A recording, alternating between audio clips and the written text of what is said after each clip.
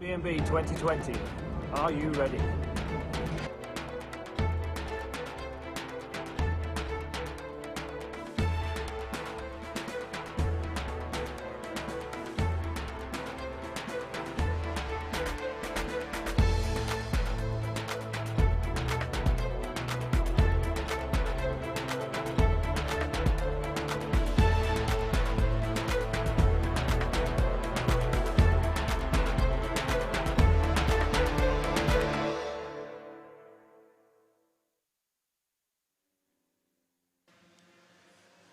Good afternoon, ladies and gentlemen, and welcome to round number 4 of the Rich Energy British Mini Bikes. We are here in Lancashire, just on the outskirts of Wigan at Three Sisters. This is a very popular track with the mini bike crowd, back here once again on this brutally fast circuit, and we are looking towards a good afternoon's racing. My name is Chris Czora, delighted to be back here. It has been short notice, admittedly. I was originally due to be elsewhere, but due to various cancellations, I'm back here, and glad to say that I'm joined by a new commentator for the afternoon. I'd like to welcome to the mic Jake Sparey. And Jake, this is your first visit to the British Mini Bike, so we're completely fresh to this. And what's your take on things?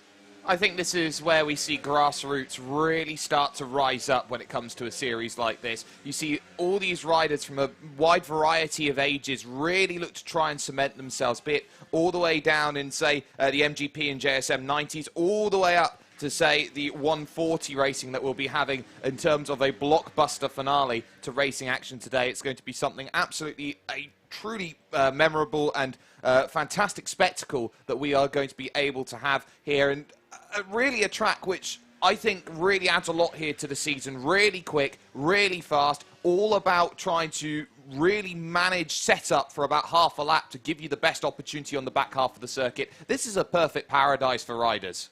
Well, that's a very good point you make, actually, because we're looking at the speed on here. This is really a track of two halves. We were at Lydd for the second round of the championship, and that is billed as the fastest karting track in the UK. So as you can imagine, the mini bike's very quick around here. This Three Sisters circuit's got a bit of everything. We've got the Conrod Straight, you'll see on the right of your screen at the moment, where the bikes pretty much, when they get towards the brow of the hill, are flat out. Mixed in with that, though, down towards the finish line, we've got some very tight corners, so setup is very important. The weather today, pretty good. We're approaching 20 degrees, so nice autumnal weather. And certainly compared to Lydd at the second round, it was an incredibly hot day, of course, and we were talking to riders like Dervin Elaine. Coming up here is a pundit telling us that it was all about the hard tyres. So today is a little bit cooler, still very nice weather, perfect conditions. Just to let you know, we are running a little bit behind schedule here on the track. Unfortunately, there were a few accidents in the morning qualifying, so we're expecting racing to be underway in just a shade over 20 minutes or so. So we're going to build into the fourth round of the championship here. We've got one or two little bits and pieces to go through as well. A few interviews that we've collated with various people within the paddock. And, of course, you're used to this with the various events you've been on as well, Jake. Of course, this is now the halfway point of the championship. They always say that you can't win a championship at the start of the year. You can certainly go a long way towards losing. We're past that stage now, and we're already starting to get some names, familiar names, of course, in many of the classes, starting to establish themselves at the front of the table. 2 more rounds to go, of course, after this. And this halfway point of the championship, it's very important if you're looking to build yourself to go for a tilt at the title. It certainly is, and it's especially important when you talk about how the structure of these races happen over the course of what we've got. There's 20 races offing for everyone watching here today, and what's going to be very, very crucial about the fact and the way that people are going to be trying to win these races, these riders, they know they don't have that opportunity maybe if they have a bad race in the first round to really have a good proper think about things and then go, okay, second round might just be a little bit better of an opportunity to go out there and get it. The big key about this is you can't afford one bad race.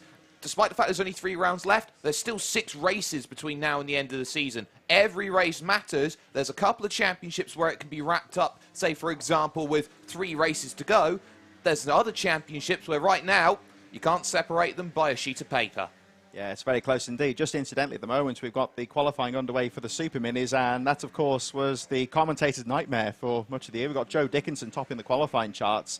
sharing the two bikes, number 48, Kyle Ryde, who's not here today, is at the British Superbikes at Alton Park, which makes life a little bit easier for the commentators, of course, because those who are always duking it out at the front, they'll be, of course, racing a bit later on. Here we see just an overview of the Three Sisters circuit, very well-established circuit, and a couple of years ago was really brought up to spec by none other than Bill Sisley, who very well involved in the karting circles and one of the main people who was involved in the career of Johnny Herbert many, many years ago, came up here to Lancashire and really did a good job at bringing this circuit, which has always been a great track, up to spec. And here we see from, yet again, our fantastic drone footage, just what a nice setup this is. This is a fantastic place to really go out here and see racing. We can see here from aerial coverage right now just how really compact the opening sector is, heading through the opening corner of Paddock Bend towards Turn 2 and the Valley, and that's such a really tough place. That Turn 3 as well. Do not sleep on that Turn 3. That's going to be the important setup corner to the S's section. Has a lot of characteristics to it, really, Chris, that has many similarities, say, to Road America's rise up towards turn number 6. Maybe even you could say the run up towards the corkscrew, where you have that flattening of the track going in towards the next left-hander, which really makes spotting a braking zone difficult. And at the top of the screen here, you'll see the Conrod straight leading towards the Penrith climb. This is, I would say, this is about the fastest part of the British Mini Bike calendar. It's this long draw up the hill. As always, with cameras, they don't really give a true idea of the gradient, because you go up the hill, down towards the final right-hand corner. You can see the Super Minis actually making their way off the circuit at the moment. And there's a lot of gradient in there as well. That final braking part into the final corner, we've seen a couple of riders get that wrong this morning, and it can all go wrong there. So the mixture here, of course, is, of course, if you're used maybe to use an example, the Formula One, the old Hockenheim circuit in Germany, very, very fast circuit, lots of big, long straights, but thrown in there was always the old tight stadium section. Similar sort of principle here, because we've got this blindingly long straight and then some very tight technical parts in here as well. And this is one of the keys here. It's all about setup, because you can set the bike up quite nicely for the opening section of the lap, which gives you a good run, say, through towards the Essex section and the Rogerson Straight. But once you get to the back half of the circuit, you get to that Lunar Bend. That's the most critical corner on this track. You have this big right-hander, which leads the entirety of the run through the next two rights that come along, all the way up the Pentith climb and over Coward Summit, heading towards the very, very tough braking zone there at turn 12, the final corner out here on this track. This is a place where I think many a rider is going to have to be very, very cautious about track position. When you have a long straight section like this, you're going to be looking at one thing and one thing only: staying in a range and being in that range to capitalize on a little bit of toe that gives you the run here along Conrod. And I think you make a good point there about the Lunar Bend. This is just for your point of reference. When you see the paddock on your screen here, that really tight right-handed hairpin leading onto the straight there, I've been on it on four wheels, admittedly, rather than two, but that corner is very important indeed, because get that wrong and you're like a stitting duck on the straight, really. It's a very well-established circuit, of course, and very popular with the riders, as you mentioned before, of course, and brilliant venue for this halfway point of the championship. Of course, you see lots of people here. Look how busy the paddock is. Everyone social distancing, and if anyone's picking this up on the paddock, just a reminder again, everyone has been very good about this over the weekend, just to make sure that you wear your face masks at all times and you're not at your vehicle and adhere to social distancing. Again, people have been very good about that over the weekend. It's a pleasure to see, because the way we are at the moment, the world we live in, these sort of things are closely looked at and the authorities looking into it. It's been a really difficult year for motorsport. I know, from my own personal point of view, the commentating, a lot of the events I've been involved in have been cancelled this year. It's a real credit to Alan Lord and the team at British Mini Bikes to get this series off the ground. It only started in July, of course, very late by normal standards. And although it's only been a half year, effectively, it's already turned into a very good championship, and it's been a real credit to the organisers. Absolutely, and we've seen here how all of these championship rounds have brought a little bit of something to it, and be it, of course, at Ello Park, be it at Lydd, or be it, say, at Wilton Mill, which we'll be heading back to for round 5 of the championship. This is going to be something really worth putting a little bit of time in, a little bit of investment in, because all of these little battles that we'll be seeing up and down, they are going to be worth keeping in mind, because it's not just the fact that we're looking at, say, a series of riders who are going to be really trying to put themselves at the top and winning a championship. It's so much more than that. It's the development. It's going up through the ranks, going through and seeing riders getting better and better and better the longer that we see these championships go on. And it's about that curve and saying, well, you will see a couple of riders go up there and really challenge at the very, very top of what biking has to offer. Just a few shout-outs, of course. If you are watching this on the YouTube channel, feel free to get behind your riders. We've had plenty of this at Wilton Mill. We've got Joanne Herbertson giving a shout-out to her brother Dom Herbertson, debutantes Heffin and Medred Owen. And they've got a couple on here, Team DHR as well. So if you are just joining us here for round number 4 of the Rich Energy British Mini Bikes, my name's Chris Czora with debutant Jake Sparey, looking to enjoy this afternoon's racing. If you are just joining us on the YouTube stream, we are running a little bit behind schedule. There were unfortunately a few accidents in the morning qualifying session, so we are waiting for the racing to get underway. Qualifying is currently taking place as we speak. Let's move away from the track for a moment, though, because one of the new classes this year has been the OMG Ovale 110 Cup. These riders on what resemble scaled-down British superbikes or MotoGP machines. Really fantastic bikes to look at in the paddock. This was, the UK part of this was the brainchild of TT rider Peter Hickman, who was at the first round at Ella Park getting involved in this. But he's not the only TT star to be involved in British mini bikes this year. Monty Hillier is racing here today in the Ovale. His dad, of course, needs no introduction to many of you. James Hillier, road racing star, and we at Alpha Live caught up with him yesterday to discuss a bit more detail about his season so far. My name is James Hillier. I am a current Isle of Man TT road racer for Rich Energy OMG Racing. Obviously the 2020 season hasn't really worked out, so I'm in the waiting really for the next year to come, and we're putting things in place for that now. I'm here really, a sponsor of mine, Vehicle Dome, was interested in buying a bike and suggested supporting my son really, buying the bike that he could race in this new class, the 110 Ovale class. That was it really. My son has always been into the bikes, sort of as probably expected, you know, he's been brought up around them and never missed a TT, so he's grown up in the paddock and around the bikes and never shown a real hunger for the tarmac stuff. We do quite a bit of trials at home, but this opportunity came and I thought, let's give it a shot, and here we are. You know, we're round 4 now. We missed the last round, I was away, but he's, yeah, he enjoys it, you know. We pull up, he jumps out the van, I don't see him for an hour, and he catches up with his mates, and it's really a good little environment with a lot of people with similar interests and like-minded kids, so he loves it. So my story began really very 6. I started with trials, which is the total opposite of motorcycling, a type of motorcycling to the Isle of Man TT. It's all about slow, very slow technical riding. But that kind of ignited the fire, I think, and my dad never raced, but he had a big passion for motorcycles and racing.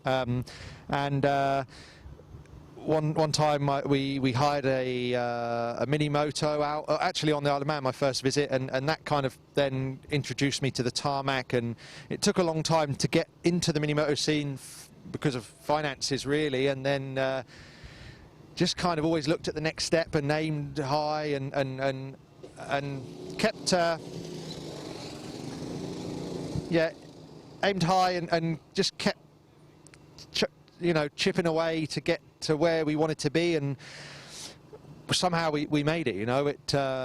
Timing is one thing, I suppose, you know, but for sure I appreciate where I am now, and it wasn't gifted, it was definitely earned, and I don't know, maybe this brings back a few memories really, being back in this paddock, because there'll be kids here that do go on to great things, I'm sure.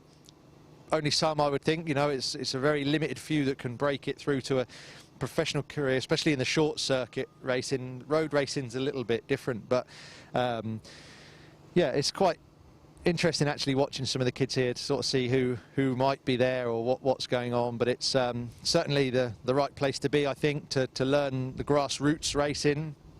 and then progress on to further championships from here. I think he would like to. He did ask the other day, when do you start work? Like quite a random question, but I think he's drawn towards engines and wheels, and we've more and more lately we've been spending more time in the garage. He's helping me with the bike and spanner in, so he's showing an interest. I think in some form or another he will be involved, yeah, in motorsport.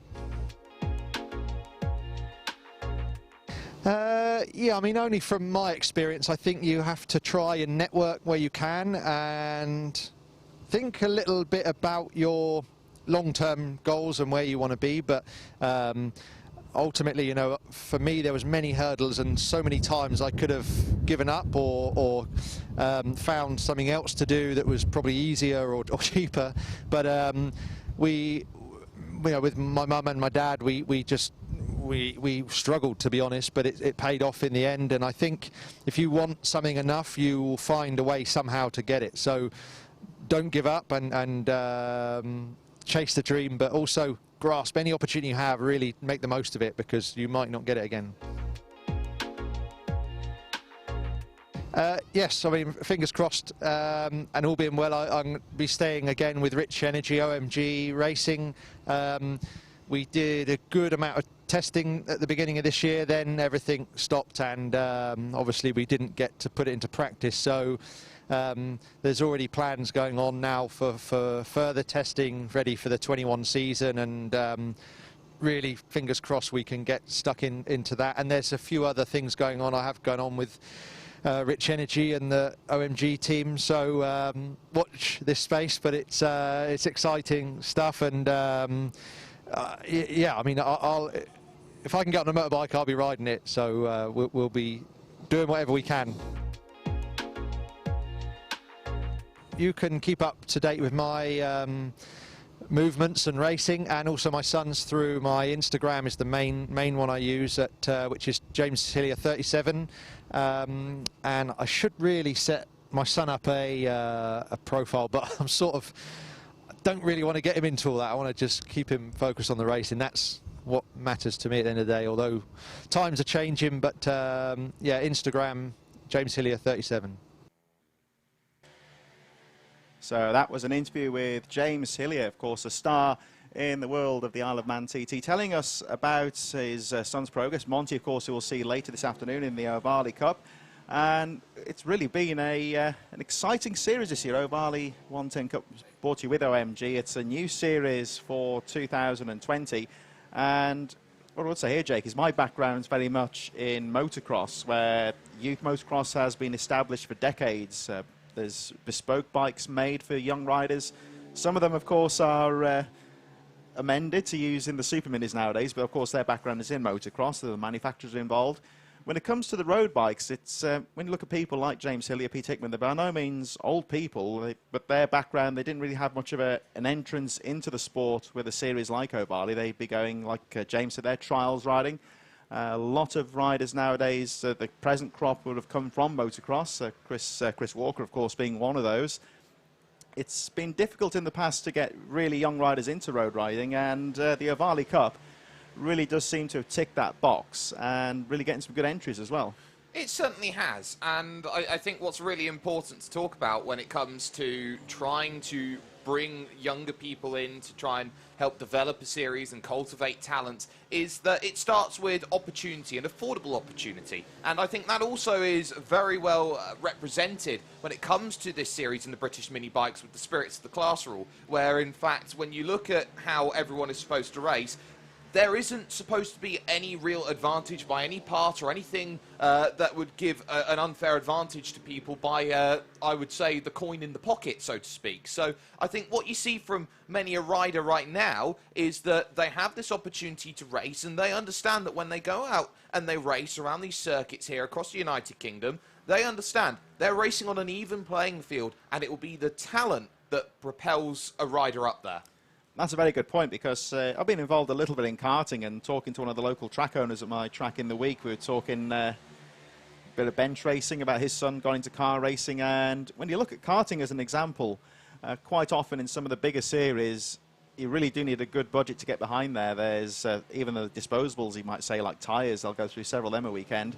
But it's, like you say, a good point here about the bikes here is that although there is some limited scope to modify the machines, a lot of the fundamentals, it's pretty much as it is out of the crate, which means that you can get yourself a bike from a shop or from one of the dealers that are involved here with British Mini Bikes and get yourself on the grid. If you're good enough, you'll certainly get up there near the front.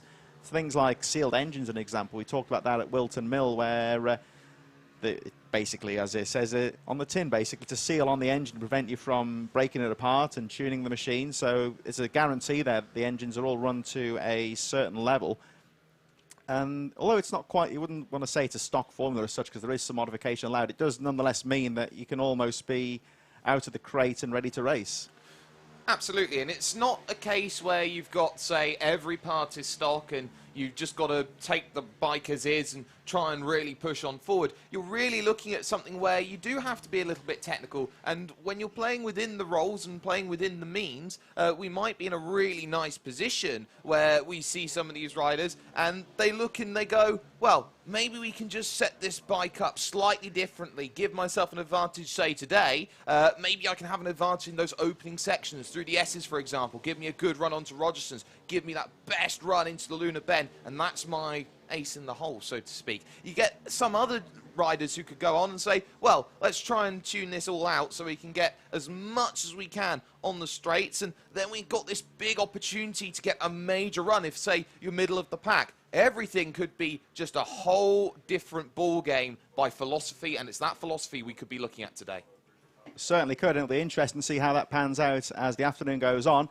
Once again, of course, if you are just joining us, we are running a little bit behind schedule because there were some incidents in the morning with the red flag, unfortunately. Not one of the things we like to see in racing, but it does happen, which means at the moment we are currently underway with the qualifying. This is the Pit Bike Stock 140 Group 2, the riders that we'll be seeing a bit later on this afternoon. Just to run through some of the qualifying times so far, Matt Davis is topping the qualifying charts with a 101.332. It'll be interesting to see, actually, when the Group 1 riders go out a bit later on, if we see the 1 minute barrier broken. Some of the super minis certainly were well under the 1 minute barrier, but these slightly slower stock pit bike machines, we shall see when the faster riders get out there. Matt Davis, though, topping the qualifying charts on a 101.332.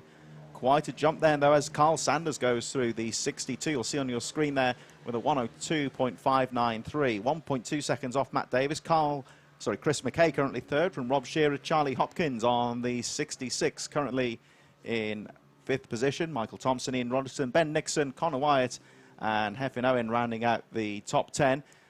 Good entry of riders here. Yet again, we saw plenty of riders at Wilton Mill. They're all just trying to jostle, as you can see at the moment, trying to get a clear spot to get a good qualifying run in here. As one rider hits a bit of trouble, just trying to see if that may be on the lead to Conrod Straight. Can't identify the rider, unfortunately, but well, right on cue, the checker flag has come out, actually. But, oh, that's just out of Lunar Bend by the looks of things. But relatively slow part of the track to have an incident. Seems like the rider's okay.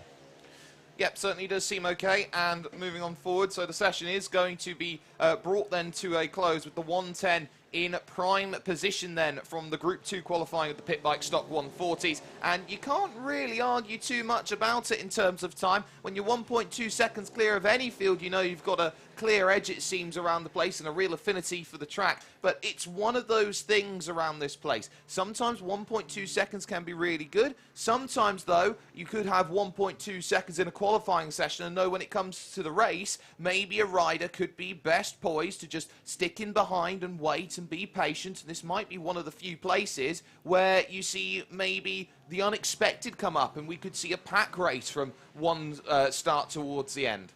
We shall see, because, like you say, it's got a 1.2 gap in qualifying, and usually you'd look at that and think, well, he's going to run away with things when the racing gets underway. It doesn't always work like that, of course. Of course, on one hand here, we have got rather steady temperatures here. There's lovely sunshine at the moment, just a shade below 20 degrees, and it's realistically going to stay like that throughout the afternoon. We've had one or two curious gazes at the sky in the past at these events with whether they're going to have rain or not. I think Wilton Mill was a bit cagey last time, but certainly today looks very good here in the Lancashire sunshine. coming up next, we have the Parker Racing Stock 140 Group A, which will be out on track, and we'll have a look at the lap times once that session gets underway, because our fastest qualifier, the 110 of Matt Davis in this session, 101.332, 1.3 seconds off the 1 minute marker. And we'll have a look at that in a few moments' time. We're just going to pause for a few moments while the riders make their way out.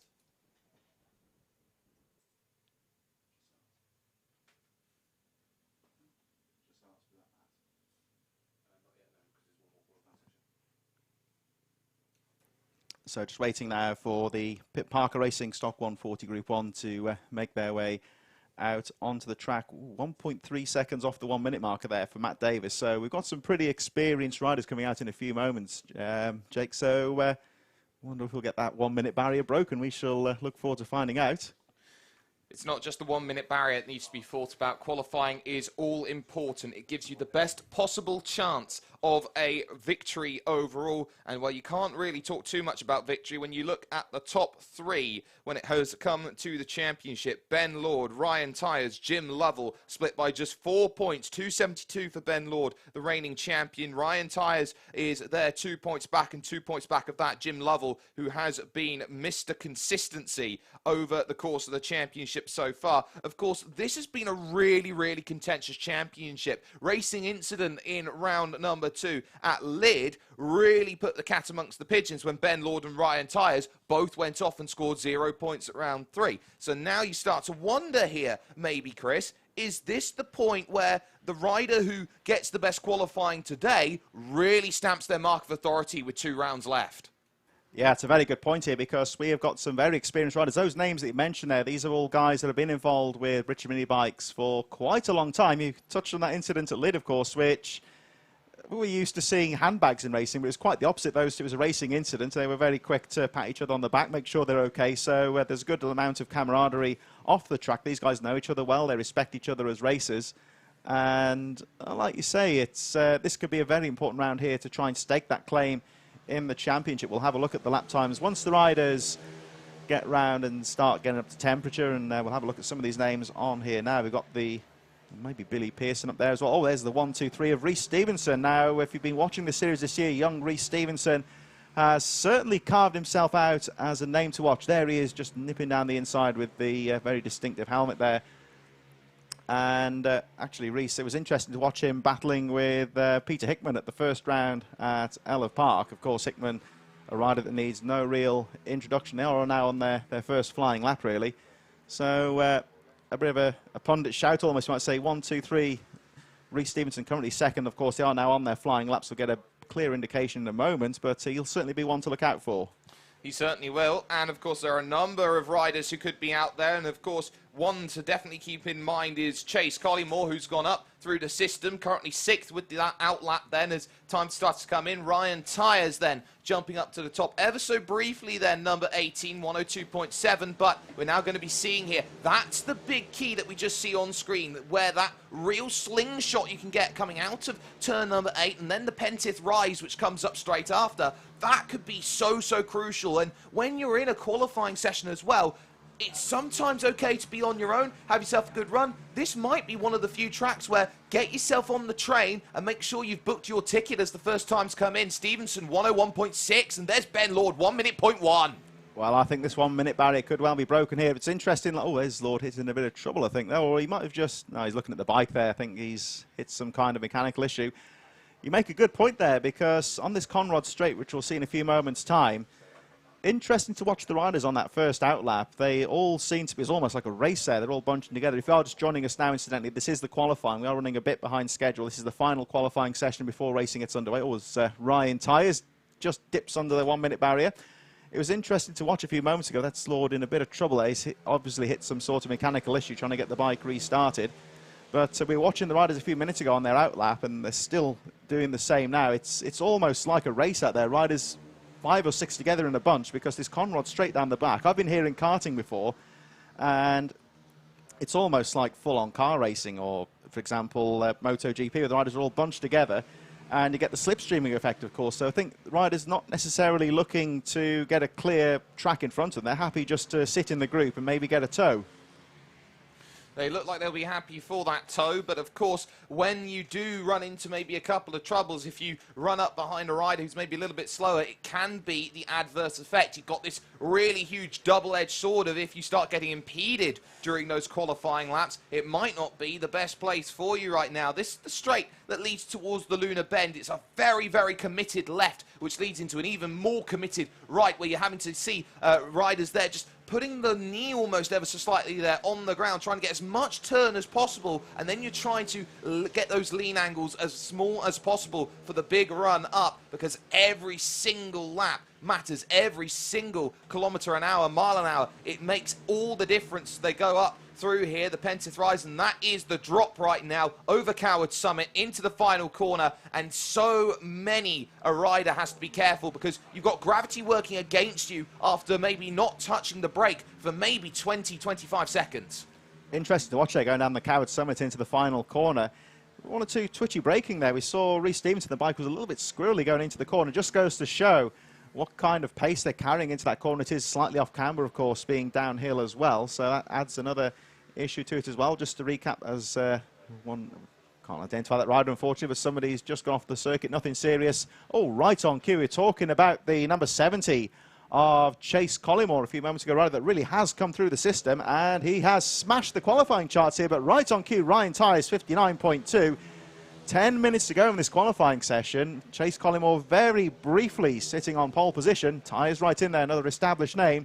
And I think this this qualifying session is really going to hot up in the final 10 minutes. The apple cart starting to be rocked then here as we are just under 10 minutes left in qualifying. And what can Chase Collymore find? He needs 0.07 of a second to snip away that pole position. Pearson with a good time goes 1.6 seconds behind Ryan Tyres. And what's key is when you were looking at those times, say, from Group 2 compared to Group 1, as the 172 bike then just pulls it off the circuit with issues, we see how easy it is just to find a little bit more. These conditions, of course, ever changing, and every time is going to be massive, as there is Ben Lord right now just going through, having a good run, and another rider then having to pull off. It seems like mechanical issues is the day that we are looking at right now for your pit bike stock 140s. A number of riders then having a few issues, just cooling the bike down here on what is a pretty hot September day, looking to try and just wait a little bit, maybe cool the engine down slightly and get another running in the books. Quite possibly, because it is unseasonably warm today. As you mentioned before, it's just touching 20 degrees out here. Pretty much, you would say, prime temperatures for racing, but it can be a little bit hot. Oh, this is going to throw a bit of a curveball here. Yellow flag out. Let's hope it's nothing serious. Now, that is towards the centre of the track, I believe, but only a stationary yellow, so I don't think it's anything too serious, nothing to worry about. There is a rider on the infield at the moment, but no real issue.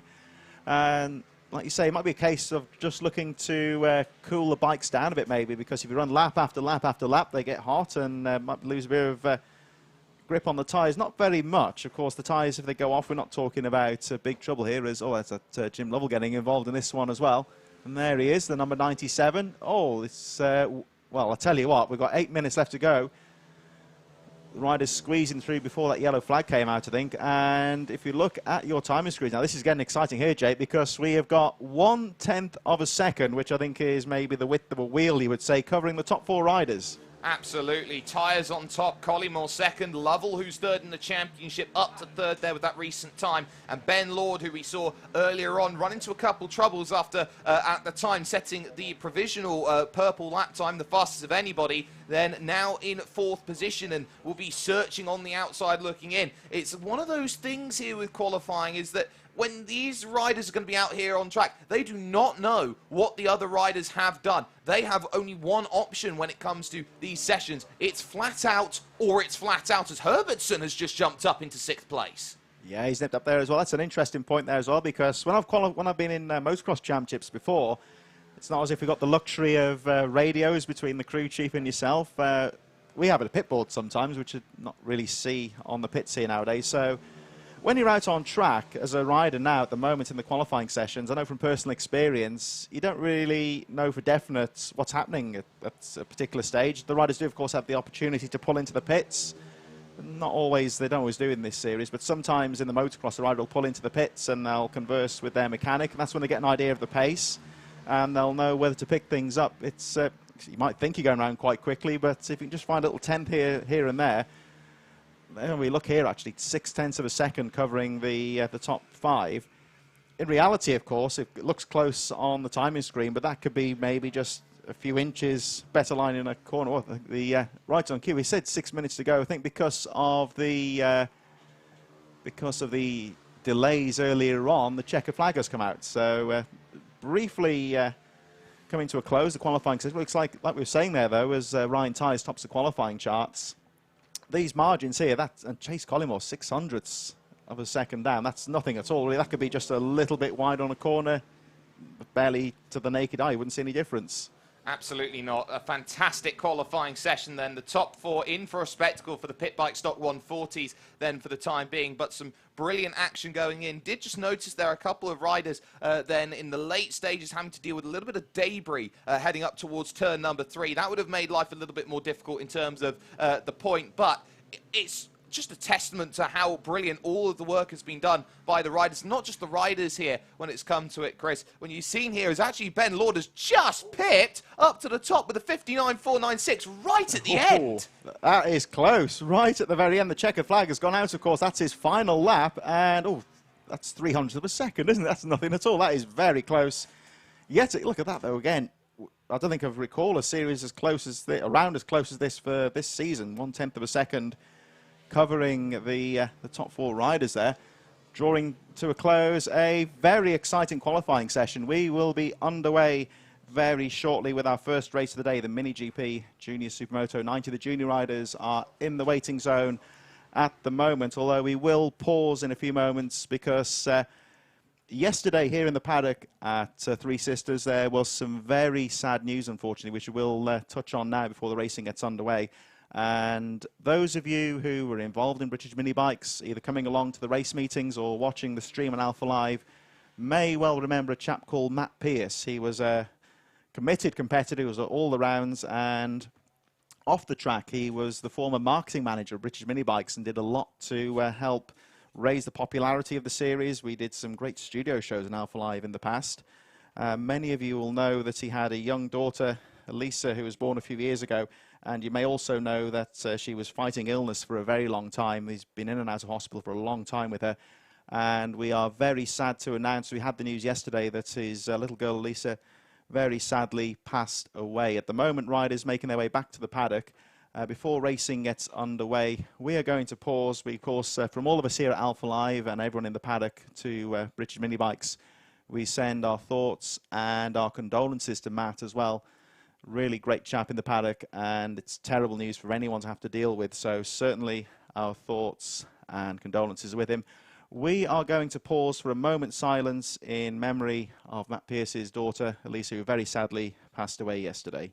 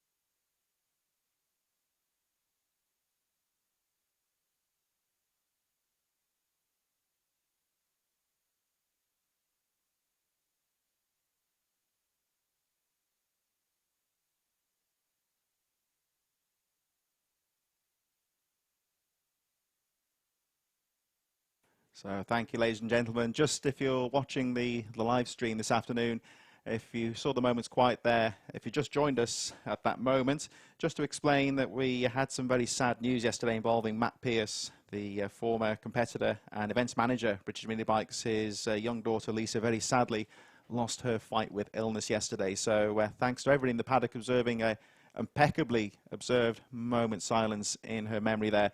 And as we say again, our thoughts and condolences go out to Matt and all his family at what must be a very tough time. Racing coming up very shortly. Our first race of the day is the Mini GP Junior Supermoto 90s.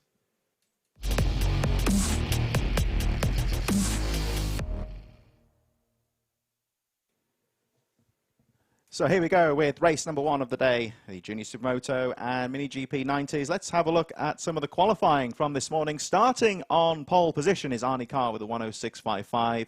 Quite a jump from Luca Wilkinson in second place. Daniel Stevenson was third from Jack Hamilton. Hudson Cooper lines up in fifth place. Jack Newton is in sixth position with a 112.50.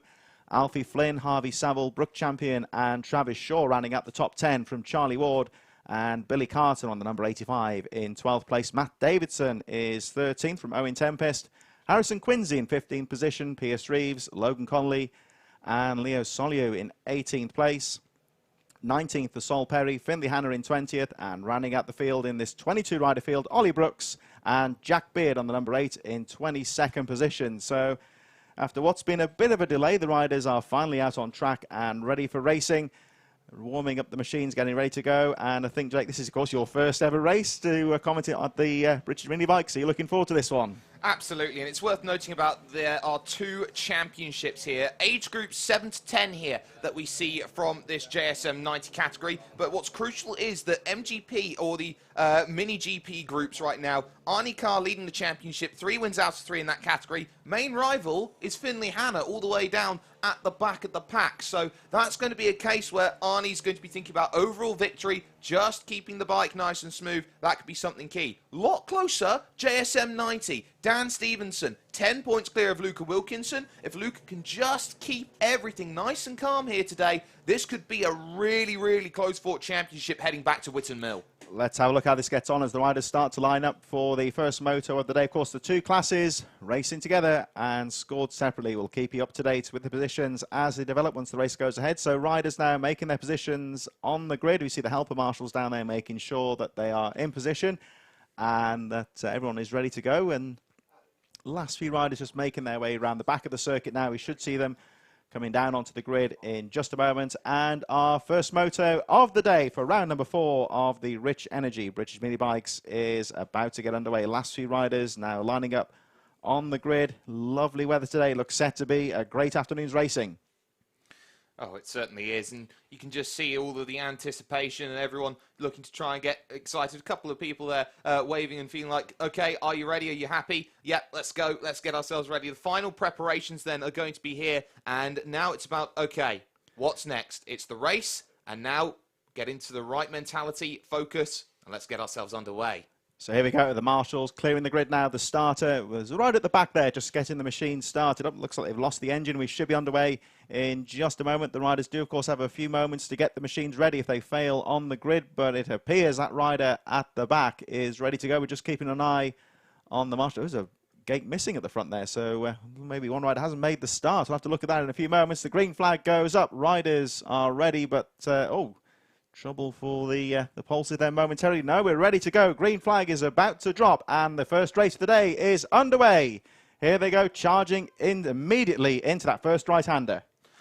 They really do not have much time to think as they go through the opening section of the lap. It's an immediate right in that paddock bend, and then towards turn 2, everyone funneling on through quite nicely. 10 laps worth of racing action, and already it is the number 83 out and away, Arnie Carr at the front. There's a bit of side-by-side in towards turn number 3. Not going to quite be able to get that, but the S's section, it's all about weight transfer through here, and now pick up the best run possible because Luna Bend is coming up, and that is where it all starts to become a reality. Here they come around Luna Bend, then the rest of the pack making their way into that corner now. The leaders already, as you can see from the drone footage, down the Conrod straight for the first time, and it is certainly number 83, Arnie Carr, has got a fantastic lead. Bit of a battle here, though, with the 217 Hudson Cooper. And 135 of Jack Newton just tailing as they go up the climb down towards the Cowards drop into the final lap. Oh, down the inside, they're having a look. It seemed like Newton having a peek on the inside there. None of this, of course, bothering the race leader, as again the 135 of Jack Newton has a peek down the inside. But Cooper has got the line around the final corner and holds on to that position. Absolutely, and Newton as well has been doing quite well, is down there in 5th place, but has been third in class, and third in class for the first 3 rounds of the season. Will be wanting a little bit more. There is the 217 of Hudson Cooper having a really solid run of things here today up the hill, but there is that 128 there just in front, which is going to make life just a little bit more tricky as they start backing up into each other ever so slightly, going through the mid part of the track and now heading towards that Lunar Bend once again. The key here is that Jack Hamilton has got to be really, really focused. Is a newcomer as well to this championship, will be wanting a good run, and now this is where you're going to see who's got the best slingshot out of this corner to charge on Conrad, very similar to the fastest straight in Australian motorsports at Mount Panorama Bathurst with the same name. Well, Hudson Cooper got a nice drive out of the Lunar Bend, but it hasn't really worked out, and certainly looking threatening from Jack Newton, who again has a look down the inside. Arnie Carr leading the Mini GP 90s, and the second place rider, the number 11 of Stevenson, leading the Junior Supermotos. Carr already crossing the line. Stevenson there you see in shot, just going around that first corner in second place. The battle currently for third, Hudson Cooper, Jack Newton. Harvey Saville on the 41, just crossing the line a little bit further behind. Alfie Flynn, Brook champion. Billy Carter currently in 9th on the number 85, who we should see. There's Carter just coming around the first corner now. Currently 2nd of the Mini GPs, 10th on the track. 10th on the track and having a good run at the moment. Has just dropped a position, though, over this one to Travis Shaw, who's having a pretty good run. And there is that 127 of Ward then having a good run. Charlie Ward, who is making the 2nd start of the season so far and doing quite well, 36 points in the opening proceedings. But this is the difference that you can see. You look at those fighting in the MGP category, looks like a mini bike. You get that dirt bike sort of feel when you get a look at the JSM Championship, and you can see there are not as many, definitely not as many in the MGP compared to the JSM as they make their way through Lunar Bend. These riders are not fighting technically for classified position right now, but being out there on track would be a really nice little battle to be having out there at the moment. Stevenson crossing line doing well, but look at the times in terms of fastest lap. Arnie Carr is 2 seconds clear of the field on fastest lap. Yet again, Arnie Carr, the class of the field, and here we see the like you mentioned, of course, Jake, the difference between the two machines. These riders, of course, not battling for position right now, but because they're in two separate classes. But the racer's instinct is always to try and pass that rider in front, and always just to try and get as many riders in a different class between you and your rivals. We just saw one of the novices there a bit further down, may possibly have been Jack Beard. We're trying to identify the rider in a few moments, but one or two of the riders with the high-vis vests you'll notice out there as well. These are novice riders, so new to the sport. Just to explain to the more experienced guys out front that they are new riders, just to give them a bit more space when you're lapping them going into the corners. And here we see again that drive out of Lunar Bend, the 28 of Hamilton now into the climb once again. Into the climb. And at the moment it looks like Hudson Cooper, well, he's certainly just keeping tabs on there just behind him.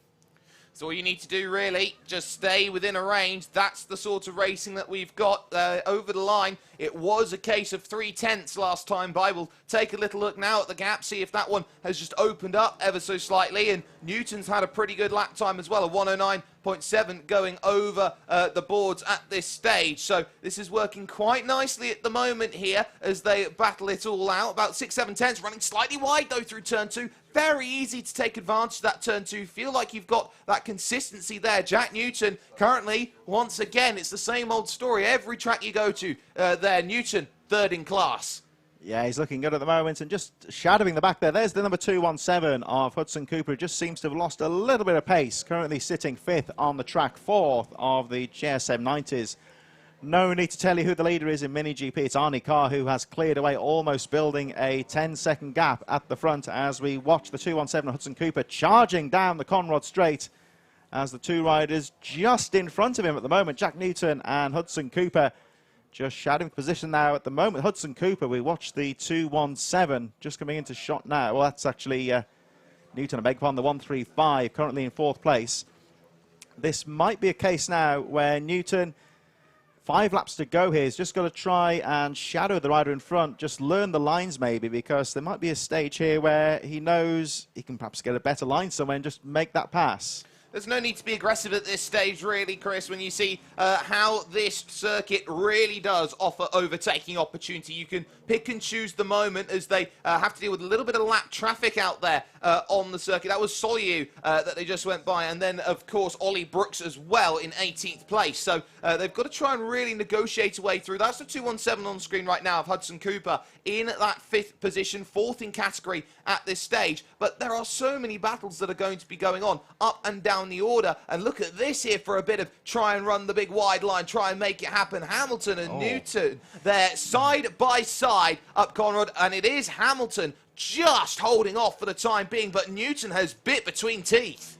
Yeah, Newton's having a look here now. Great line from Hamilton to get the drive down Conrad straight, and we'll see them coming down towards the final corner now. Looks to me like Hamilton's got this final corner pretty much nailed at the moment. Has a nice line through there, although Newton very quick on the exit, has a look down the inside into the first corner, but that pass isn't going to work out at this stage. Although he's got a nice exit out of the corner, tries the outside line. He's going to, of course, go into a left-hander this time, but Hamilton's got the line. He's got this one sorted at the moment. Very close battle here for 3rd place. Absolutely, this is pretty much a fantastic scrap towards turn 3 in the S's section. This is about trying to pick up a run. There's traffic, and they're going to really struggle then. Newton had to force to sit up out of the bike there in terms of that one with the 128. It's fortunate to stay within range through Luna Bend. Now they're going to come this next right-hander, and that was so crucial. Up and under. Why don't we? The 135 steals it, but now look at how the run's going to come back here. Contrasting lines and pick up the run for Conrad. This is fantastic riding between the pair of them, and this is what the future is going to be about for the next 10 years. Drag race down the back straight there. As you can see again, Hamilton has that line. He sacrifices the speed in Luna Bend, but always comes back as a wider entry into the Conrad straight and out drags the 135 going in towards the final few corners. They had to be careful there because the number 8 of Jack Beard on about the worst section of the track to encounter a slow rider, but they both very skillfully got past the less experienced rider. Now, one thing I always say here, Jake, is these riders at the back have got some novice riders out there, and people always say about lap traffic, but at the end of the day, there's no blue flags, and these guys have got just as important a race. The guys battling Leo Soliu, Finley Hanna, Jack Beard, the guys at the back here, for example, their race is just as important for these as the guys at the front. Exactly, and it's very easy to put a blame on lap traffic and say that, you know, they're causing issues out there on circuit, but everyone is entitled to their own space. And look at this from Newton again, trying to really open up the corner, but this time he's going to contrast the line slightly, stays narrow, but it's all about that commitment that you see from Hamilton, just able to keep a more consistent line through that section, and as such holds that position. But you can't afford to be sitting there and waiting for too long. Look at the lap counter. There's only 2 laps to go here for one Arnie Carr, who has pulled away to the tune of 16 seconds now at the front of the field and has lapped everyone but the top 10. Yeah, Arnie Carr really has checked out in this one so far, leading by almost 19 seconds from Daniel Stevenson, who is looking strong in 2nd place. The action at the moment, there we see the 83 of Carr, who's neatly picking his way through some of the midfield runners now. There we just briefly saw, I believe that may well have been Ollie Brooks who went a lap down. There is another one of the Mini GP riders. That's the 85, who Billy Carter, that way you said about the top 10, he's now been lapped. Billy Carter currently in 10th place, and actually that's the 2nd place rider of Mini GP, which just goes to show how quickly Carr's going.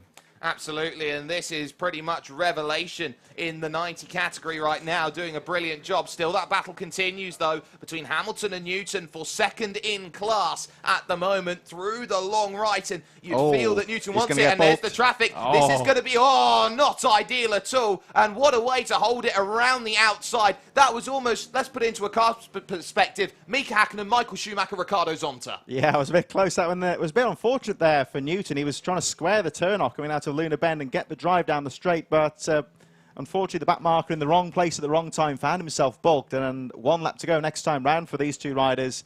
And actually, now let's have a look at this. Coming into play here on the final lap is the 217 of Hudson Cooper. Now, of course, Newton had that issue with the back marker. A bit of bad luck there. He lost the drive to Hamilton, and it looks to me like Hudson Cooper, well, they're all right on the tail. He's getting involved in this one on the final lap.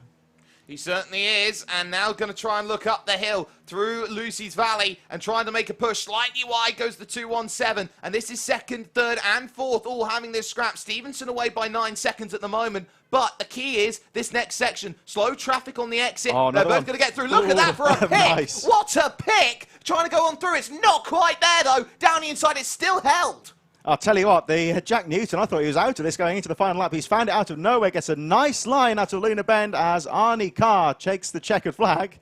Unfortunately for Arnie Carr, we've almost forgotten about him, the poor rider who's won this race so well, because all our attention is on this battle down the back straight. Hamilton holding on to that third place. Newton had a good line and very skillfully got past the number 8 of Jack Beard. Here we go. So Stevenson's going to take second and win the Junior Supermoto. And here they come around the final corner, Jake.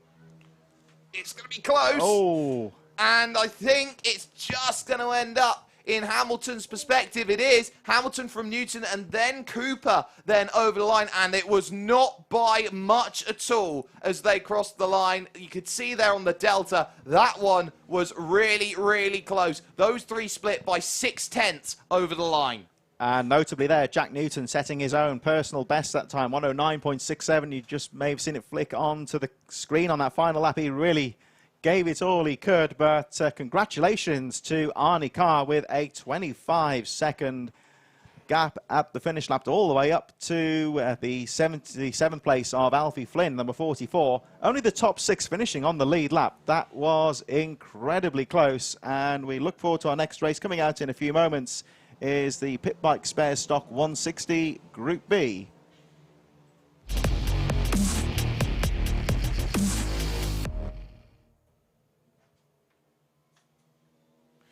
Group B action then here for the Pit Bike Spare and Stocks. It is going to be the bottom half of the grid looking to try and make a push in a championship for those 14 plus, which at the moment is led by Ryan Tyres. But those riders will be looking to try and make sure that the best opportunity is there available for them here. Points definitely going to be on the offing for this one. And what's going to be very, very crucial and very, very key here, Chris, as we look over towards this, is actually how sunny these conditions are today. Because we got that 20 degrees, we got that really, really unseasonably hot track, which we've been looking at today and going, well, what are they going to be worrying about? I wouldn't say they would be worrying about too much. They've just got to hope that they've got a tyre that's going to really last underneath them. Let's hope so. Like you say, it is unseasonably warm weather, as Ian Wareham says. Sunny Wigan. Now, every time I've been here, it's been a bit cold and a bit miserable, so it's nice to have some good weather here. And shout out to Ritesh as well, all the way from India, who's watching this race. So we know that this stream gets far and wide, so nice to see we've got some viewers from overseas yet again watching this round of the Rich Energy British Mini Bikes. And a shout out to Connor Wyatt as well from Frank Turner. Everyone back in Drayton shouted for him. So, Jake, talk us through the grid of Group B.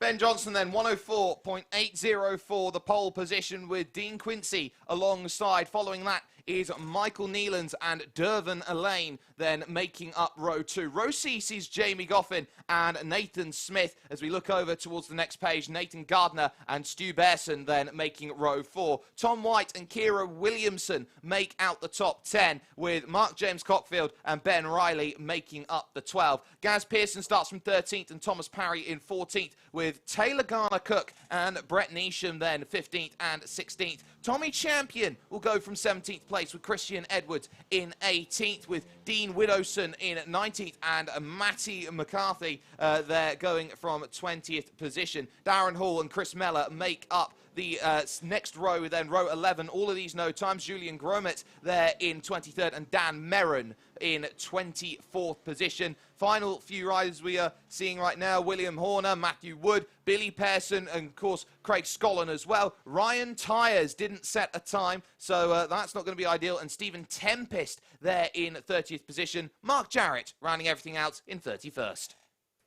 Well done there, Jake. There's a lot of reading to do there, because yet again there's a good group of riders. 31 riders scheduled to take to the grid for this first moto of the day for the Pit Bike Spares Stock 160 Group B. Interesting looking at that grid is that there are some fairly decent names in this group who didn't set a time in qualifying, and they will start right at the back. As you can see on the screen here, we go straight from the grid. Some of these tracks, of course, we see on the calendar as a fairly decent start straight. Here, it's rather unique here at Three Sisters. There's barely any start straight at all. You are straight into the first corner, which means, of course, for those guys at the back of the field, they're going to be trading paint, battling handlebars, and already are going to be at a disadvantage on that first corner. And that first corner, of course, really does arrive quickly. So those who are a little bit further back when it comes to grid slots, so to speak, they might have a better run into that opening section. It's all about launch going towards that opening corner, and it's all about who has got exactly what it needs to try and make that good run. You've got that ability to attack at turn 2 as well through Lucy's Valley. It's going to be all about working that momentum, but pick for the win. Oh, it could be anybody in this group. I think Ben Johnson, Tom White, certainly riders to look out for. A bit further back, Dean Quincy. We've seen him have his moments as well. He's starting pretty far back, though, on the 287. He's got a bit of work to do, so we'll see how he gets on. There could be anyone, about 5 or 6 here. The thing is with this Group B, I think, is it's a very close class. There's so many decent riders. As we touched on this morning before the racing got underway, to stock formula as well. So there's not much to choose between the bikes as, we're going to get underway. Visors down. The flag is about to drop. And, yeah, I think here we go as the flag drops. Racing gets underway. This could be a very close one. Oh, trouble. Big trouble there from about 5th, 6th position there as they went on through, and that was going to make life very, very difficult. It's the 2-2-1 that is clear at the moment in terms of bike number, and that will be Christian Edwards then, who will be at the front then as they get on going. A nice start then from the majority, and wiggle, wiggle, wiggle, we're just about saving it there on the bike there, going up turn 2, in towards the S's of 3. It seems like everyone has left the starting grid then at this point in time, but making some good progress then in the early goings right now into Luna Bend. Lovely start there. Everyone's staying out of trouble, and it looks like the number 22, Ben Johnson, has gone away at the front. Dean Quincy's got to drive down the Conrod Straight. Dervin Alain's also starting well. That's we've seen him in the commentary box for the pundit, you might say, of the Rich Energy BMB series. He's got away very well indeed, actually, in 3rd position. Michael Nillens and Nathan Smith in there as well. They go charging down the straight for the first time, down to the first corner, and a bit of a close midfield battle here as that's just on the edge of the top 10. I think maybe Kira Williamson and Ben Riley in there as well, all very close towards the edge of the top 10. Dervin Alain's got a good start, and Dean Quincy looking threatening. Absolutely, we're seeing some brilliant battling going on then in the early stages of this one. This is for 6th place on backwards here. Got likes of White and Bearson, Riley, Williamson all in there, but now you start to see then just how everyone is just starting to think about, okay, what's next at the moment? Top 2 broken away at the moment. There is the 287, and that is Quincy back through into the lead, but that looks like Neelan's trying to get a little bit further forward. Yeah, Neelan's looking good. He's on the back here of Dervin Alain on the 188 on the bike there. Riding, he's got a couple of machines there, but it looks like he's on possibly on the Avali machines. Quincy now taking the lead. Let's have a look at Neelan's here as he has a look at the back of Dervin Alain. That's Alain with the yellow and black riding leathers, and certainly Neelan's has got a toe here coming down the hill. He's got to get this breaking point right. There's the race leader, Quincy. And Alain claims that 3rd position, holds on to the position there. Johnson in 2nd, the early race leader. Still a long way to go in this race. All the action on the edge of the top 10. You'll see the riders coming through now. We've got Smith, White, Bearson, Riley, Williamson, all on the edge of the top 10, and a very close battle. A very, very close battle indeed, as we are unable to pick up who's in 10th place at the moment. But what we do have is Quincy, Johnson, Alain and Neelands. Now, these 2 riders have to almost play cooperation here. They want the best place possible, but the best way they're going to be able to do that at the moment here, Chris, is by not battling each other right now. They've just got to stay calm, work together on some quick laps. They've got 8 laps to work with, and if they can pull onto the back of Johnson and Quincy, then that is happy days, as they will be looking at maybe an opportunity to fight for a race victory instead of having maybe a battle only for a podium in 3rd. Yeah, that's right, and we just saw on the camera the panning angle there that Alain is actually closing up on the 2 leaders. I think, it looks like Quincy seemed to have lost a bit of momentum there as Johnson takes the lead. Now, like you say, the 3rd and 4th place battle here as Johnson goes back into the lead. They've done well there. They haven't battled, they haven't been chopping each other up, and they've just pushed each other on as Alain goes down into 2nd place. Quincy seems to have hit some trouble. He's really dropped off the pace, whether he's made a mistake and just trying to regain his composure. Alain's getting involved in this one in 3rd place, just watching his Neelands in 4th. So now, all of a sudden, we have got a 4-way scrap for the lead in the space of 1 lap. Those 3rd and 4th place riders doing very well there, just to push each other on, and now battling for the lead. It's almost like tiptoe through the windows right now. They'll be hoping just to make sure that they're in it for the end at this point, but they're just trying to maybe sight out, okay, what have you got potentially that I need to worry about? Big wide line taken then by Quincy, trying to get on through. Dean Quincy trying to attack, but ultimately, now get as low as you possibly can on the bike. Make yourself as streamlined as possible then. Up the rise they go here at Pentith, and now they start to think about, okay, who's maybe best placed down the hill, over the Coward Summit. The big wide line again from the 287. This is where brakes are truly tested. Downhill, the gravity not helping, but what a run out to the exit that Quincy's going to have. Johnson has just about covered it though at turn 1, and just like that, it's now another little look around the outside. Inside for 2 is coming. Here he comes. Quincy's got the line into the corner, and block pass there on Johnson to take the lead. Nice little work there from Dean Quincy, who was in second place. Pretty much had that pass sewn up on the approach to the final corner, taking a wide sweep all the way through, and well, he's got a lovely run there on that first half lap, already pulling away from Johnson, and Dervin Allain looking threatening in third place. Incidentally, the fourth place rider, Michael Nealons, a couple of laps ago set the fastest lap of the race. He's watching in fourth. Nealons, they will just see him on the back there with the black leathers, starting to look down the inside. There's Allain side by side almost with Johnson. Now Quincy has pulled away. Allain with a nice move through Pentith Corner up to the top of the hill, and Dervin Allain, he's starting to look threatening now as he comes down to the final corner. Quincy's got the racing line, but lovely move down the inside from Dervin Allain. He's got to try and block past there, but oh, he couldn't quite do it. Well, Allain going for the block pass didn't quite come off. And has to cover now from second position all of a sudden, because Johnson would definitely want a way back in. And, well, it's all about now which way do you look here. Bearson's just jumped up into 5th place as well in the 07. This is the pack just behind as well. So we've got many, many battles going on up and down the order. But the front 4, this has been where it's all the action at this stage. And Allain has been really, really solid on Conrad making the push. We look a little bit further back down the order to another little battle going on. I believe this is Scotland and Parry here, 15th and 16th place. Quite possibly. It's battles throughout the field here, of course, as we look at the 7-2-3. That's Gaz Pearson, currently running in 19th place, battling with Tommy Champion. Of course, all these riders battling for championship points. We're just over halfway through the race now. And that battle for first place still charging away, but plenty of action throughout the field here as we again look at some midfield battles here. That could well be is that the number 467 that was. Taylor Garner Cook, currently in 17th place, back to the leaders though. And there we see the 22 of Johnson in third position. Now there's Allain second. Now it looks to me like Dean Quincy's got this first part of the track sorted out, but second part of the lap everyone catches him up. Yeah, Johnson's just dropped back into 4th place then, and that's key, as it looks like we've seen more battling going on in the mid-pack at the moment for about 5th place on backwards. So this front 4 really looking nice at the moment. Got 4 laps to go then in this one, and Quincy has got about half a second's worth to play with. This is ideal at the moment. Half a second doesn't seem like much around this place. That can be closed up in the blink of an eye, but if you're at half a second, you can't be attacked at half a second. You can only be closed up to on half a second.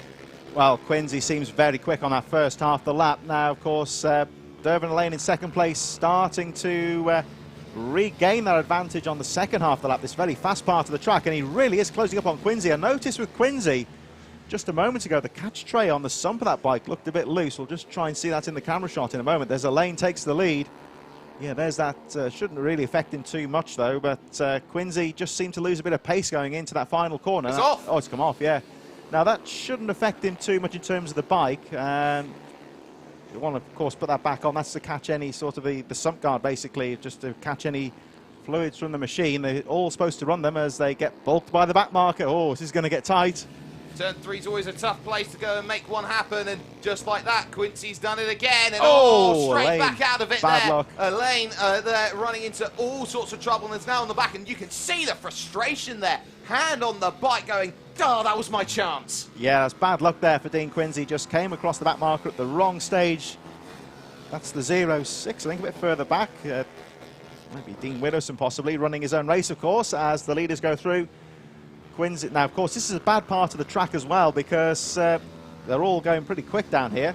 And Allain just got to, and Johnson has also got to bide their time here, because the back marker not really much slower down that back straight, which, of course, is great news for Dean Quincy. And Michael Nealons, of course, in that little melee has gone through to second. You'll see the lap charts update in just a moment.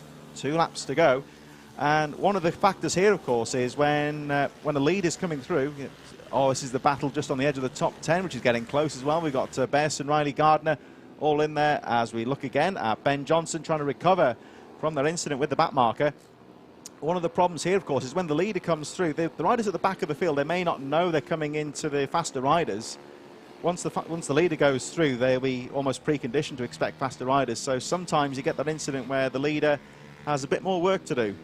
You certainly do, but the leader has 1.6 seconds now, does Dean Quincy, and with only a couple of laps to go, this is looking like it's going to be put under lock and key. But I want to have a look at that 5th place on backward scrap if it's possible. Got Bearson in there, Riley, Moore, Gardner, White, Smith, Goffin, all there within a range right now. And at the moment, there's 7 riders looking at maybe 6 top 10 places. Now, what's key is as well, because this is a Group B race here, as we'll have a lap and a little bit to go now here, Chris. The key is that they're fighting for minor points, maybe 10 points, 5 points, 1 point that they'll be looking for right now as they go on to the last lap. Anyone's to play for the top 5.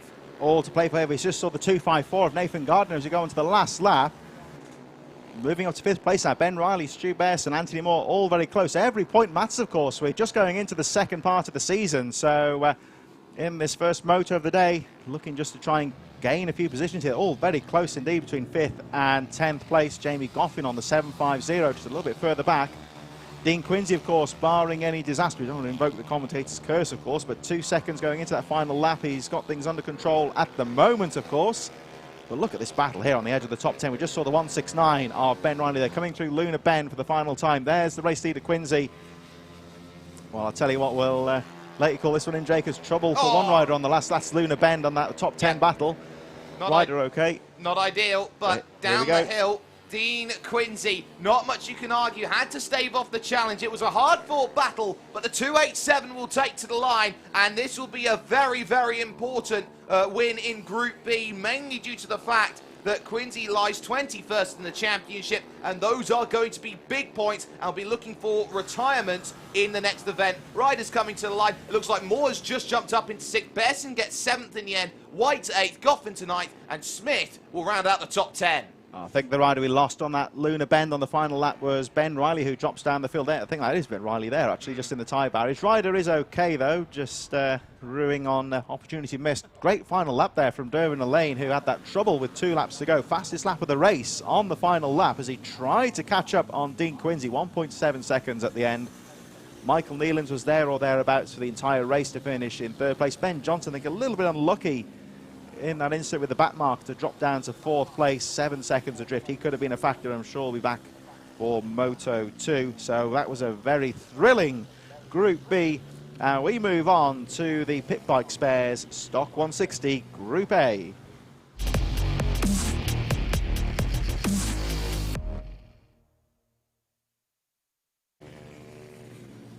So I think we just need to pause for breath for a moment there after Group B, but we can't really because Group A is about to start. And let's have a look at how things were at the front. Ryan Tyres setting first on pole position, 59.488. Jim Lovell, Reece Stevenson 3rd. The impressive Chase Collymore, another rider to look out for, in 4th. James Mostiger 5th. Those 5 riders breaking the 1-minute barrier this morning. Phil Dickens in 6th position. Jake Whittaker, Joe Woodward, Scott McGibbon and John Buckle rounding out the top 10 from Ed Peed and Daniel Pearson.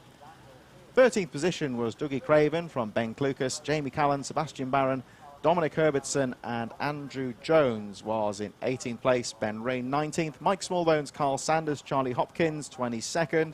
23rd was Chris McKay from Ian Rogerson. And looking further back, we've got an unidentified rider from Ben Rabicki, Gav Tapperton, Ben Nixon, Anthony Moore, 30th position. Rounding out the rest of the field was Hevin Owen with a 104.625. Another 31 rider field as the riders make their way out onto the formation lap. And as you mentioned before there, Jake, it's 31 riders. And for those of you that are familiar with the series, of course, you will know a lot of the tracks we look at, for example, Ella Park and Lydd, for example, had a fairly decent start straight, quite a quick start to the lap. This is one of the fastest tracks on the calendar with that Conrod straight, but like we mentioned a few moments ago, they are pretty much straight into that 180-degree right-hander. 31 riders, and the most technical part of the track being that first half lap. It's going to be a very tight opening lap. Well, we saw it in Group B. If a rider doesn't get off of the line very, very quickly at all, you can run into all sorts of dramas. We very nearly had riders down right at the start, which would have been a disaster. But the key in terms of trying to get a good run out of the openings is going to be one thing and one thing exactly. You have to make sure that you are in the right place at the right time. There's no point trying to go out there, be aggressive from turn one, because this isn't really a natural overtaking space on slow, trying to speed up corners. You need to wait for that turn two. That's the place where you can really start being aggressive, maybe to attack, maybe very similar to a track like Motegi. And of course, a good start, very important indeed, because like with any sort of road racing, the rider's starting on a grid position, not like, for example, motocross, where everyone charges into the first corner. But it's the same principle, of course. If you can be amongst those first 3 or 4 riders, you can use your own lines and try and pull away from the rest of the pack. Those guys further down will have a bit of work to do. They've got to get the elbows out and stay strong on those first few corners, as the final few riders now making their way down towards the final corner to line up. This, of course, is a good bunch of riders here, of course. Pit Bike, Spares, Stock 160 Group A. Some very experienced names throughout the field and some top names at the front. This first half lap or so will be very close indeed. Let's hope, of course, once again that we get a clean start as the last few riders make their way onto the start line. It looks like we are about ready to go for moto number 1 of the Pit Bike Spares Stock 160 Group A. Last few riders in position and just making sure the bikes are okay. I think everyone seems okay. One rider possibly out of position. They're just sorting that one out, but now we're ready to go. The green flag goes up and Group A is about to go underway. Flag drops and away they go. Great jump there from 3rd place. And there's not much more you can say about that, trying to run the outside line, but it's going to get pushed out wide here a little bit. There is that 197 just going on through and trying to go through. Sorry, the 97 of Jim Lovell there just starting to struggle a little bit as they go on through, and that's 2 riders straight on there at turn 2. They continue on at the front as they go on through. That's the 162 bike then that's gone down, both back on, both looking to get back going again, but it looks like it's clean from the front as they now start to hit the lunar bend. Great start there from the 1, 2, 3 of Reece Stevenson, Chase Collymore, 2 of the young stars getting away well at the front. Ryan Tyers with a great jump on the field there as well. Jim Lovell just behind in second. There we see Stevenson and Collymore getting a great jump.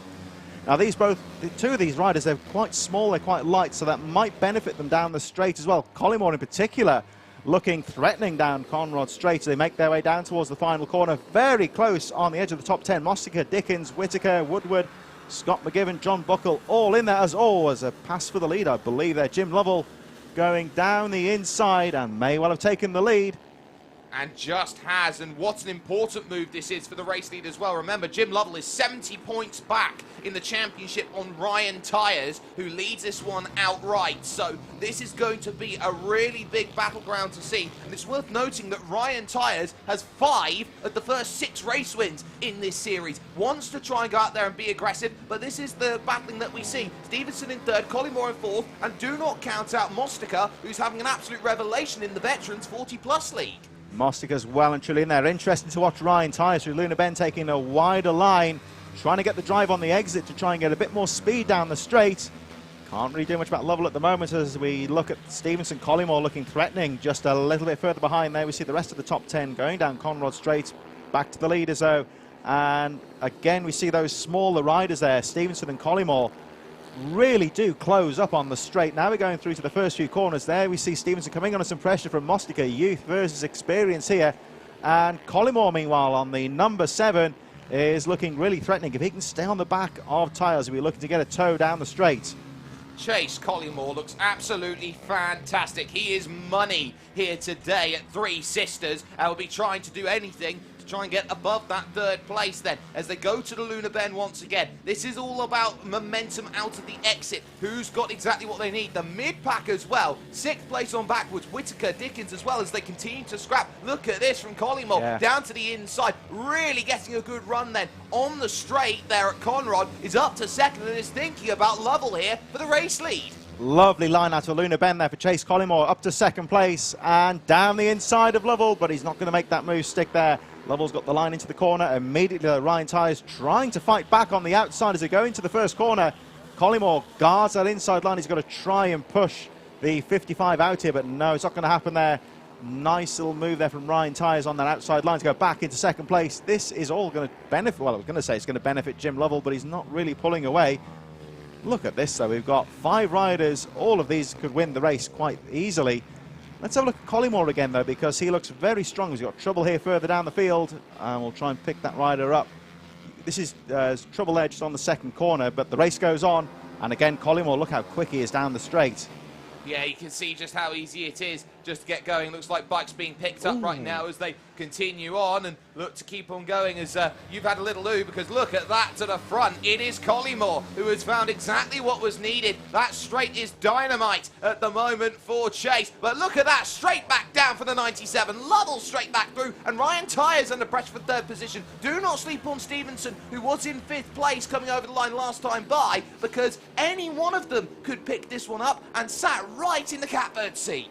They've just got to hold on here because there's a fallen rider on that second corner. Ryder is okay. That's the 51 that's gone down. Dickens, yeah, he's in trouble, but Ryder okay. So the battle for the lead pausing momentarily. Certainly can't write off the 5th place rider, the 1, 2, 3. Reece Stevenson just at the back of this little group here at the moment. Certainly was less than a second covering these top 5 riders, so he could certainly have a go. Now look at this now. We've got Tyers just trying to bulk Collymore here. He knows that Collymore's strong down the straight and trying to make that bike as wide as possible. Here comes Collymore, though, down the inside. He finds that line. He's going to get a jump down the straight here. Mostica side by side into the top corner, but Chase Collymore has got the line into the top corner.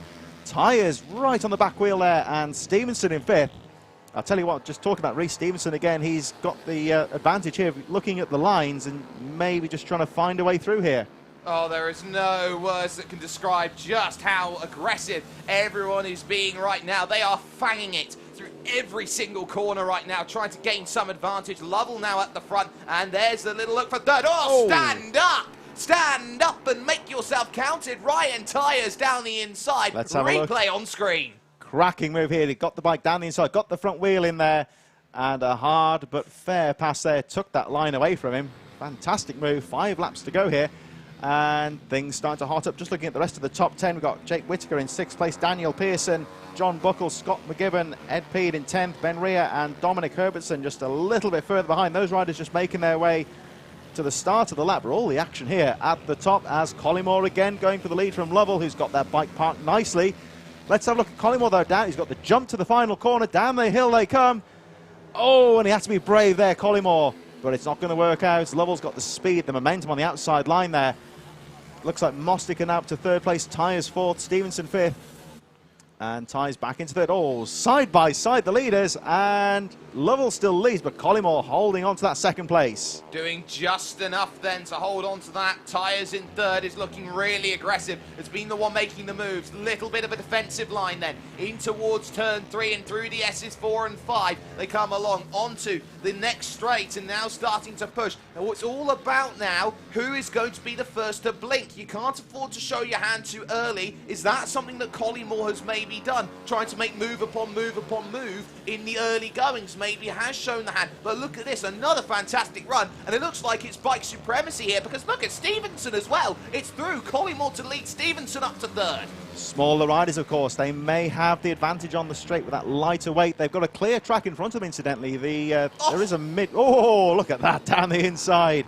Again, Lovell, and of course the experienced head there of the 97 Jim Lovell back into the lead. I was about to say there that they have got a clear... You can't pause for words here. They've got a clear track in front of them.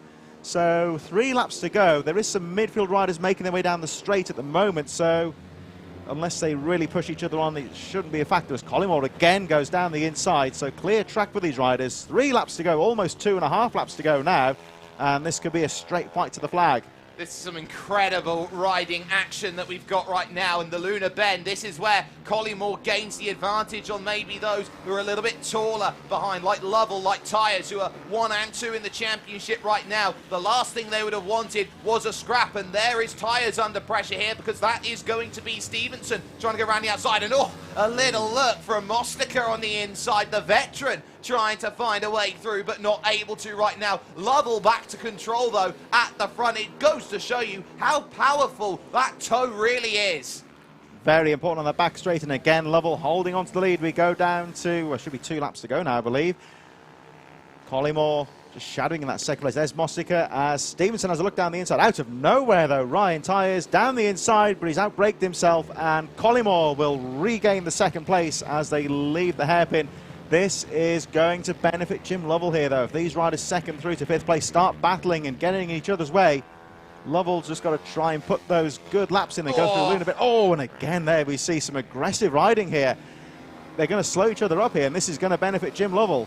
Wow, this is some brilliant battling. Ryan Tyers up into second, and now look at this. Let's fan it out. 3 wide on Conrad. 4. Why don't we? 4 wide as they go up in towards the Pentith climb, and it's Mostica who moves up into second position. They still stay with Lovell though as they go through, and it's all to play for right now. They've got to get themselves worked out and into line now. It's 1 lap to go here at Three Sisters, and Lovell right now to the tune of what is going to be half a second right now has just got to keep it clean.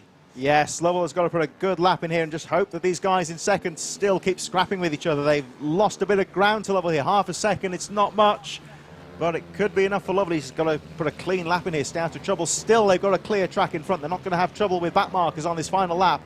And as you can see, the 97 of Jim Lovell leads the way, half a second. Mostica now trying to get a toe in second. Collymore, as we have seen before, is very strong on the back. Oh, no! Trouble. One of the leaders goes down. That is Mostica, I believe, that has gone down. Ryder is okay. Oh, and he looks a bit unhappy there, as who can blame him? That was a terrible shame for him. Collymore now clear and down the back straight, and that has just about allowed Tyers to stay in that 3rd place from Rhys Stevenson. But Collymmore's going to have a go here. Slow rider on the final corner, but it looks like Lovell's done enough. Wow, what a result. Lovell takes the checkered flag on an all-titanic fight. Tyers just about finishes ahead of Stevenson, and that was crucial actually. Mostica coming off the bike there late, because Ryan Tyers, instead of losing 18 points overall, only loses 15 points to Jim Lovell. The lead gap comes under 1 race. It is now a 55-point margin, and Mostica here pretty much disconsolate at this stage, trying to make sure that bike comes in as the rest of the riders start to make a way in. McGiven just jumping into 10th. Yeah, just seen a bit of a small mistake. They'll try and have a look at that possibly again from the machine of... he's falling down the field, of course, the unfortunate James Mostica, as the rest of the top 20 go through. Ben Klukas, Carl Sanders. There again is Mostica, and that's a terrible shame for him. And no wonder he's disappointed, because he was on there for a good result. Ryder okay, but he's going to finish way down the field. As you mentioned, of course, not many riders lapped in that one, so effectively he is at the back of the field with less than half a lap to go. And well, just seemed to lose the... I don't know if he lost the front end. It seemed to tuck in on him almost coming out of the corner. Had to be quick out of Luna Bend. Just seemed to lose a bit of traction on the front, and down he went. So bad luck for Mostica. We'll see him, of course, later in the pit bike bets, but well done to Jim Lovell. Chase Collymore, fastest lap of the race, finishing in 2nd place. Ryan Tyers, Rhys Stevenson, and Jake Whittaker running up the top 5. So plenty of great action in the Pit Bike Spares Stock 160. We move back to some junior racing next. In association with Ugly & Co. is the Mini GP Junior Supermoto 140s and 50s, coming up in just a few moments.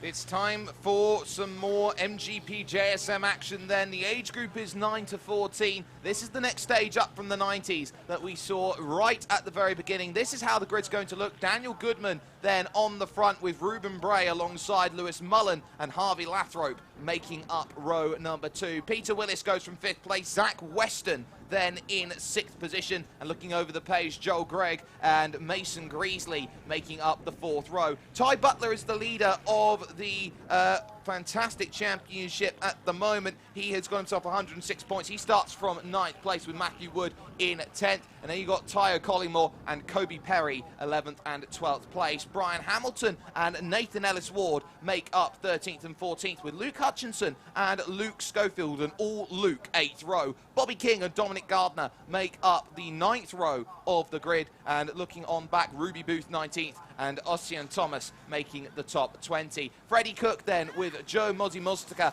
there in 22nd. Monty Hillier in 23rd with George Bartle 24th. 109s from them at the moment. And looking on back more, Matthew Curry, Harry Pell, you've got Toby Skaman there and Kelsey Carter making up the 28th position. Jack Knights and Harvey Brooks make up 30. And then you've got Brooke Champion and Josh Willis not setting a time. A bumper 32 to the grid. Yet again, it's great to see such a big number of riders. As you can see, the paddock is rammed, of course, very well organised in terms of social distancing, though. Very well organised, and a credit to everyone in the paddock for observing those rules with the face masks and the social distancing, in that we can get so many riders out into a series like this in the present climate. Really is a credit to everyone involved in the paddock and the organisers. But much like we had at Wilton Mill, we've got another brilliant group of riders out here today. Big bumper group, you would say. The start, of course, very important as well. And much like Wilton Mill, this is a track that's popular with the riders. Geographically, it's very well located. We're just on the outskirts of Wigan. It's very close to the M6 motorway, if you know your road network. And yet again, it's one of these tracks that really attracts the riders, and great to see so many people here taking part today.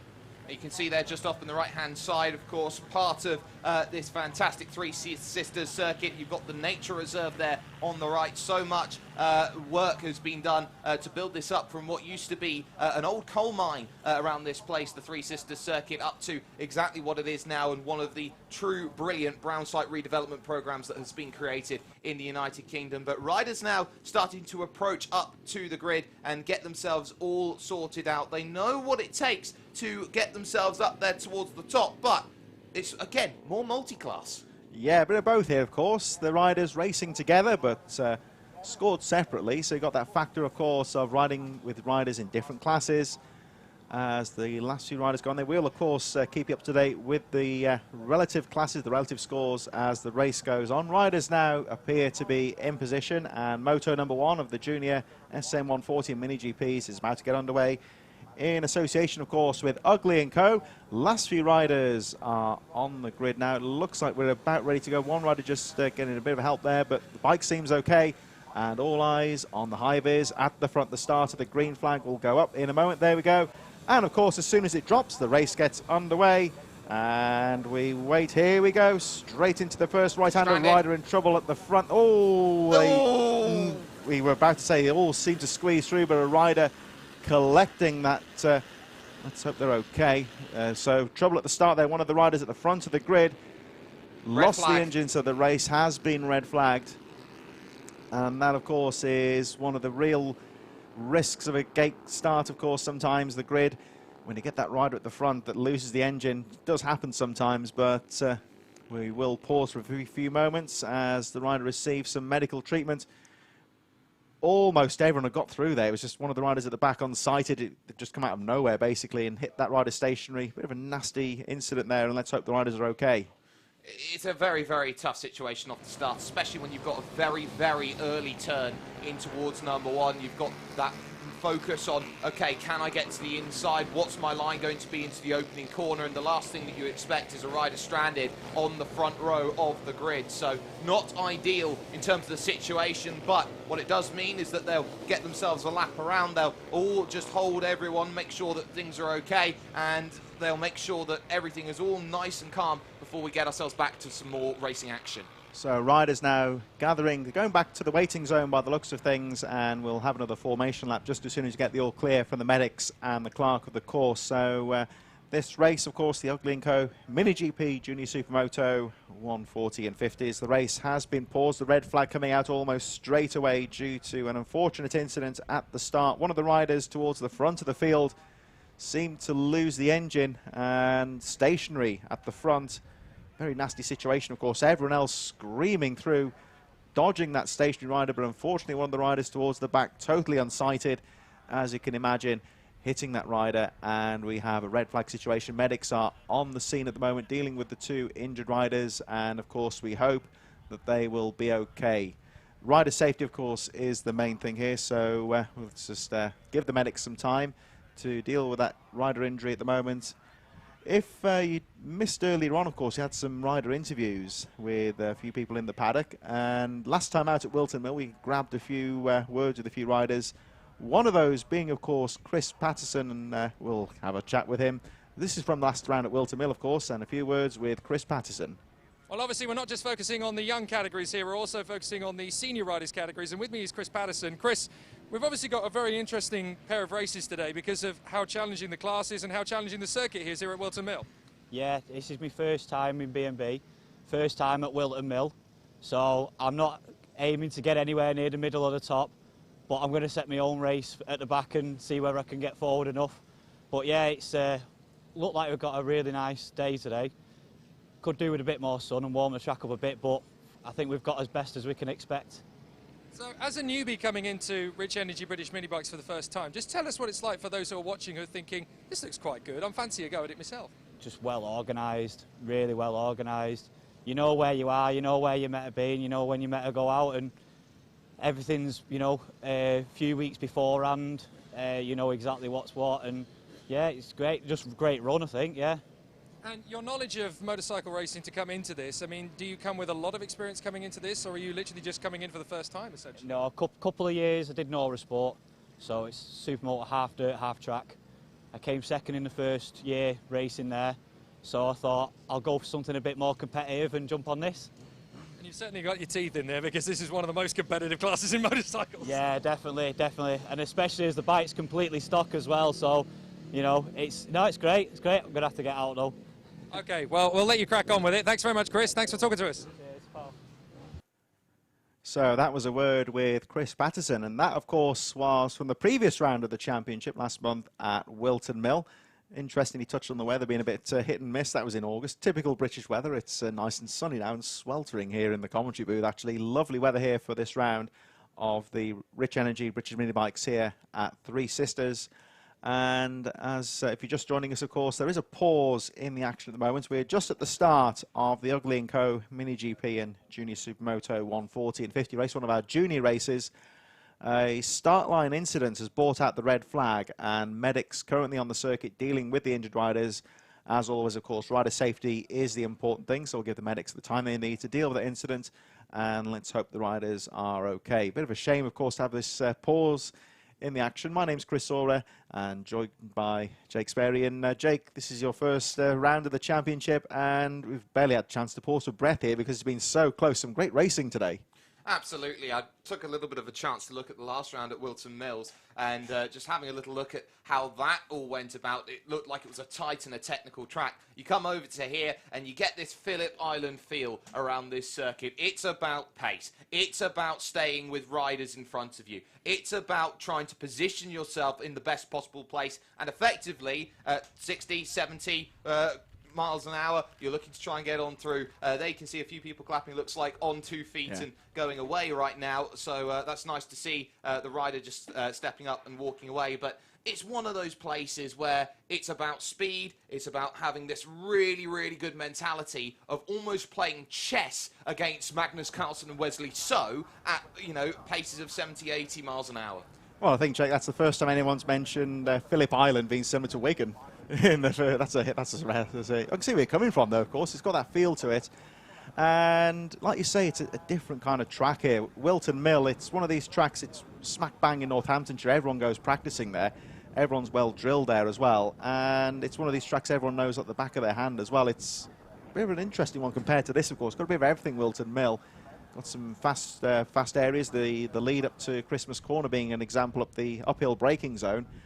And you would say like chalk and cheese, really, when you come here to Three Sisters. It's got the technical part, the technical first part of the lap, but then you've got that really long drag along the Conrod Straight through the Pentith Climb, and the cowards drop into the final corner.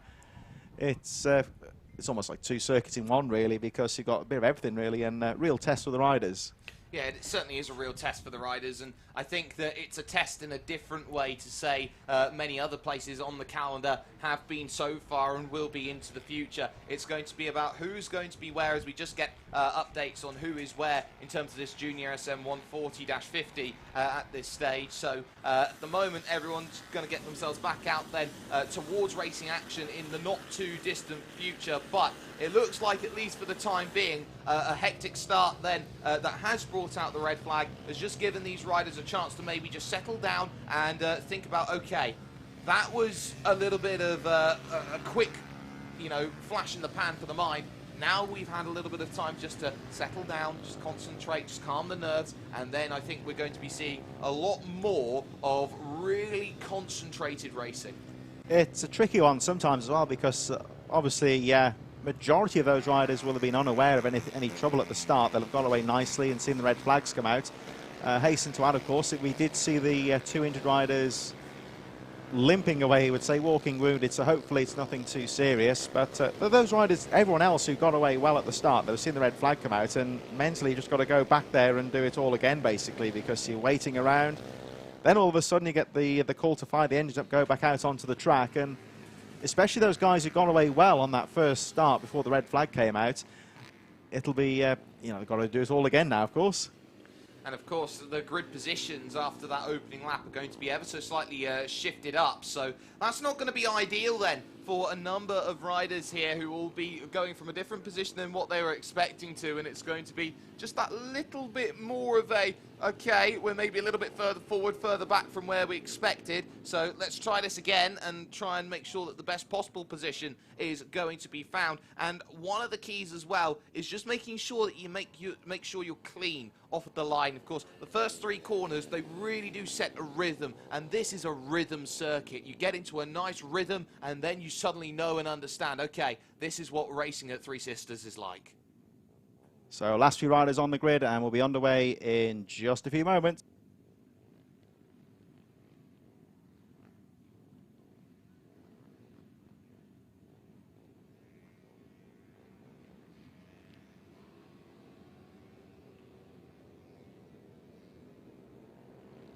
So here we go with the restart, and wow, looks clean this time. Everyone seems to have got away nicely.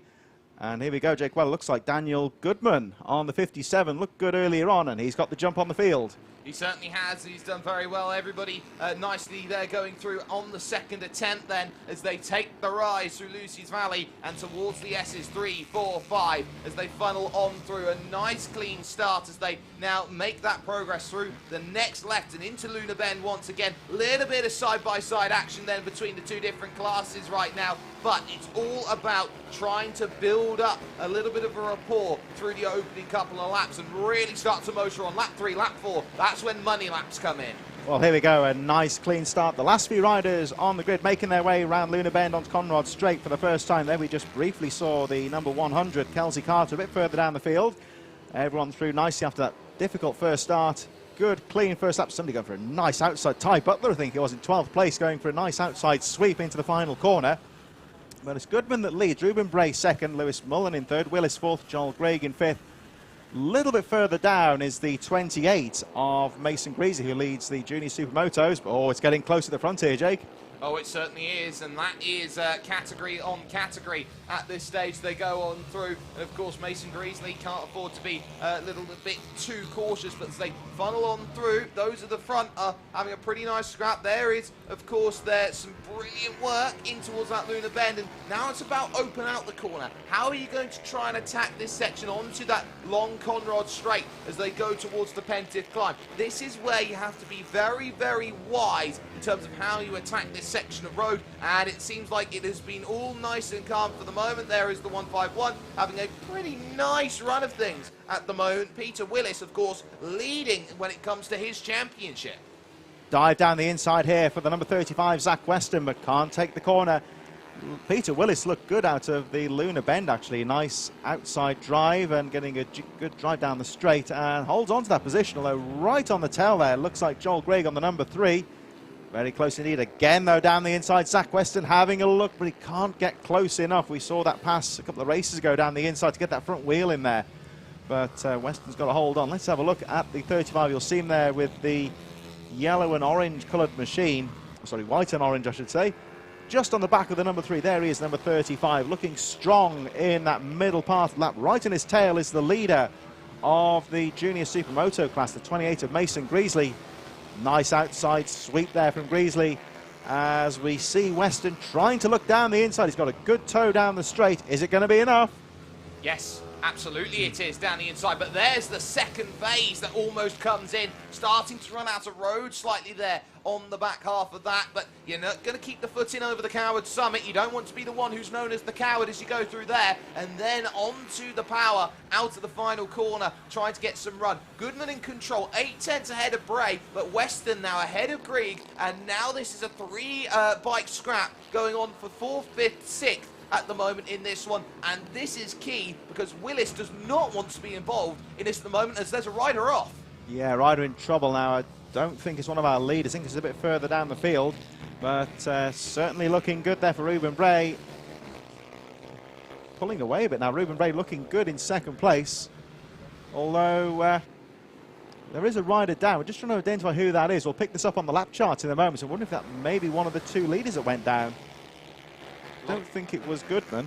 A lot of potential, but there is Weston again as he tries to find a way through to 4th. Willis has got to be careful about this one and make sure there's not too much. Now, the big issue here for Willis right now in 4th place is main championship rivals. Where are they? They're 1st and 2nd right now, and there is the issue. Another little look to the inside. That's not going to be best forthcoming as they cross over the line at the moment to go through, and I have a feeling it was Bray who went down. He's dropping down the lap charts here, so quite evidently the fallen rider, who appears to be okay, is Ruben Bray. He's off the track and apparently out of the race. That could be big news in terms of the championship, which means, of course, this battle we're looking at the moment, they've all been elevated a position. The 111 of Lewis Mullen currently in 2nd position now. Peter Willis just behind in 3rd, Zach Weston in 4th, Joel Grigg and Mason Greasley still leading the supermotos by quite some margin from Tyo Collymore, Ty Butler and Matthew Wood, who are a bit further behind as they encounter a slower rider just holding his line there. Good riding from the back marker just to hold that line. As again we see Weston having a look down the back straight, just trying to get a peek down the inside. Both riders getting a nice run down the Conrod straight, but Willis has got the corner again though. That dive down the inside.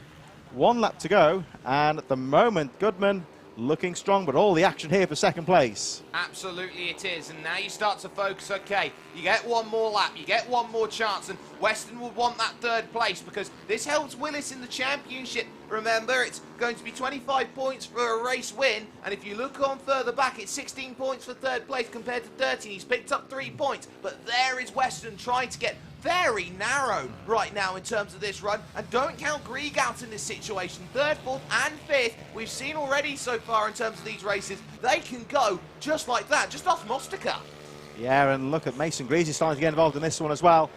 The unfortunate Zach Weston, he's been trying that inside line on some of those hairpins lap after lap, but can't quite get it enough to get the front wheel down the inside. He's going to have a toe down the Conrod straight for the final time. There's a slower rider in front though, as we cut back to the 57 of Daniel Goodman. He's had it all his own way. He goes on to the final lap. Well, it's going on an extra lap, we believe. I think there was a stoppage earlier, of course, so it looks like we're going to tag on an extra lap. Here's the 57, the race leader, nipping through some of the back markers. There was the 100 of Kelsey Carter, currently 22nd on the track. So, showing on the timing screens, the race is finished, but looks like we are going on another lap. So it's all going to be pretty close here. Still Goodman leading the way, though, as we head on to this final lap. Trouble. Oh, no. Oh, that's 97, I think. Butler has gone down. That's a championship leader. Yeah. And just like that, it all goes wrong, and that is not ideal because Mason Greasley picked up the win last time out, or 2 wins last time out at Wilton Mill, and now all of a sudden, that is Greasley to the lead of the championship. So drama on the final lap, that extra lap that was added on, of course, for the stoppage, that will not benefit Butler, who will drop down to the edge of the top 20, but the 57 of Daniel Goodman, this time, of course, will take the checkered flag. Fantastic ride for him. He's had a great year so far, and it's another great ride for... Oh, but look at this, though. Zach Weston finally has made that move stick, and we saw Peter Willis having a look as well. Zach Weston finally making the move stick on the final lap, and I think he may well have gone through into 2nd position. So perseverance paying off for Zach Weston in a drama-filled final lap. Absolutely. Everything that could go and happen pretty much has, and that is pretty much why you race to the checkered flag. We didn't quite get it right up here, but, well, the big key is that you race when it comes to these sorts of things to the checkered flag. Doesn't matter if it's what you think it is, what other people think it is, you race to the flag, and we saw how the championship leaders changed by one rider just finding a mistake there in terms of Butler at the final corner, and that is why you have to race to the flag. Most definitely, always race to the flag. Drama on that final lap then for some of the youth riders in the Ugly & Co. Mini GP and Junior Supermoto class. Incidentally, the winner of the Junior Supermotos was Mason Greasy, the 6th place rider from Tayo Collymore, 8th on the track. He was 2nd. Matthew Wood taking 3rd. And from youth, we make our way to experience. And in association with Cymotos, the veterans are in the waiting zone, and they'll be out on track in just a few moments.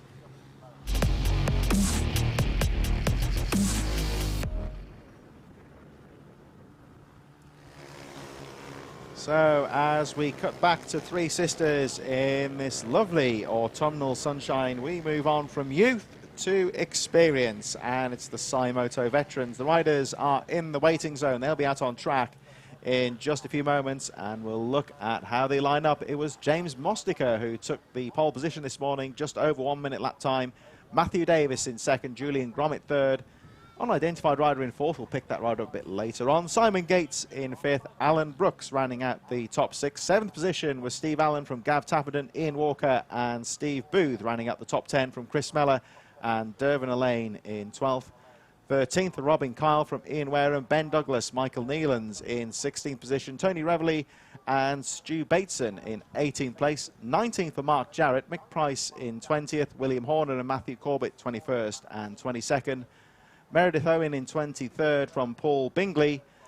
25th for John Pearson, Stan Gill, and riders not setting a time in qualifying who will line up at the back being Martin Cockayne, Chris Blofield, Michael Wood, Dion Collins in 30th place, and Simon Woodward rounding out the field. So pit bike vets, a lot of good riders out there, plenty of good names in with a shout here as well. And this class has always been very competitive, Jake. A lot of experienced riders from the world of pit bike racing and from road racing taking part in this one. Experienced circuit riders out there, and plenty of good riders in with a shout of victory.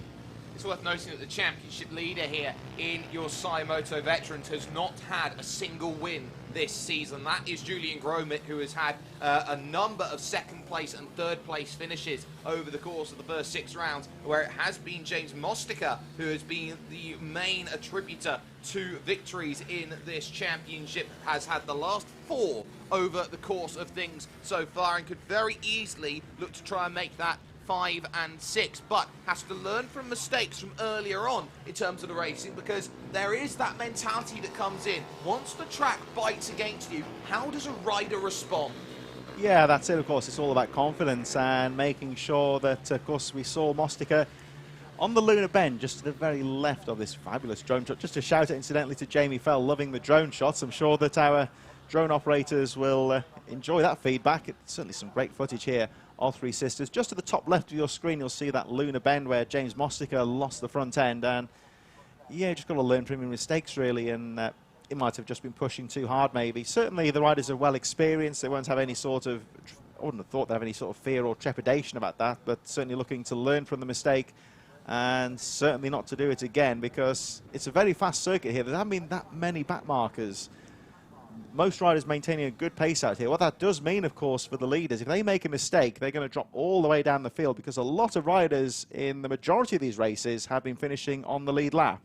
And of course, mistakes really do get punished in the Cymoto Veterans. They've got to be really, really alert to the way that they are going to be running. They'll be just in the next couple of moments getting the signal from the steward there at the front, getting ready for action. We're just going to wait for that call as those riders get ready. Everybody all looking to be situated up quite nicely at this stage, and the front of the field is going to be very, very hotly contested. Don't count out Gav Tappenden either here in the middle, and I think one rider here has just pulled over to the side with a little bit of a bike issue. Yeah, some issue at the start there. Rider just looking to get that machine started, and I think has pulled to the side as the flag drops. So the race safe to continue. Here they come charging into the first corner. Looks like a good start, I believe, from Mostica. Trouble in the midfield. Rider going off and landing in a heap. Getting back to his feet. We'll try and pick that number, the 37, possibly 31. We'll try and pick that rider up. The rider is okay, though, just taking a bit of a tumble. Everyone else has got away cleanly. Good start, and Mostica leads. Looks like Matthew Davis in second now. This is the part of the track where Mostica lost it earlier on today, but it will get through safely and onto Conrod Straight for the first time, but certainly very close to 51 in third. Matthew Davis in second. It's so easy to make mistakes here at Three Sisters. It's all about running to the limits, and sometimes 101% is not the place you want to be as they climb up the rise and over Coward Summit here for the opening lap of this one, and then back on down the hill again. 5th and 6th looking close right now. That looked like it was going to be Simon Gates who was in a little bit of a scrap, but down the hill they go. Oh, wiggle, and that's straight on, and in the grass. Is they able to save it? Oh, let's take a little trip down pit lane. That was very, very well saved. Yeah, very good there from the 205, and of course when you go onto the grass there, of course these riders running on slick tyres, they're not like motocross where they got the grip, of course, on when they go onto the grass. They're very hard to control, these bikes, so we'll try and pick that rider up, doing very well there just to use the pits as an escape road. Will lose a lot of time, but can stay in the race and stay on two wheels.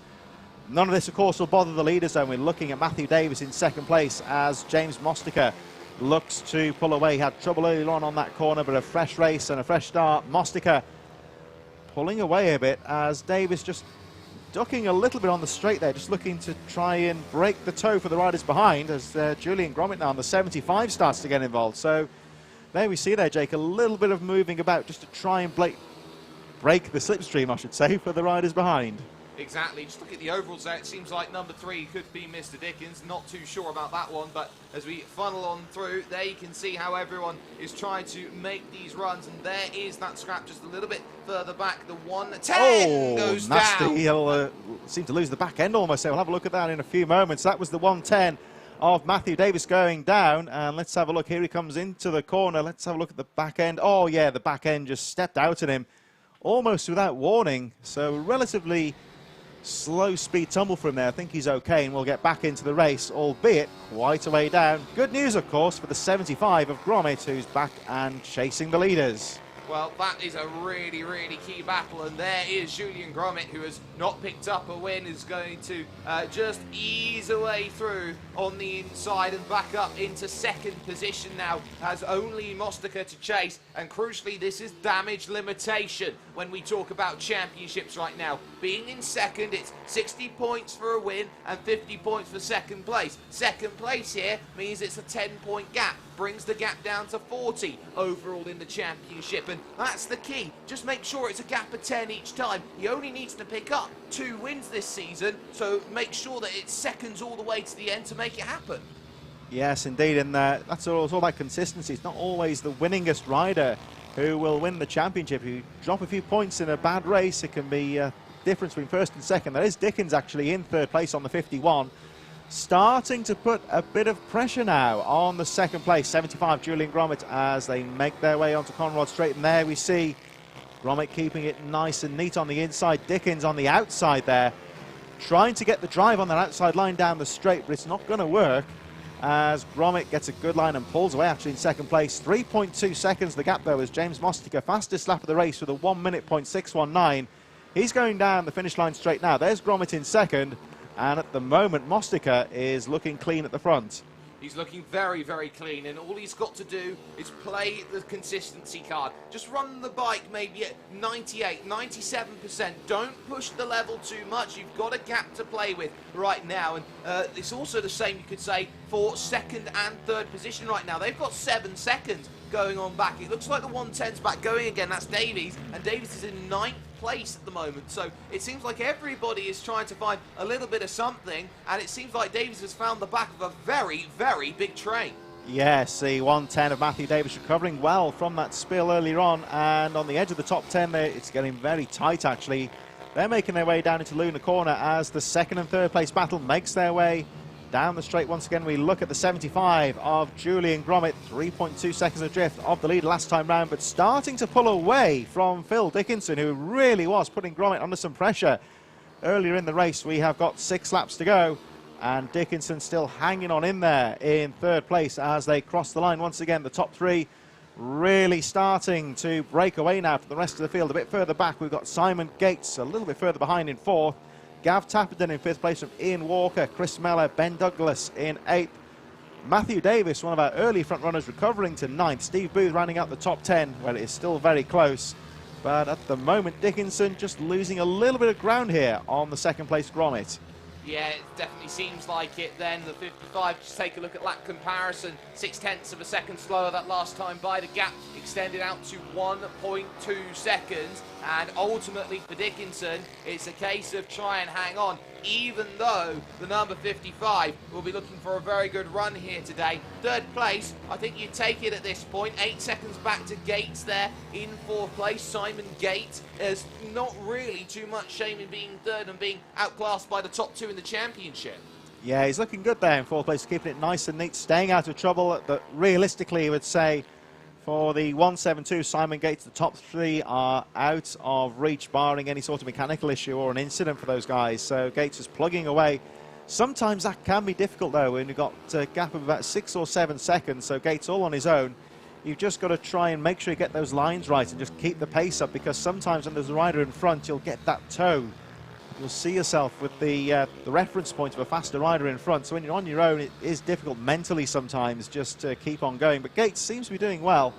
Got to be careful, though, because Tapperton is closing up. Here we see our race leader, the 27 of James Mostiker, looking strong as he starts to pick his way through some of the back markers. And down the back straight, just gone past the 23rd place Mick Price. As, oh, that's a shame. That's the 110 of Matthew Davis. He got to 6th place, and what looks like the 110 on the bike, certainly. That's a shame for Matthew Davis, because he was running so well. He was having such a good recovery as well, up into that 6th place. Could have been challenging for 5th and maybe even 4th come the end, but ultimately the bike says no, and just like that, the race is all but over and the points really do start falling away. But it's now about, well, you've got to focus. You've got to just keep on with this one for the final few laps of this one. Just 3 remaining in this one. It's going to be 2 in the not too distant future, and in fact, that could be the case pretty soon as they all make progress right now. This is the battle going on for 6th and 7th with the 151 of Ian Walker. Ben Douglas will want a way through on the outside of turn 2 through Lucy's Valley, and this is now set-up play. Yeah, looking good here. Ian Walker, Ben Douglas looking strong on the edge of that top 10 battle. Chris Meller on the 31 seems to have picked up the pace as well. And of course, we've lost Matthew Davis, which means all of the midfield runners move up a position. Here is the 71 of Douglas on the red machine, just going through Luna Bend. Let's have a look at these riders as we see Douglas trying to sweep around the outside. Now he's going to sacrifice some speed on, well, sacrifice some track position on the corner and try and get it back on the drag down Conrod Straight. Not quite enough, though.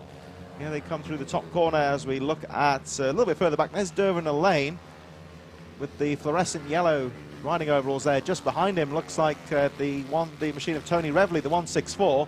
This is the battle just on the edge of the top 10, which is pretty close. We, of course, lost Matthew Davis from that one. And again, looking at Douglas, just trying to use some of those outside sweeps there, but he can't quite get the toe down the straight. He can't get the straight, but he's looking very aggressive here through turn number 2. And this is one of the keys where you try and open up the lap. Turn 2 is not a place where you can necessarily keep it too wide for the majority of the lap. It's more used as a setup for 3, 4, 5, and then looking towards the Luna Bend. There's the 172, though, looking down the inside here. And this is Gates at the moment, just trying to walk away from Tapperton at the tune of 2.6 seconds, having to be careful. And this here is now the last lap starting for Mostiker. Tune of 4 seconds being played, and the band will keep on playing the entirety of the way round. James Mostiker looking very strong going into this final lap. He's maintained a good pace. Fastest lap of the race was a 1:06.19 and hasn't really dropped the pace. He's lapping in the high 101s, 102s at the moment. So Mostiker controlling the race at the front as the rest of the field make their way through onto the final lap. Just looking again at that midfield battle, there's the 177. And this is a little bit further down here, actually. We've got the number 27 in there as well. John Pearson and Meredith Owen a little bit further ahead of this one as well. But at the moment, Mostica, there's Dickinson, sorry, the third place rider, just starting to pick his way through some of the back markers as well. Here we see, though, the number 27, James Mostica. It's been a class act for him, Jake, as he makes his way round the final corner. It's easy as you like. Mostica will come home and pick up the win, and needed to, and makes it 5 in a row here in the Pit Bike Veterans. The crucial fact, Gromit second was matching pace with Mostica throughout the mid to late part of that race, and so will feel that there are opportunities in the second race later on today. Yeah, he'd certainly hope so. I'm sure Mostica will be hoping, well, he'd like to think he was controlling the race at the front. So, of course, a second moto later on. So will we see Julian Gromit pick up the pace and take the challenge to Mostica? Can he live with him at the start of the race and maybe get involved in that battle as the second moto goes on a bit later on today? Pit by Vets is always a closely contested class throughout the field. And here we see some of the riders on the edge of the top 10. Mellor in 8th. Dover Lane in 9th, and rounding up the top 10 there was Tony Reveley. Those riders having a very close battle on the final lap. Steve Booth, Michael Nealons, who of course we saw earlier in 13th place from Ian Wareham. Mark Jarrett goes through, and last few riders on the lead lap looks like it will be Stu Bateson, William Horner, and Meredith Owen, final rider on the lead lap, just crossing the line at the moment. So we went from youth to experience, and we go back to youth with one of the breakout classes for 2020. It's the OMG Ovale 110 Cup. The riders are in the waiting zone, and they'll be underway in just a few moments.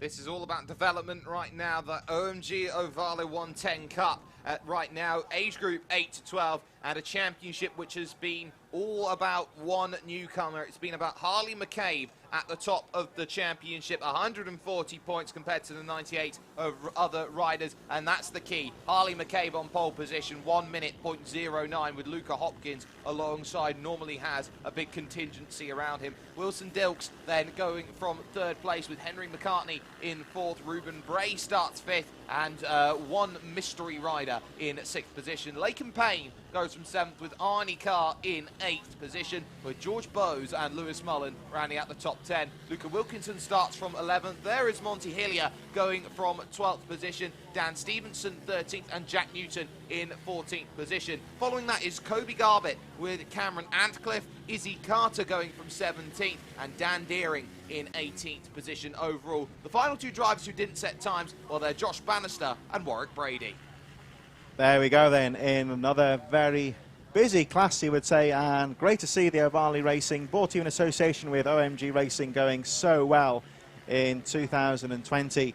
We cast our mind back just a couple of months ago to mid-July in the first round ever of this championship at Ella Park at round number 1. The what you might say is the brainchild behind this series. Peter Hillier was here, of course, riding one of the machines and getting involved, helping the riders.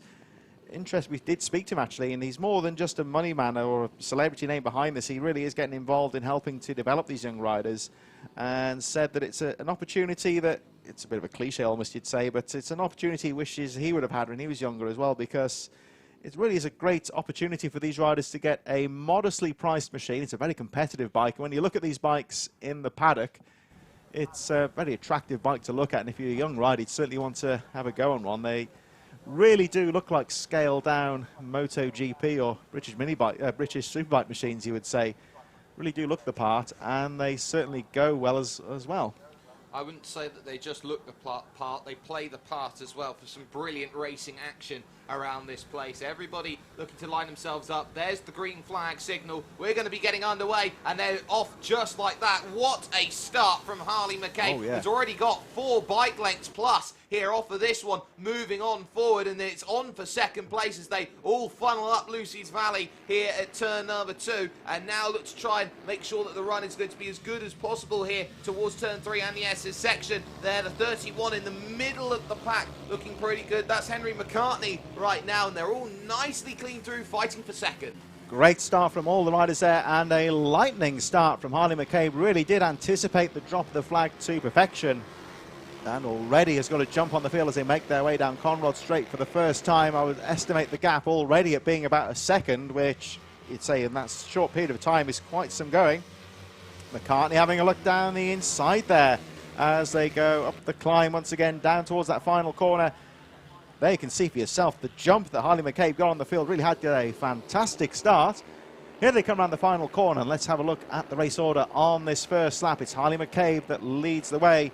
Second place, great second half of the lap there for Henry McCartney up to second place. Luke Hopkins, Wilson Dilks, Ruben Bray in fifth. Bannister, Laken Payne, Lewis Mullen, Bowes and Monty Hillier. Spoke to his dad earlier and he rounds out the top 10.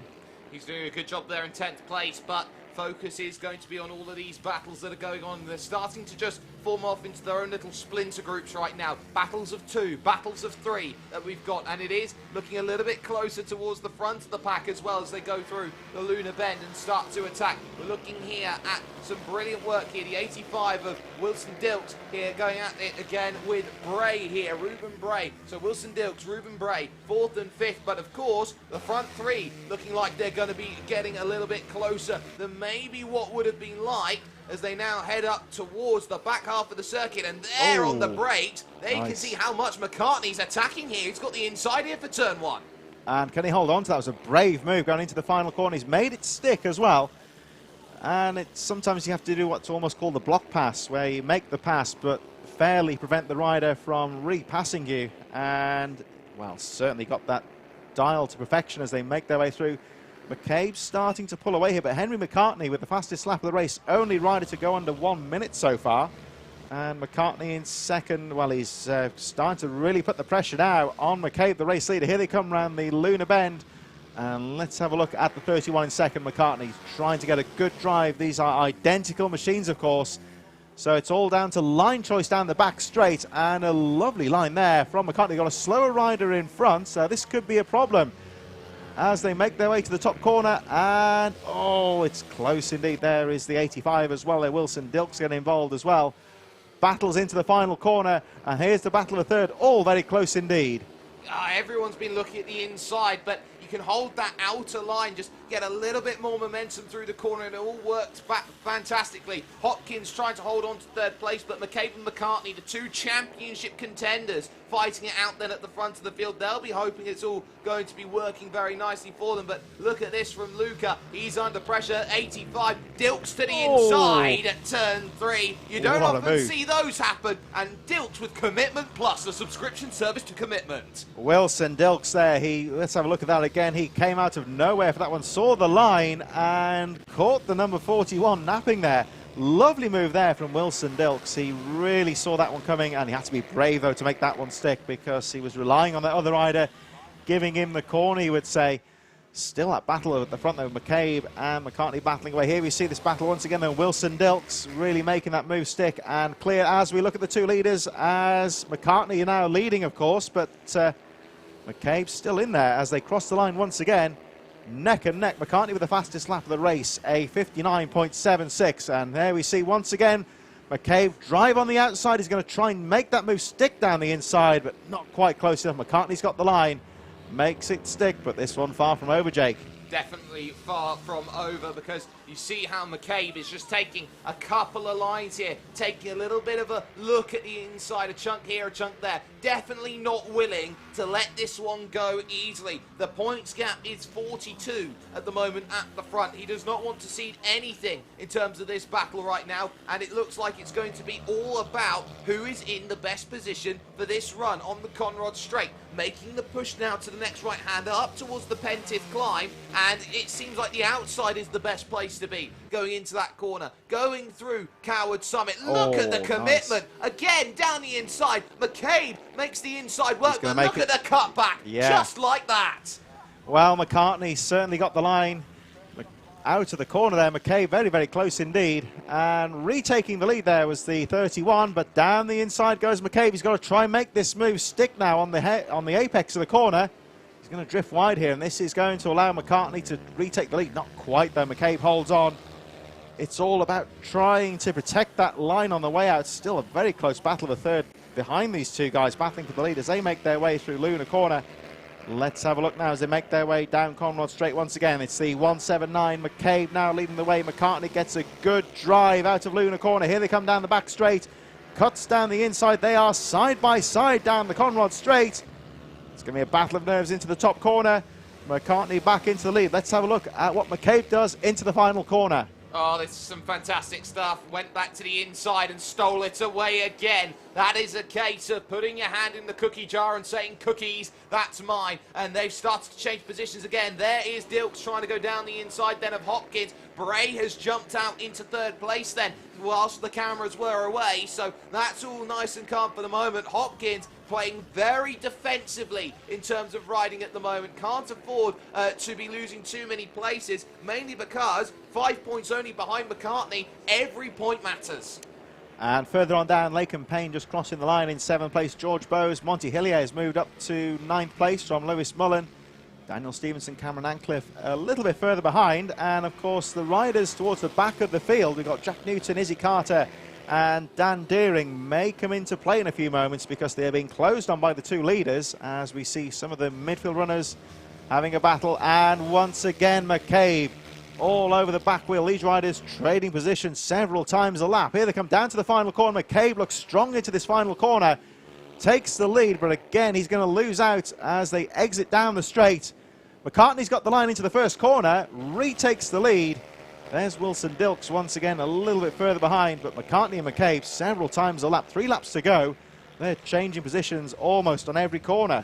Well, this is some fantastic stuff as we see all these riders in the middle of the pack now start to try and find a little bit of pace right now as we see them trying an attack. That's number 37. That's Monty Hillier right now in 9th position, hoping for a little chase on what is going to be George Bowes in 8th place. But the leading two, this is blockbuster. This is some titanic battling right now as they go up onto the next stage of this track, onto Conrad. McCabe on the front, but there's that draft again coming into play. McCartney to the inside as they make the Pentive climb, and once more it is his with 2 and a bit to go. Had to be strong there on the inside to make that move stick again though. McCabe's going to look strong down the inside, takes the line, but again the cutback there. McCartney will block the turn and square the turn off into that first corner, but this time it looks like McCabe may well have made that move stick around the first corner. McCartney's going to fight back though into the second corner, this really tight hairpin. So McCabe holds on temporarily to the lead. There he is, the 179, the race leader. All over the back wheel though is Henry McCartney. Pretty much you would say here, Jake, 1.5 laps to go, and well, this could come down to a drag race to the finish line. Absolutely it could. There is no give up, there is no let between these two riders. They know what they want the win, and it is just them against each other right now. This is going to be such a brilliant battle that they've got. And again, 31 looking to the outside is McCartney. He can't quite get the line, but he's trying to pick it up here for the Coward Summit. No, not going to get there just yet, but a lap and a bit to go, and a little look to the outside. Now we start to play some games. Here we go, 1 lap to go as McCartney tries to square that turn off. The 1 lap board goes out, but McCabe's got that line covered. Fastest lap of the race for both those riders there. McCabe with a 59.48. McCartney, as they start to approach slower traffic, that may well be Cameron Ancliffe in front of them. And the slower riders just holding their line there, just letting those faster riders through. Of course, if you are fast enough, you'll get through. So they're going to pause momentarily here because they've got a slow rider in front, cut through, get past the slower traffic. Now they've got a clear run. That was the 135 of Jack Newton. So Newton just holding his line, letting the faster riders through. Now they've got a clear track down Conrad Straight for the final time. McCabe guards that inside line, but down the inside, McCartney with an outside sweep there, almost side by side. McCartney was strong there and takes the lead. It's going to be close to the finish, Jake. Absolutely. Look at this. A little look back then from McCabe. Is there a chance over the Coward Summit? He's got the inside line. Down on the brakes. Is the cutback coming? And the answer for McCartney is, yes, it is. It's side by side over to the line. And who's stolen it on the line? McCartney. Oh, you bet it's McCartney. 900 says it is his. Nice move there from the number 31, Henry McCartney, on that final corner. McCabe tried to go for the inside line on that final corner, but you can see his frustration there. Tried to go for the block pass. Wait, is he frustrated or does he think he's won? I think he... Oh, bit of a shame there for McCabe. He tried to go for that inside line, but failed to cover the outside, and McCartney squared the turn off nice and quick on the exit there and took the lead. Look at McCabe. He's... no shame in that, though. You have to remember as well, he's fought incredibly hard the entirety of the race. There is nothing that you can really say that he's done wrong in this event. I think it's just a case of that will to win, that racer's instinct, wanting to have that victory, and it's just taken away over the line. I think so, yeah. If you have it over the line, it's just a case of it just absolutely eats at you sometimes. Oh, I was that close. He was. And it's 5 points. Well, he took that final corner. It was just a drag race to the line, but he was saying McCartney had that drive out to the final corner just by the slenderest of margins. Let's have a look again. So down the inside, this is out to the final corner now. McCartney got a nice drive out to the final corner. McCabe made the move stick into that final corner, but very quick into the corner, lost out on the exit, and McCartney was able to go through and take the victory on that final lap, both running a very quick pace, still lapping close to the 1 minute marker on that final lap, so it was all very close. Moto 2 will be good, I think, a bit later on. So from the 110s, we've got the Brap Super Minis, and they'll be underway in just a few moments.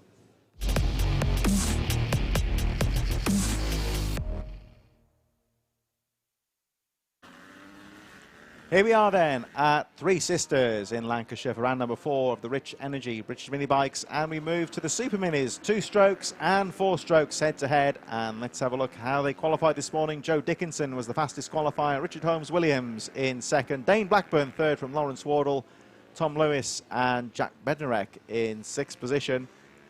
7th place was Jordan Pritchard from Dom Herbertson, Luke Bithell and Christopher Patterson rounding out the top 10. Callum Ricketts was 11th, Michael Thompson in 12th place, Lee Thompson, Michael Garwood, Mark Johnston, Howard Taylor, Tony Thomas, Joe Quinn in 18th position, 19th for Glenn Jones, Nancy Armstrong in 20th.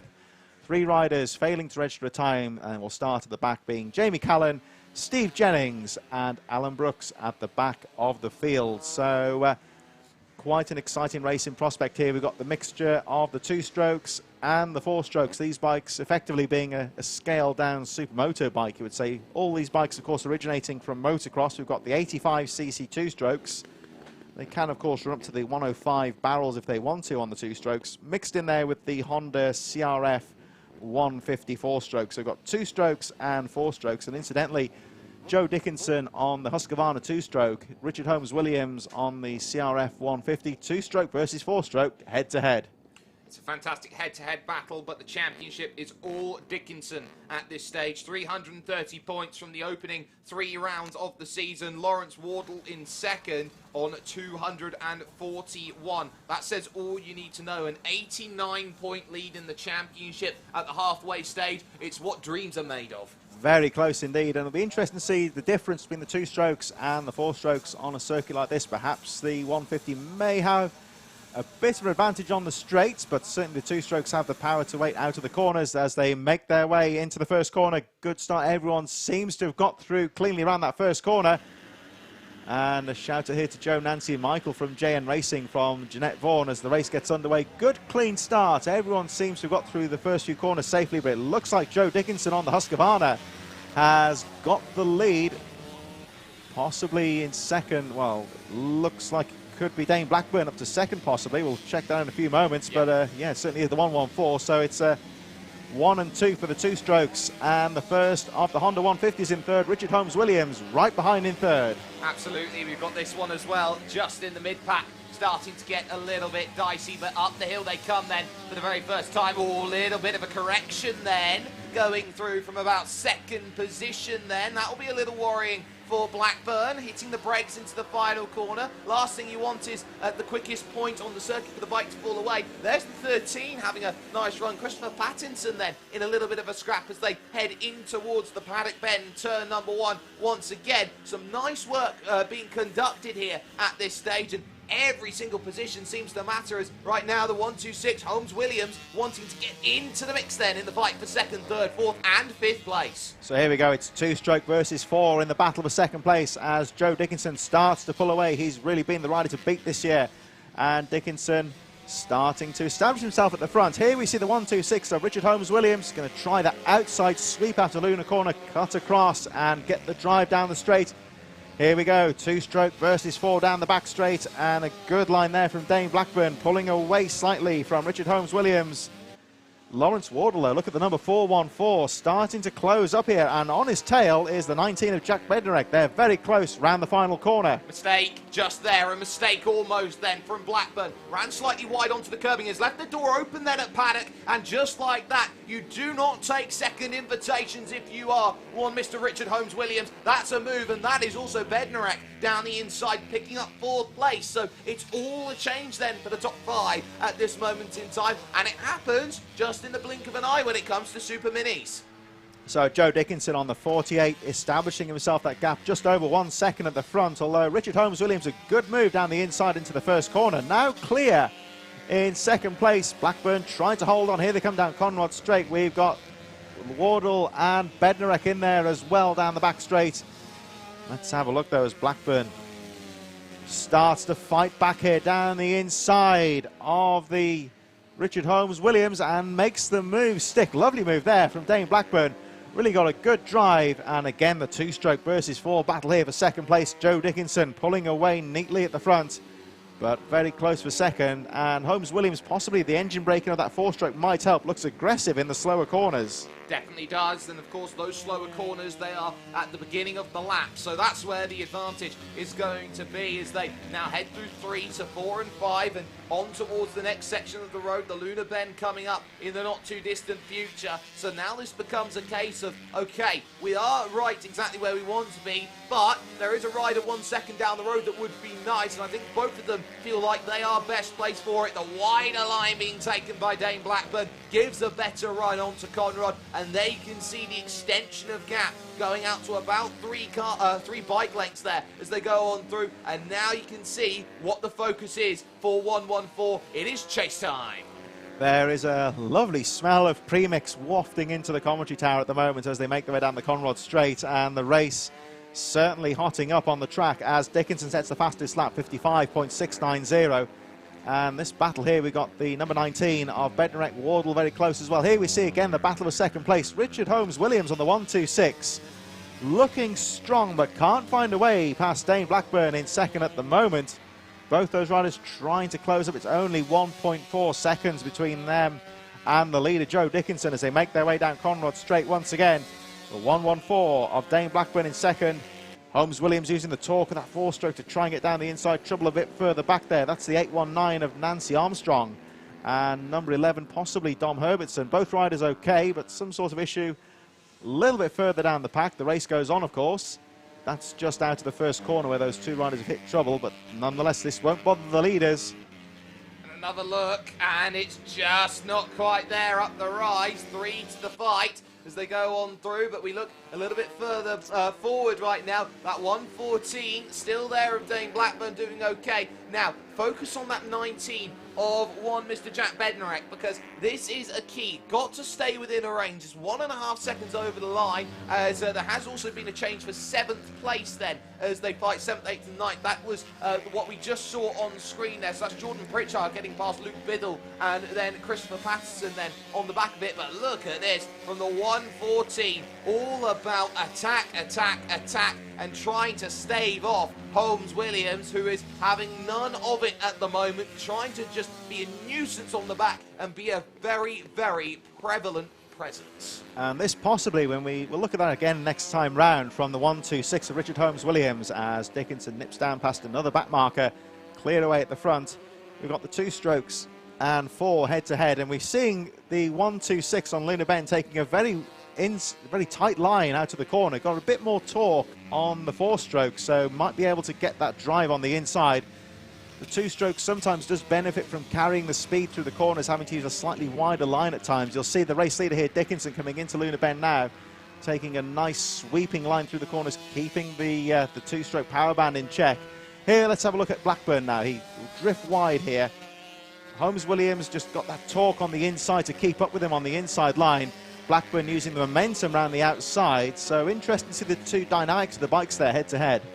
Yeah, and that's all that you can see right now. It's the fact that at the most important part of the circuit, where you need all that pace, the 114 is able to just manufacture just a little bit of a gap, enough of a gap at this stage, just to make sure that through the tights and twisties of the opening section of the lap, Holmes-Williams doesn't have much to argue with here and cannot get into a position to attack. Looked close again in towards the next left of what is turn 2, Lucy's Valley. Nowhere to be seen is the overtake, and that's the issue. Getting close in the tight and twisty sections right now here, but really, Chris, what you need is a little bit of oomph to make the overtake.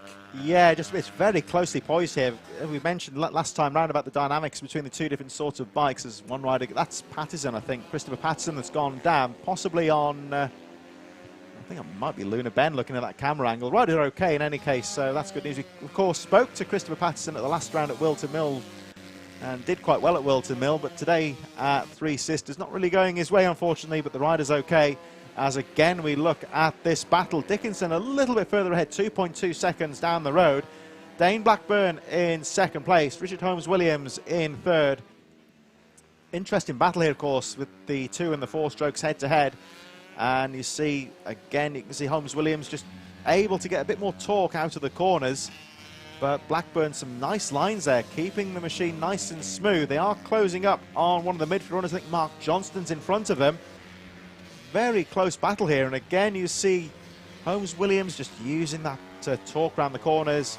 Blackburn will be a little bit wider here, but again Holmes-Williams, I think he's changing tack here, just trying to get a bit of a drive down the straight. Here they go, this is going to be tight down the straight.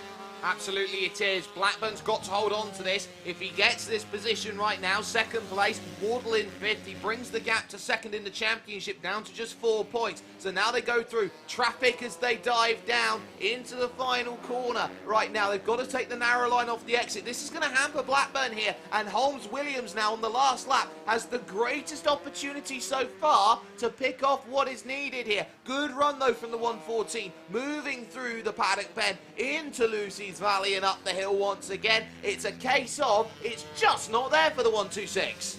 And it's a very nice day, of course, for Joe Dickinson. A relatively quiet day, you might say, by his standards. He's usually very busy with Carl Ryde, of course, in this class, but all on his own at the moment. So he goes around Luna Bend for the final time.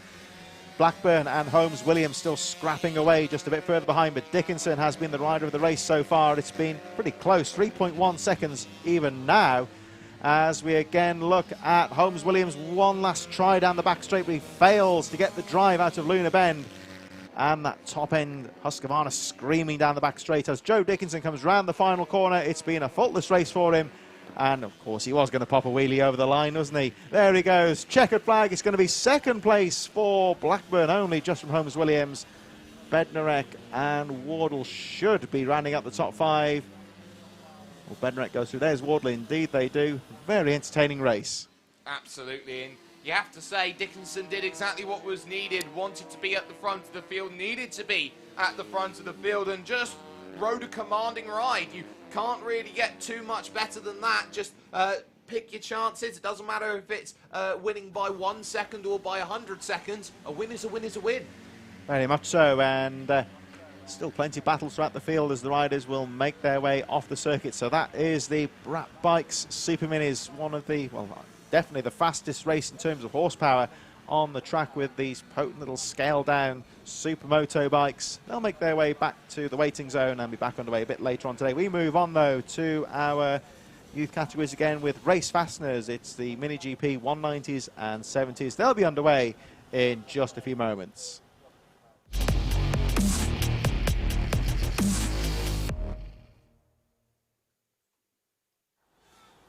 An important battle then for those aged 12 to 15. This is your 190-70 category, and this has been well fought for all season long. The championship leader, though, Reece Stevenson, takes the command at the moment with pole position. Lucas Brown alongside Dan Goodman goes from third, and Tom Lewis starts from fourth position. Alfie Davidson is going from fifth place with Luke Biddle in sixth position with a very quick change of bike. Greg Marshall seventh, Ted Wilkinson in eighth, and then 3 riders not setting a time: Steve Jennings, Peter Willis, and Sullivan Moonsey there, finding himself in 11th position. Worth noting, though, here, only 2 riders so far in this championship have attended every event, and they start first and third. Yeah, they're all very close, and of course this is, I might say, one of the smaller categories in terms of numbers. It was interesting to watch. I think it was Daniel Goodman, I think it was, at Wilton Mill last time. He was at the back of the field, but he was in 3rd place, and it was tough actually to keep up with the 2 leaders, but he did very well in doing so as well. So the riders now making their way out onto the formation lap, and he touched on, of course, riders with a quick changeover, getting straight back out into another race. And I've found in the past when I've done that before, you do a double entry, you'll do one race category, go straight into another one. And people sometimes say it's going to be tiring, you're going to be worn out after the race, but you're still in there. Of course, you're going to be keeping fit and training. You've got the fitness to run another race in succession. But you've got the advantage as well of being nicely warmed up, and you know where all the lines are as well, how the track's riding. So you can get straight out into your second race, which we'll see in a moment, and be out of the box fast.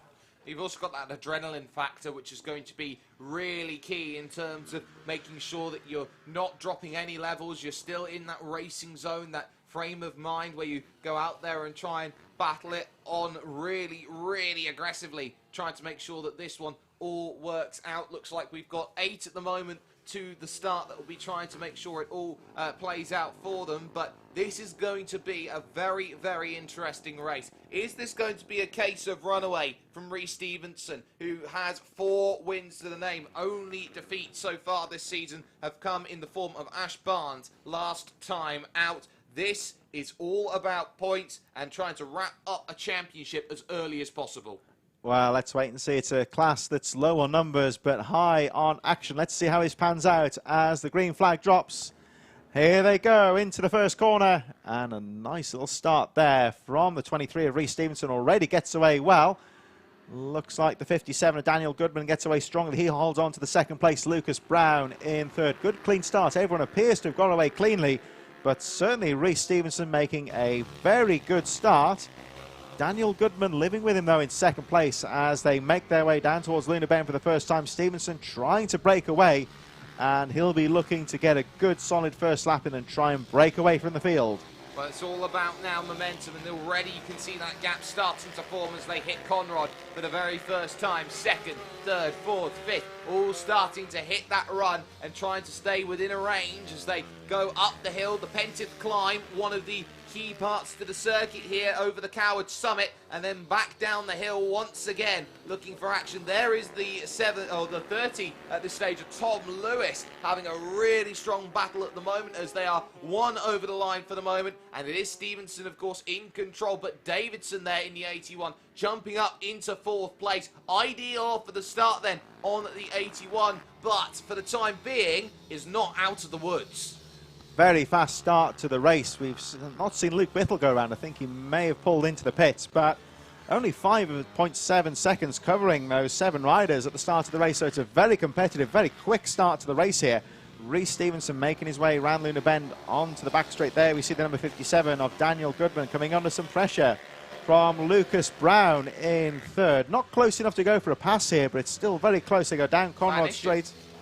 Was that an issue for the 29 there, just behind, who looked slow, was starting to slow, looks okay for the moment. Just looked like he stepped up a little bit then, going on through. He's fine for the moment, but it looked just for a hint, a small second there, that he just sat up out of the bike ever so slightly, heading up to the next section of the track. I wasn't expecting that much, but ultimately that has meant that the gap has crawled up over a second here between himself and Goodman. Yeah, he seemed to recover there. Whatever the issue was, it was really perhaps a bad line choices down the inside. Nice little move there from number 30, Tom Lewis, sneaking down the inside on that second corner.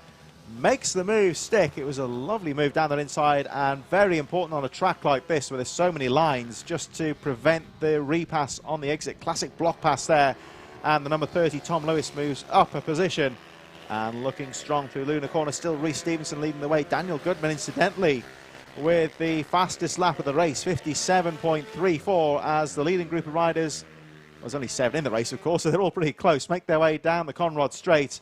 And here we see now, look at 57 here, Daniel Goodman. He was the fastest lap last time round. Let's have a look as they cross the line. Looks to me like Goodman has picked up the pace, and yes, indeed, matching Stevenson with pace at the front. almost to the 100th of a second, just 1/100th difference, but it was in Goodman's favour as they went on through. So now Stevenson is knowing, okay, we're in a race now, I can hear the bike behind me, and I don't want to be dealing with it too much as they go on through up the hill. 7 riders all to the party, all trying to get themselves in, but Goodman knows that it's got to be a lot more than just picking up a win here and a win there. It's 25 points for a race win in this championship, and it doesn't matter how many first places you get, if your main challenger is second all the way to the end, it's still that championship. And Daniel Goodman there just checking over his shoulder. I think that Lucas Brown is starting to pick up the pace as well. We just see him coming into shot there as they go into the final corner. The 29 of Lucas Brown. Only, well, less than 2 seconds covering the top 3 as they cross the line that time round. So realistically, you could say any one of these 3 could be in with a shout. At the moment, Goodman does appear a bit quicker on the first, more technical part of the track. Stevenson seems to pull away down Conrod Straight slightly, so it's all equaling itself out nicely at the moment. So they make their way down towards Luna Corner once again. We're just cutting back slightly to see our battle with Tom Lewis and Alfie Davidson. A bit further back, we've got Sullivan Mounsey and Greg Marshall just dropping the pace slightly in 7th place on the number 19. Luke Bithell appears to be out of the race, but here again we see Tom Lewis holding on to that position through Luna Corner, the number 8 just behind of Davidson. All very close indeed. So, as we said before, low on numbers this class, but very high on action. And this is what the battling is all about. Davidson wants back in, up the rise once again, up the climb and over the Coward Summit. This is about trying to angle for that inside, but again, not going to find it then as they go through the next right-hander and start to attack then the next part of the lap. It's turn 1 once again. They're halfway through the race with Stevenson in control, in command of this one at the front, but what's key there is a big wide line, trying to just get into the peripheries ever so slightly and be worried, where is that bike behind? What am I going to do to try and defend it? Davidson at the moment appears to be a little bit quicker, just trying to find a way through, but Lewis guiding that bike very well. Oh, he just drifted wide right on cue there, just lost a bit of momentum, like you say. And that allows Davidson through. The leaders make their way down the Conrod Straight, but now let's see if Lewis can fight back. It's a nice line out of Luna Corner. Now he's going to try and go for the move down the straight. Here he goes, right-hand side, and a nice drag down the straight. And despite that mistake, the number 30 of Tom Lewis retakes the position at the front. Stevenson pulls away slightly from Goodman. Here they come, though, this battle, though, for 4th position. Lewis, oh, as Davidson has a look down the inside, couldn't quite make the move stick, but still only 2.2 seconds at the front. And action throughout the field in this Race Fasteners Pro Light Race Mini GP 190.70. That has to be a mistake then by Goodman whilst the cameras were away, because that gap being up at 1.93 seconds, and the last lap it was only about half a second. So mistakes from Goodman allows Brown back into the party, and 1.93 seconds is very, very tough to go and claw back here at this wonderful Three Sisters circuit. But once more, it's a case of second and third going at it, and Goodman can't afford to lose any more time. And there's a little look then in terms of that one being all trying to be sorted out with a nice neat bow on top. That one staying pretty much as is at the moment. Brown ahead of Goodman now here into that 2nd place. So what was clear is it was a mistake out of the final corner. And it's very fine margins as well, because the gap only 3.1 seconds covering the top 3. So Stevenson just keeping it nice and consistent. I think that was Lewis made a mistake on the final corner, ran wide, so he'll sacrifice that position. In a race like this, where there's not much in terms of battling for position, it's all about staying consistent and keeping those good lines, keeping the good lap times in position. And very, very easy just to drift off the pace slightly if you make a small mistake. And as you can see, Stevenson just going out of shot there down to Conrod Straight. It's starting to turn into a battle between 2nd and 3rd place as Goodman tries to keep up with the number 29 of Lucas Brown in 2nd place. Stevenson keeping it nice and smooth, and it looks like he's broke away at the front. He certainly has, and there's not much you can say about it. It's the Reece Stevenson way even at this point, absolutely waltzing away with this one at the moment to the tune of 2.6 seconds. And now you start looking at, say, Brown, Goodman, second and third. Oh, how much Stevenson would love it here if one Daniel Goodman could just not find a way through on Lucas Brown. Extend that gap out even further. An extra 9 points gap on the championship would be the sweetest of gifts. And at the moment, watching the going around, it looks like Goodman is having to work very hard here to keep up with Lucas Brown, who really has put a good turn of pace in on these final few laps. There's Stevenson speeding out a shot there as we concentrate on the third place. Daniel Goodman gets a drive down the straight. Nice move there. He's going to try the outside line. I don't think that Goodman was expecting that. Tried the outside line for whatever reason. Lucas Brown just seemed to get a bad line out of the Lunar Bend and really lost out on the straight, so they make their way down to the penultimate lap. But Lucas Brown recovers well into the first corner, and there we see the effect of such a long straight there is that a mistake on the corner and it just affects almost half a lap. It certainly does, and you can't afford to have many mistakes here, especially in the latter half of the lap as they all funnel on towards the next section, the S's right now. It's all about that transfer and trying to put the power down as early as possible through here. And now the Lunar Bend comes along, and this is a case of, okay, it's a couple of bike lengths, but there's still time, and it's all about picking up the run here onto Conrod. And once more, it looks like 157 in with a chance. Gets a nice drive out to Lunar Bend there. Great riding there from Daniel Goodman. Reece Stevenson looks set to take the checkered flag, but all the action here is for second place.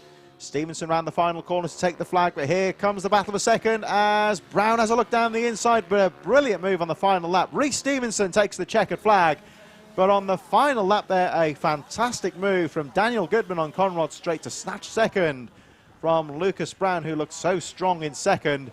It's going to be a drag race to the line a bit further back though between Alfie Davidson and Tom Lewis, but there is the winner of the race. Reece Stevenson had to work hard to break away, but certainly controlled the race well. And Lewis actually just took it away from Davidson on the final lap then, so that one a change for fourth and fifth place. Towards the end it will be Munsey in sixth and Marshall in seventh. Bithell not making it around a lap, as there's a little bit of conversation there going on between the 29 and the 57 in terms of how that last lap move seemingly went about. But some brilliant work being done there in terms of that event. You can't really argue too much about it. It was one rider head and shoulders above the rest. Very good there from Reece Stevenson, and we move on now, of course, to our pit bikes. It's the Parker Racing Stock 140s. Starting us off, of course, is Group B, and they'll be underway in just a few moments.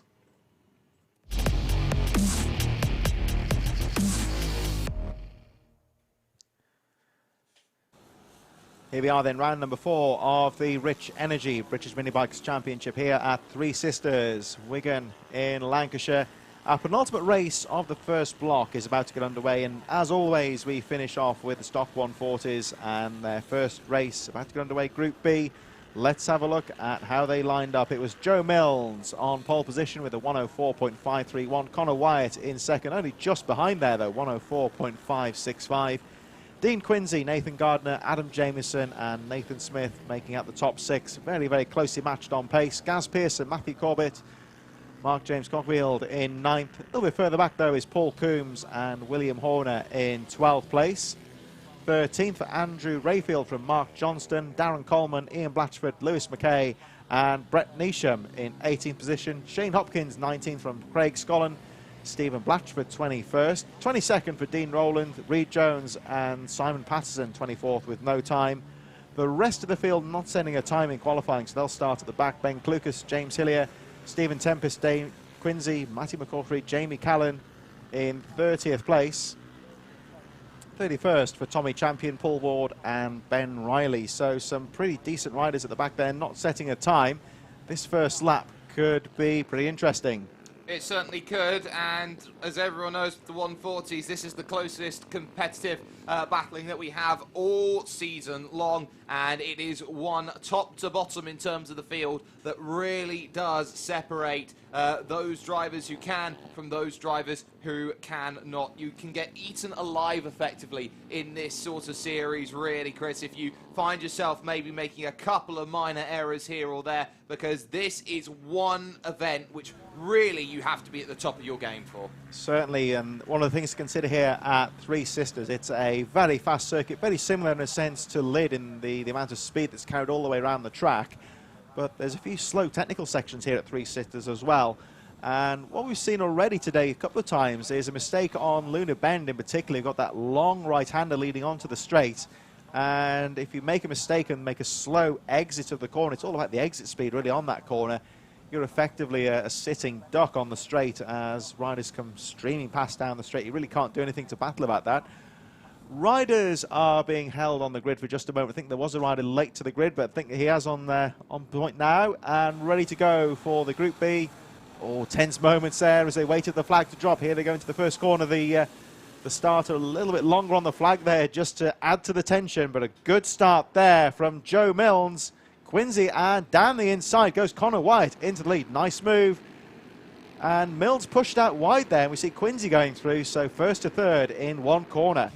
It's a very, very clean start as they go through first to third. Not the ideal, but there is time here in this one. It's 10 laps worth of racing. There is the 15 of Joe Milnes there, trying to find a way back into the fight as they go through the Luna Bend for the first time and start to attack here. And look at the run from Dean Quincy. Has had experience already so far today trying to get a run. And now, how do you defend two at once? It's three wide here as they head up towards that Pentith climb corner that comes up along. And this is very well held. Some very close slipstreaming up the hill there on the first lap. 5 riders, you could almost throw a blanket over them as they make their way down to the final corner. Quincy's got to be brave on the braking there to hold on to the lead. And can he make that stick? Yes, he can as they cross the line. So Quincy leads on the first lap. Dean Quincy, your early race leader. It's going to be Connor White in second, Adam Jameson third, Joe Milnes and Nathan Gardner all covered by 1 second. So some classic slipstreaming start to the race here. This is a very close race. All the riders evenly matched on that first lap. And let's just hope they can stay out of trouble and stay together, because this could be a very close race. And a very close race for some very, very important points that are on the offing as they move on through to the next couple of corners. A little bit of too wide action. Noah's Ark there riding too wide, too deep as they went on through the next couple of corners and onto the Luna Bend. This one happening right in the middle of the pack as they try and push on through. That is Johnston in 11th place then as they go up through now onto the rise once more, as it seems like for the time being it's second and third. It's Wyatt and Jameson who want the fight. And Quincy leads them down into the final corner, still very close in amongst the top 5. Rest of the top 10 not too far behind though, really, and there's a very close battle on the edge of that top 10, so all very close indeed. Dean Quincy, the leaders, lapping around 104, 105 at this stage, so a good pace at the front. As down the inside, having a look there, is the 59 Adam Jameson. Oh, nice block pass there from Jameson. Stands the bike in the corner, stops Quincy from repassing. Classic block pass there from Adam Jameson, and takes the lead. Had to be strong into the corner. You could see he was very aggressive into the corner there. Elbows up, making the bike as wide as possible, and it pays off as he takes the lead and pulls a small gap at the front. Well, that was all about Quincy just running wide, was maybe trying to keep the nose in, trying to hope that there was going to be something there on the exit, but ultimately found wide, and then Widesville, which is right next to wide, so not ideal at all then in terms of that, and trying to go around the outside. That's never wise as you go through that section of road up the Pentith climb, over Coward Summit and down once again. Are you trying the outside line again, Mr. Quincy? Nope, not this time. He's going to have to try and tuck back in and have a little look at turn 1. Let's have a watch of Dean Quincy next time round, because he does seem very quick down the Conrod Straight. Gets a nice line out of Luna Corner and carries a lot of momentum into the final few corners. And if he can just get a run there, he could even try an outside line. It would really have to be committed as he cuts down to the inside. We've had trouble there from Milnes. I think popped in. We saw him going into the pits a moment ago. And the early pace setter Joe Milnes appears to be out of the race. He's gone into the pits. Let's have a look at Quincy though as they make their way towards Luna Corner, that very important corner on the lap. Connor White still very much in there as well in third place, half a second down. Rest of the top 10 make their way through. You see this battle on the edge of the top 10, still very close indeed.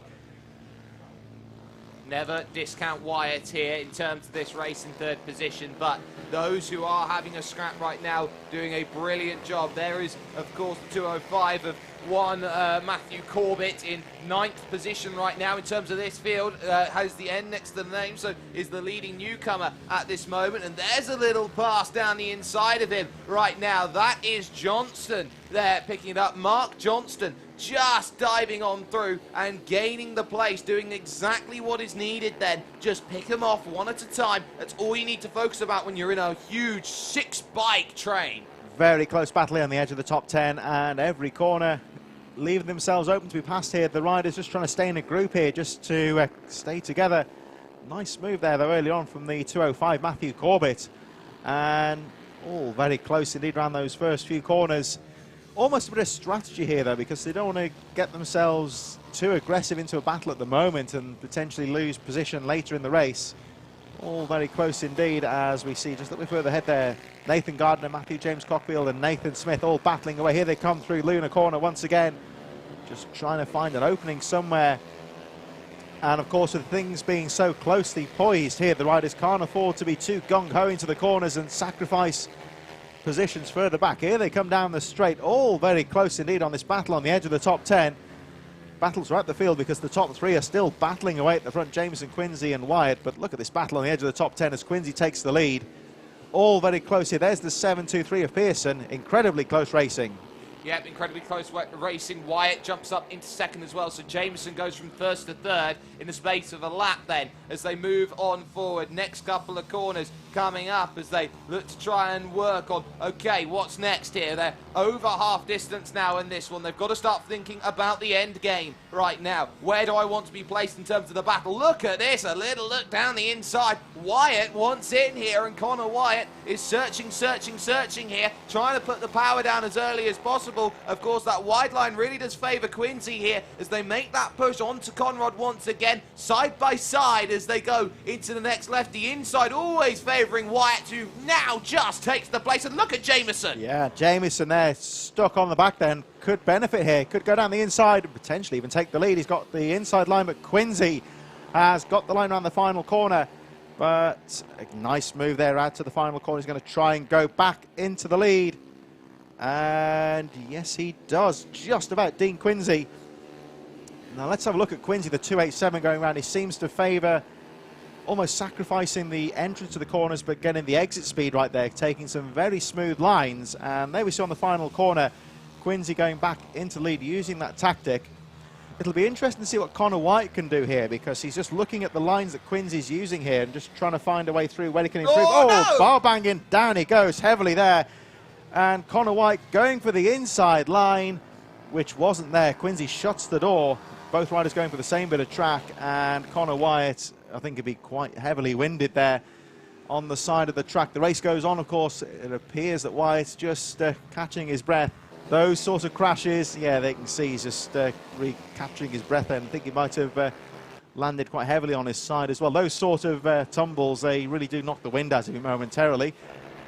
In fairness, a racing incident there, I would say. Dean Quincy had the line. Connor Wyatt's having a look down the inside. That's a shame for Wyatt because he's running so well. There we see bars are bent as well. Let's have a look at that again. So, Jameson down the inside. Oh, it was close there. I think Quincy had the line covered. Both riders going for the same bit of track. It just happens sometimes. And unfortunately, of course, the 56, Connor Wyatt, a bit of repair work to do a bit later on as well.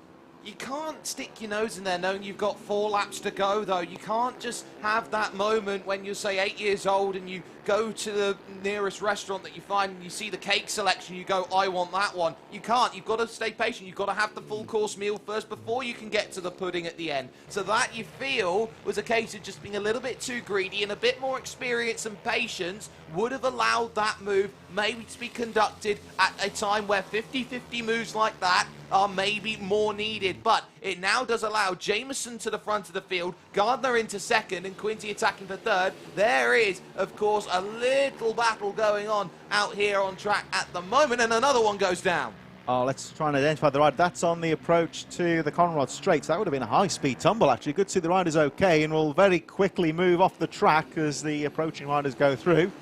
That's Good battle here on the edge of the top 10, though, isn't it? I think this is a little bit further down, possibly. No, this is the lead. Oh, this is the back into the lead now, of course. I beg your pardon, of course. Yeah, Jameson, of course, benefiting from that incident with Dean Quincy earlier on and taking the lead. So let's have a look now. We've got the 59 of Adam Jameson just trying to pull away. You have to say here, the rider who's been very quietly coming through the pack is the 254 Nathan Gardner.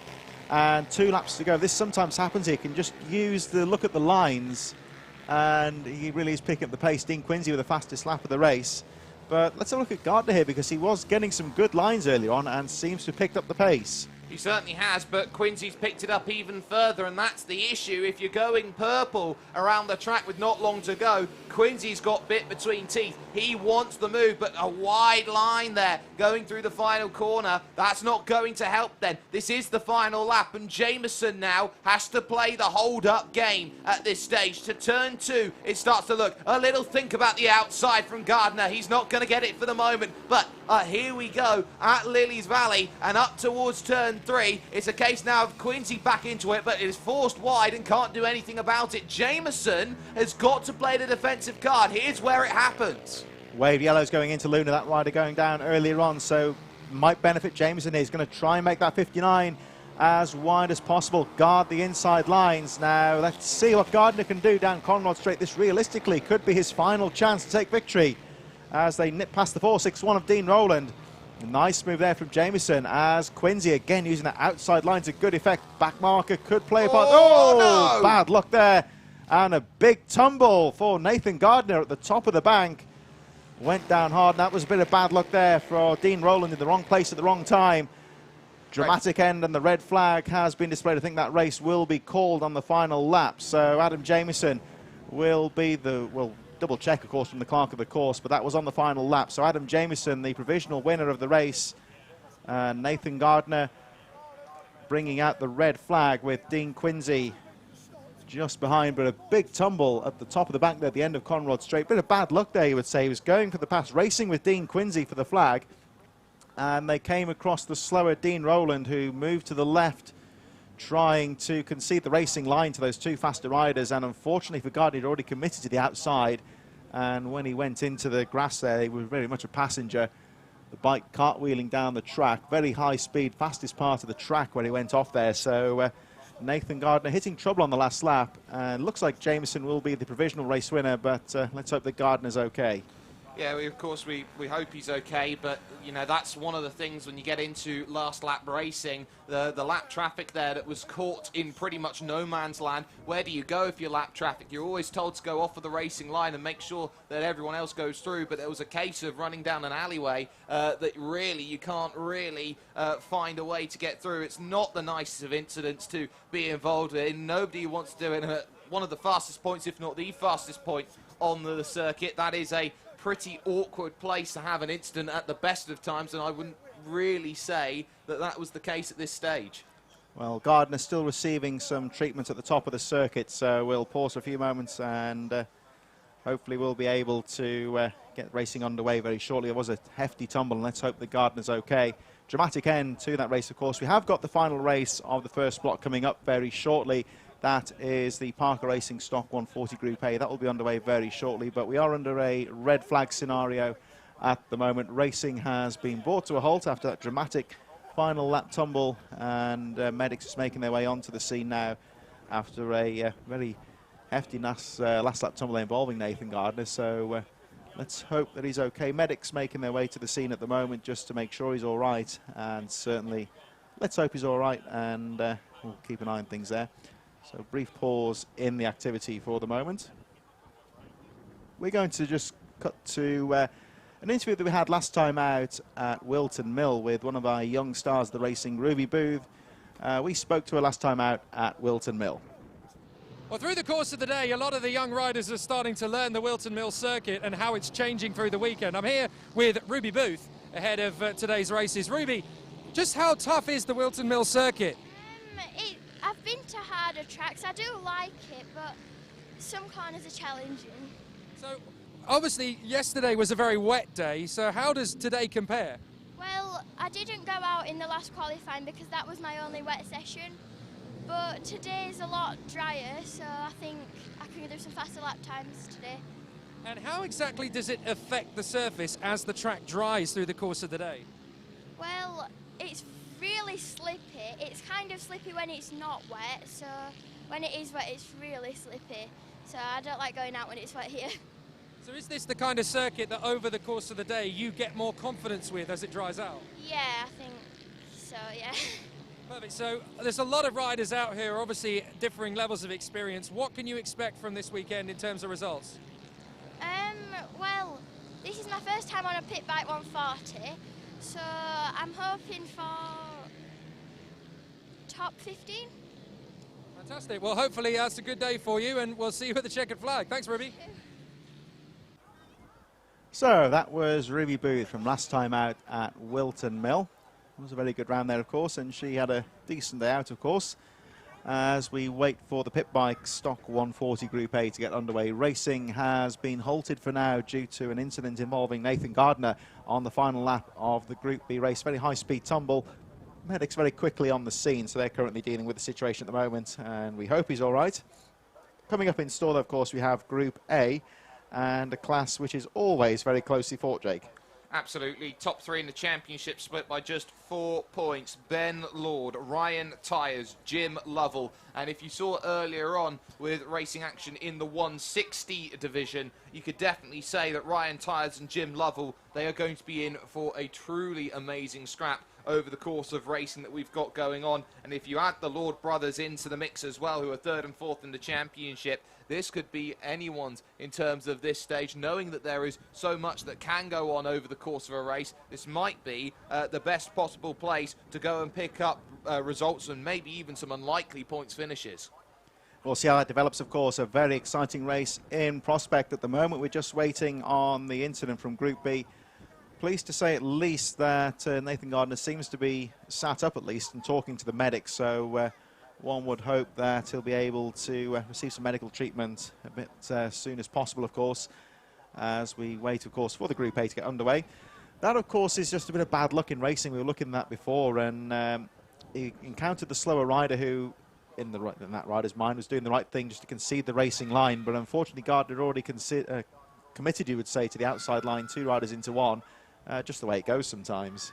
It is. It's one of those unfortunate things when you get into racing like this. You have to be aggressive. You've got to find a way to hold on to that position and on the outside. And if you're committed to that outside, well, there's not many places that you can go in that position. There's not much, I think, that could have been done to avoid that sort of incident. But ultimately, there will be a lot taken away from that. And I think that with something like that happening, it's a case of, well, you know, sometimes that's racing, and as much as we like it to be as safe as possible for all of these riders, sometimes things do happen which involve riders going down and getting hurt, but ultimately it looks like sitting up, and it looks like that we are in a fortunate position, I think is the right way to say it. Let's hope so. Of course, he is still down there receiving medical treatment, and if you're new to the series, of course, it is worth saying the basics. These riders have to go out there with the correct safety equipment on, of course. They've got the leathers, the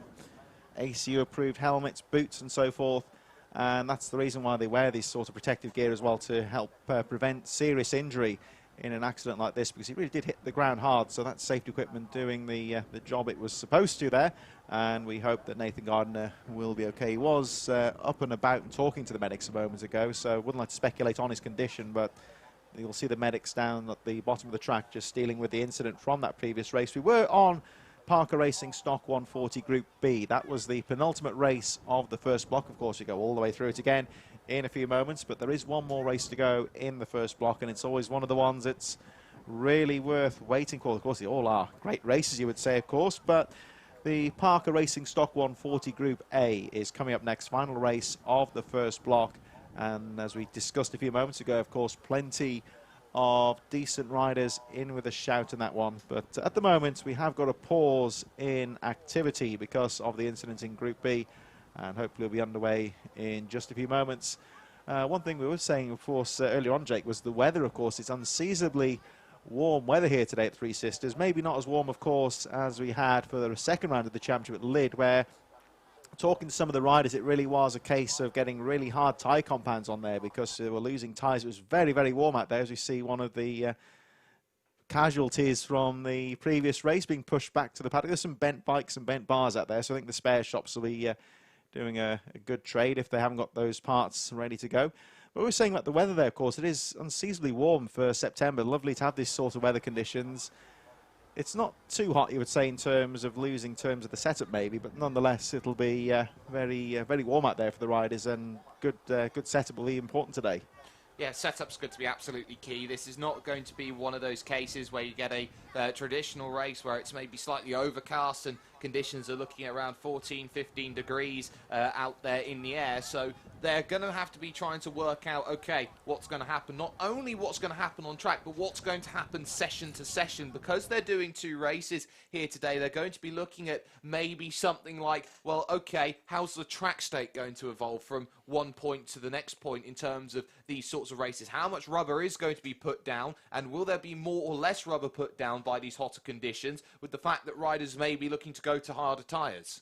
That'll be it, of course, and the track temperature may drop later on today. Of course, we're moving on towards the latter parts of the British summertime as well, of course. So that means, of course, that the sun will be dropping a lot earlier.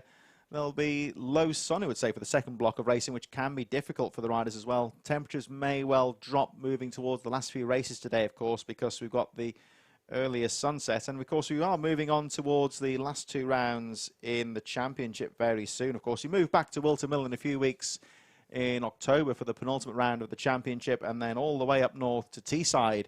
And the final round of the championship on November the 1st at what's one of the longest karting tracks in the UK, of course, Teesside Autodrome, which will be a great venue for the final round of the championship. Really have travelled the length and breadth of the country by the time this series is done. We were right joking, of course, it was effectively in France for round number 2 at Lydd. It really is on the south coast, not too far from Folkestone and Dover, really, in the very lovely warm weather, not too far from the beach that time of the year as well. Back to the old favourite Wilton Mill as well. So good variety of tracks here as well, and that's part of a championship, of course, is as a rider, you learn very quickly there's tracks you don't like sometimes, and some of this Three Sisters track might not be to everyone's taste possibly, but if you're battling for a championship, you just got to get out there, and even if you don't like the track, you think you're going to learn to like it quite quickly. I don't think you have a choice whether you like the track or not. I think that it comes down to a point where I think a championship is decided effectively on what tracks are being run, and it's not going to be a case where you're going to see a track or combination, a track bike combination, where it's only going to be suiting a certain style of rider, where it's, say, it's all technical circuits or it's going to be all flat out fast circuits. This is probably one of the more flatter outer circuits, if that's even some English that I can actually say. But I think the real point of contention here is that a championship is a test of the rider, and when you get all of these riders trying to battle for a championship, especially a short championship like this, 6 rounds only, this is all about a true test, and it's that true test where I think that these riders are going to go in and say, this is either going to be the round where I make it or the round where I break it. Certainly is, and just get an idea of the Three Sisters track here. Of course, it's formed from an old mining area, very industrial part of the country, and to be honest, it reminds me a little bit of, so this is more from a motocross perspective, but the Belgian Grand Prix track at Lommel in Belgium. You turn up here, you come off the motorway, and it doesn't really feel like you're going to a car racing track or a bike racing track. It's like you're going into like an industrial area past all the warehouses, and got the lovely trees and surrounding woodland here. It really does remind me of the Belgian Grand Prix track at Lommel. When you turn up there, it's not like going to a Grand Prix motocross track. It looks like you're going to pick up an order from DHL or something, to be honest. But really is a fantastic venue, nestled in the heart of the trees. There we see some of the outskirts of Wigan, of course, where the Three Sisters Circuit is located, very close to the West Coast Main Line and the M6 motorway. Much like Wilton Mill, actually, it's a track that geographically is well located for a lot of riders. And once again, much like Wilton Mill, we've seen plenty of good riders, a good number of riders as well, taking part. And that's one of the keys as well, is that if you've got, say, some accessibility like this circuit has, it often does bring in a pretty good driver pool or a roster, or a rider pool or a rider roster that is going to be so very, very crucial, I think, to putting on some good racing. And we've seen it up and down the orders. We've seen quite a number of categories that we've seen over a couple of rounds have not maybe had the numbers that were expected actually skyrocket here today in terms of what we've got for racing action. So it looks like it's going to be a very entertaining one, and certainly for those perspectives, but at least for the time being, it might just be a case where we look at, say, someone coming out of the blue, someone maybe a little bit more unexpected, who might take this opportunity by the scruff of the neck. Yeah, this is, of course, we're running out of races, of course, for the season, so the last few rounds will be very important. If you were watching the programme earlier, you may well remember Monty Hillier taking part in the championship this year. Son, of course, of the famous James Hillier, a Isle of Man TT ace, one of the top riders in the UK. And James has been a face around the paddock throughout 2020. You may well have seen the interview earlier, but if you didn't, it's a very interesting interview. We're going to cut to that for a few moments and a few words that we had yesterday with none other than James Hillier. My name is James Hillier. I am a current Isle of Man TT road racer for Rich Energy OMG Racing. Obviously the 2020 season hasn't really worked out, so I'm in the waiting really for the next year to come, and we're putting things in place for that now. I'm here really, a sponsor of mine, Vehicle Dome, was interested in buying a bike and suggested supporting my son, really, buying the bike that he could race in this new class, the 110 Ovale class, and that was it really. My son has always been into the bikes, sort of as probably expected, you know. He's been brought up around them and never missed a TT, so he's grown up in the paddock and around the bikes and never shown a real hunger for the tarmac stuff. We do quite a bit of trials at home, but this opportunity came, and I thought, let's give it a shot, and here we are. You know, we're round 4 now. We missed the last round, I was away, but he's yeah, he enjoys it. You know, we pull up, he jumps out the van, I don't see him for an hour, and he catches up with his mates, and it's really a good little environment with a lot of people with similar interests and like-minded kids, so he loves it. So my story began really very 6. I started with trials, which is the total opposite of motorcycling, a type of motorcycling to the Isle of Man TT. It's all about slow, very slow technical riding, but that kind of ignited the fire, I think. And my dad never raced, but he had a big passion for motorcycles and racing, and one time we hired a mini moto out, actually on the Isle of Man, my first visit, and that kind of then introduced me to the tarmac, and it took a long time to get into the mini moto scene because of finances really, and then just kind of always looked at the next step and aimed high and kept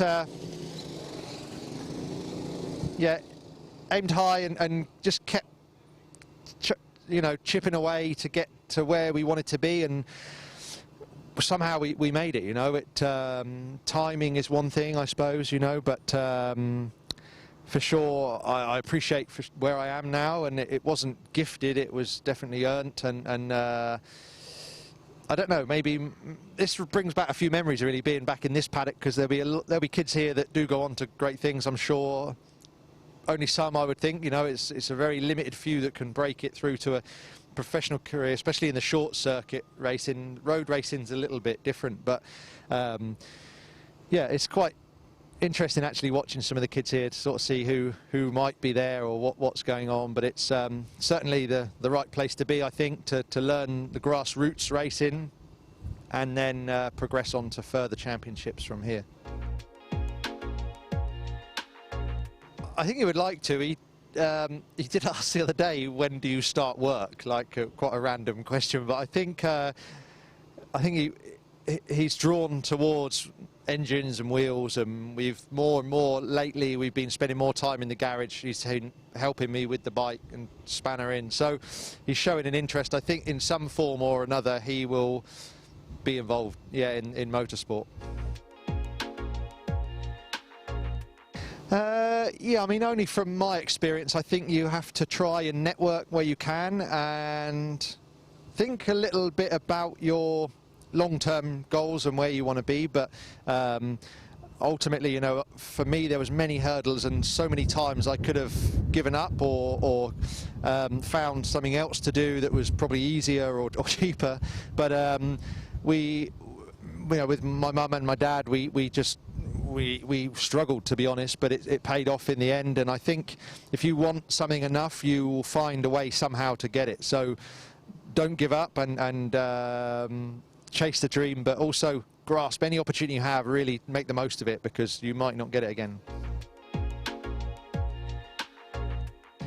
Yes, I mean, fingers crossed, and all being well, I'm going to be staying again with Rich Energy, OMG Racing.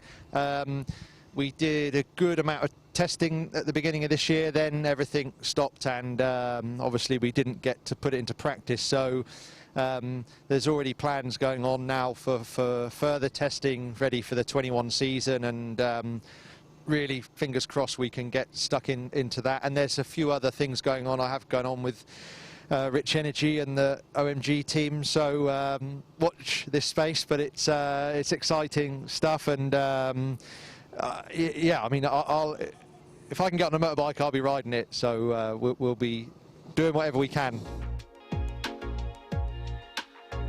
You can keep up to date with my movements and racing, and also my son's through my Instagram is the main one I use, which is James Hillier 37, and I should really set my son up a profile, but I'm sort of don't really want to get him into all that. I want to just keep him focused on the racing. That's what matters to me at the end of the day, although times are changing. But yeah, Instagram, James Hillier 37.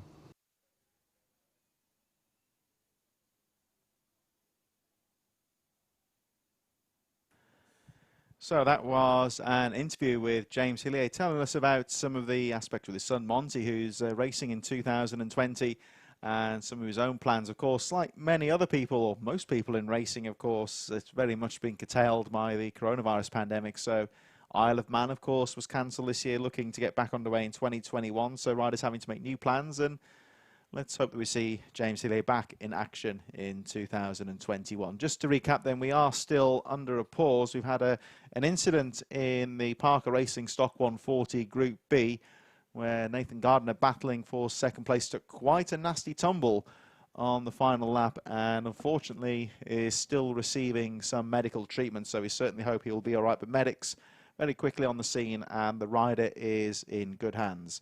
I'm Chris Czora. I'll be joined throughout the afternoon by Jake Sparey, his first ever appearance here at the British Mini Bikes. I'm sure he's enjoying himself, just taking a break for a few moments, and we'll see Jake back on the mic in a few moments. Just give us a bit of a backdrop here of the Three Sisters Circuit, round number 4 of the championship, which only started a month, well, 2 months and a day ago, you would say. Round number 1, which took place at Ella Park, just on the Norfolk and Suffolk border. And it really has been great to get such a good series going at short notice. Like every other racing series, the coronavirus pandemic really did throw the British Mini Bikes into disarray. Calendars went pretty much out of the window, and it was just a case of waiting for things to settle down in terms of government advice and so forth as to when the series could get back underway. So we've had a good run of things so far, and 2 more rounds to go in the championship scheduled. Of course, in a couple of weeks' time, we are down back at Daventry at Wilton Mill for the penultimate round of the championship, familiar ground, you would say, and then all the way back north for the final round of the championship, 1st of November, and that will be at the Teesside Autodrome, just on the outskirts of Middlesbrough. One of the longest tracks, certainly karting tracks, you would say. A lot of these tracks are based from the karting world in the UK, and great way to end the championship. But things currently on a pause at the moment. Just to recap where we are in terms of the race schedule, we have 2 blocks of races, 10 races each, and we've got 1 more race to go in the final block. Bit of a shame, of course. It was running quite well until this rather lengthy delay after the accident in the previous race. One more race to go, and it'll certainly be getting back underway with a bang. It's the Parker Racing Stock 140 Group A. But as we say, our thoughts are with the injured Nathan Gardner, who has been down for quite some time and is currently receiving some medical attention. There are NHS ambulances on the track just dealing with the injured rider, and we believe that unfortunately the air ambulance appears to be in attendance. The rider is conscious, I would say. Just looking at the details here, I'm told he is conscious and he has been talking to the medics, but for whatever reason, of course, there is some need for him to get urgent medical attention. So we're just waiting, I believe, for the air ambulance to land at the circuit. We'll be looking to get racing underway as soon as possible, of course, but as always in these sort of situations where a rider is injured, it's all about rider safety, and we will give the medical crews the time they need to safely deal with the rider and make sure, where it's necessary, like this, of course, they're taken away for further medical attention. So we have got a break in activity here at round number 4 at Three Sisters whilst we wait for the medics to deal with the situation.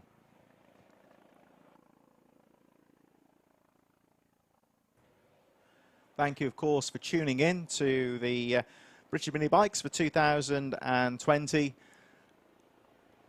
This, of course, is the 4th round of the championship here at Three Sisters. We're just on the outskirts of Wigan in Lancashire, one of the fastest tracks in the UK for mini bikes, up there with Lydd in Kent, which is also a very quick circuit. But at the moment, we've had a very exciting afternoon's racing, but sadly, things have come to a pause momentarily. We're looking to get the Group A race back underway as soon as possible, but as you may hear in the background on the microphone here in the commentary tower, we have unfortunately got a situation. Nathan Gardner going down very hard in the Parker Racing Stock 140 Group B. The rider has been receiving medical attention for quite some time now from the medics, both on track here and locally from the NHS, and they have opted to get the air ambulance in. So it looks like he will be helicoptered away from the track and receive further medical attention elsewhere. So thank you for your patience. As I'm sure you would echo our thoughts, we hope that Nathan Gardner will be okay. He is still down on the track. He is conscious, I would say, and he is talking to the medics, but at the moment we are just waiting for the racing to get back underway and give the medics the time they need to deal with the situation.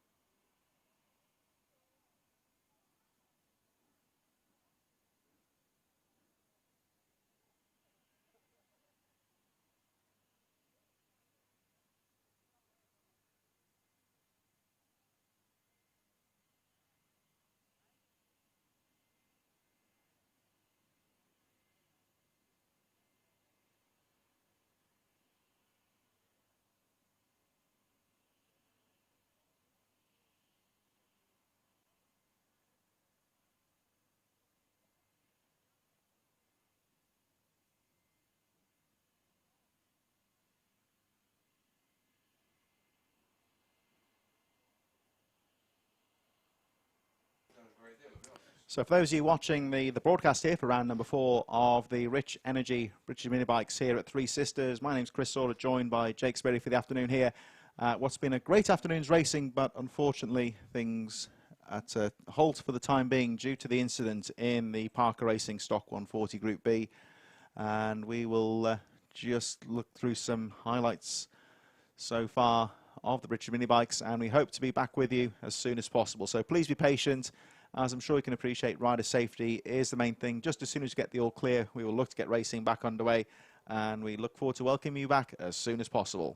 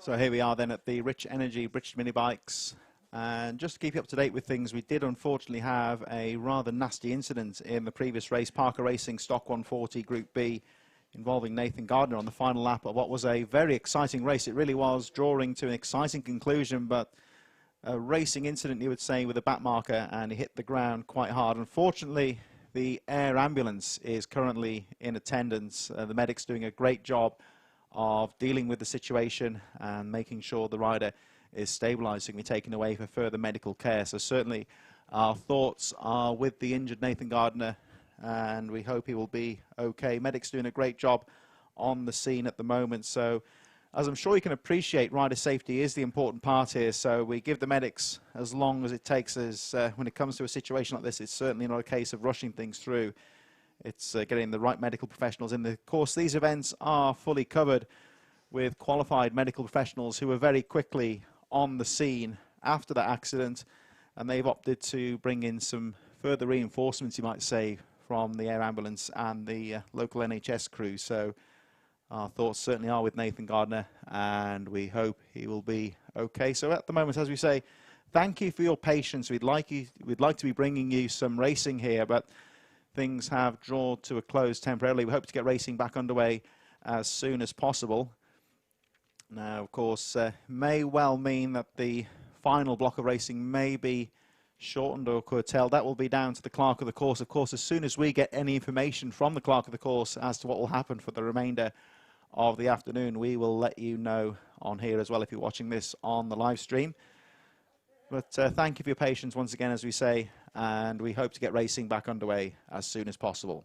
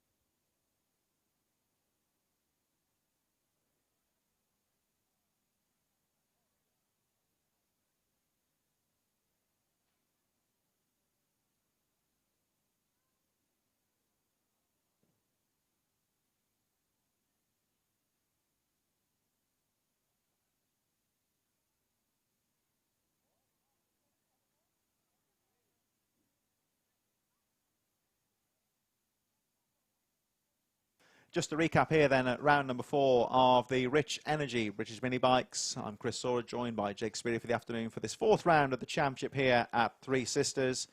As I'm sure you can see from the graphic that we've got on screen at the moment, we are under a red flag situation. Racing has been suspended for the time being.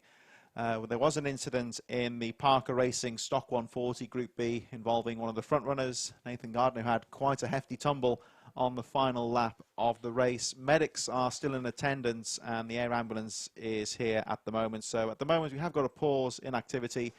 Thank you for your patience. We will leave the medics to deal with the situation, and we hope that Nathan Gardner will be okay. And we hope to get racing underway as soon as possible.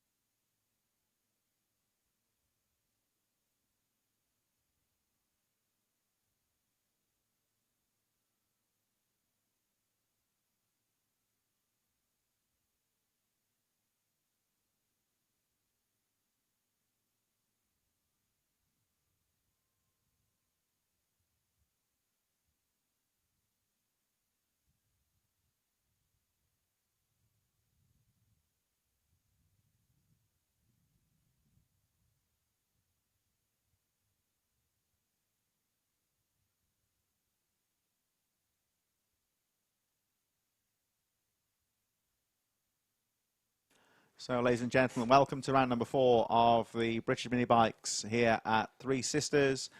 And as I'm sure you're aware, for those of you watching the live stream, there has been quite a lengthy pause due to the accident that occurred in the Parker Racing Stock 140 Group B. Medics are still on the scene, but we are hoping that that will be cleared very soon. Those of you who are listening to this in the paddock, of course, you will well be aware of this, but just to bring the people watching on the live stream up to date, we have had an update from the clerk of the course regarding the racing for this afternoon. For those of you who've been watching the live stream, you'll be aware that this occurred at the penultimate race of the first block when the red flag incident occurred, which means that we are still scheduled to have a full block of racing, plus, of course, the Group A, which will be out very shortly. The clerk of the course has decided that because we've got still the 10 races to go, there's a curfew on the track at 6 p.m. and it would not be feasible to safely run 10 races. There would literally be maybe 1 or 2 lap dashes to get all the races in. So in the interest of safety, the clerk of the course has opted for the meeting to be curtailed after the next race, which is the Parker Stock 140 Group A. Those riders will be down in the waiting zone shortly and out for their race. This will be their first race, and this will be the final race of the weekend. So Parker Racing Stock 140 Group A, the final race, which will be coming up very soon. Looks set to be an exciting conclusion, sadly a shortened conclusion to the day. My name is Chris Czora, and joined by Jake Sparey for the first time. And of course, Jake, it's been a rather sad incident out on track, but apart from that, there was some good racing today. And looking forward to this Group A, which should be a very closely fought event. It certainly should, and of course I think it's very important to say that for everyone who is watching or has been watching, make sure that you send your best well wishes in the chat for us, as I believe our battery level has gone low and we must exchange our battery right now here, ladies and gentlemen. But ultimately I think that we're in a position right now where I think the incident was very unfortunate. I think that there are a number of factors that went into the incident that happened earlier on, and I think that there has been a tremendous amount of work that has gone in from the clerk of the course to people like the first responders who are on the scene, and of course to the paramedics who have been working tirelessly to make sure that this is all worked out. There is the ambulance right now who will be taking the driver away, the rider away over to hospital as quickly as possible. It's been a very difficult point in time for us, but the crews have done an absolutely tremendous job in terms of looking after rider safety here at this event. But one more race, I think it's going to be a more muted celebration from the drivers after an incident like this, and this is a really, really tough point for the riders who have to go out now and race, knowing that, you know, one of their brothers, so to speak, has run into a bit of trouble out there on the circuit, because they've got to go out and put on a showcase and effectively send everybody happy away from this event. And I think it's a very tough situation to be put into, but I think we'll see muted celebrations at the end. Yeah, it's a tough one. I've been there as a rider where there's been a lengthy red flag and you just sat there waiting for things to get back underway as we see their ambulance take away. I would just interject here and say, on a personal point of view, certainly I'm from a background of motocross where sadly sometimes due to the nature of the injuries and the location, a lot of the tracks are in very rural locations, we do see their ambulance in attendance. Occasionally we do see it in attendance, wouldn't like to say all the time, but it's certainly not a rare occurrence by any stretch. On a personal level, I do like to support the local air ambulances. These sort of organisations are not reliant on the government. They are reliant on charity funding. You may well see when you go to your local town centre, you'll see quite a lot of them have the county air ambulance charity shops. There's sometimes people with the collection tins. I wouldn't like to tell people where to put their money, but I always like to say, on a personal level, I do like to support the relevant county air ambulances. As we can see, they do a great job, not just at sporting events, but things happen, especially I'm from a relatively rural sort of location, and accidents at work, accidents on the road and so forth. They do a great job of serving them. And this helicopter, incidentally, been told, has come from all the way from Blackpool, which would take the good stretch of an hour in the car. So it was down here in maybe just a few minutes, really. So it really is a great service, and I would say to always give generously to their ambulance if you're involved in motorsport. Although I don't like to say where to donate money, but I always think it's a very worthy cause.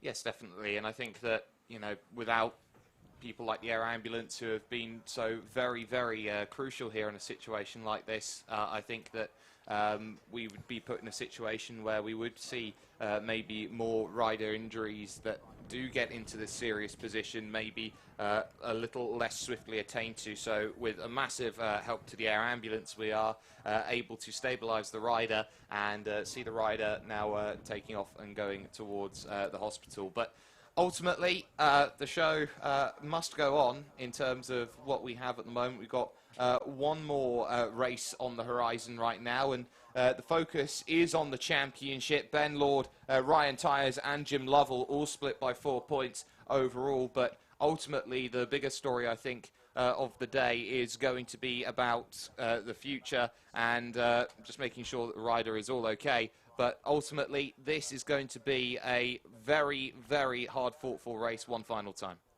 So here we go. One more race to go today. As we say, of course, the meeting sadly has been curtailed. The second block of racing will not be taking place, but we do have one more race, and it looks set to be a good one. Final race of the day will be the Parker Racing Stock 140 Group A.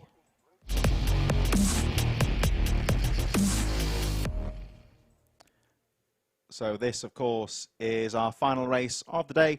Brought to you in association with Parker Racing. It's the Stock 140 Group A, and of course we had the morning qualifying, which we started our programme off with. Let's recap, of course, with ourselves as to how they qualified. There's some rather big names in there looking for what will be their only chance to grab some championship points for today, and we will recap how they lined up in the morning qualifying. Starting on pole position will be Ben Lord on a 59.496, Ryan Tyers in second, Chase Collymore in third, Jim Lovell in fourth. Those four riders, little more than a tenth of a second covering those riders. Reece Stevenson a little bit further behind in fifth place. Dom Herbertson rounding out the top six. Seventh place was Mick Lord from Billy Pearson, Scott McGiven, Matt Davis, John Buckle, Joe Woodward in 12th position. 13th was Daniel Pearson. Dougie Craven will start 14th from Ed Peed, Carl Sanders, Matt Lockyer in 17th position. And looking a little bit further back, we had an unidentified rider there, but Ben Ribicki will be 19th from Jake Marsh, Greg Stretch, Sebastian Barron in 22nd place, Mike Smallbones and Rob Shearer in 24th position, Chris McKay 25th from Charlie Hopkins, Hefino in 27th, Michael Thompson, Dan Merrin and Ian Rogerson in 30th place, Darren Hall, and rounding out the 32 rider field is the 112 of Ben Nixon. Now, of course, Jake, we cast our minds back to the start of the live stream this morning when we took to the track. We just about caught the final qualifying session for this pit bike Stock 140 Group A, and it was very close. It was a little more than about a tenth of a second, covering them, 100th of a second in some cases. It was a very closely fought qualifying session, not much between these four riders. There's a bit of a mixture of youth and experience going out in this race. Some very top riders out there, some very fast riders, and this looks set to be a closely fought race.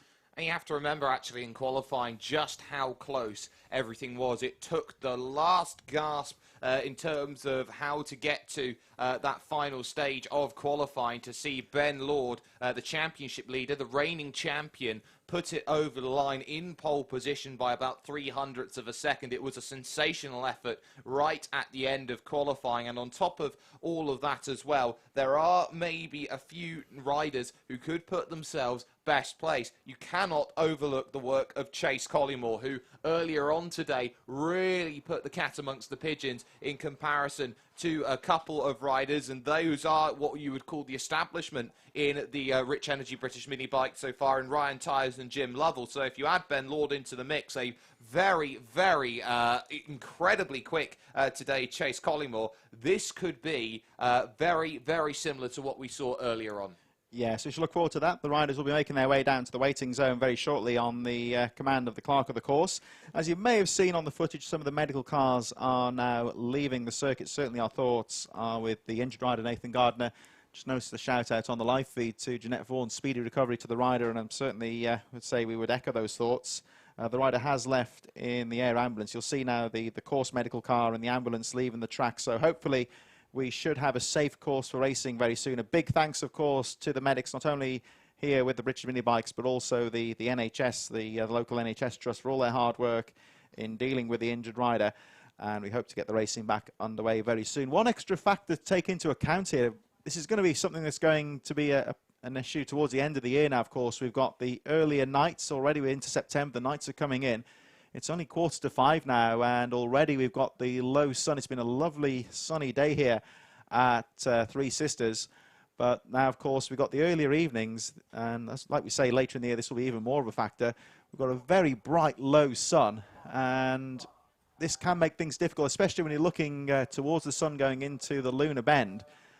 It's going to be difficult for the riders as the racing goes on. This would have been a factor for the riders who would have been in the now abandoned second block as we go into the final part of the day. Those sort of changing conditions with the sunlight can make things a little bit more difficult for the riders.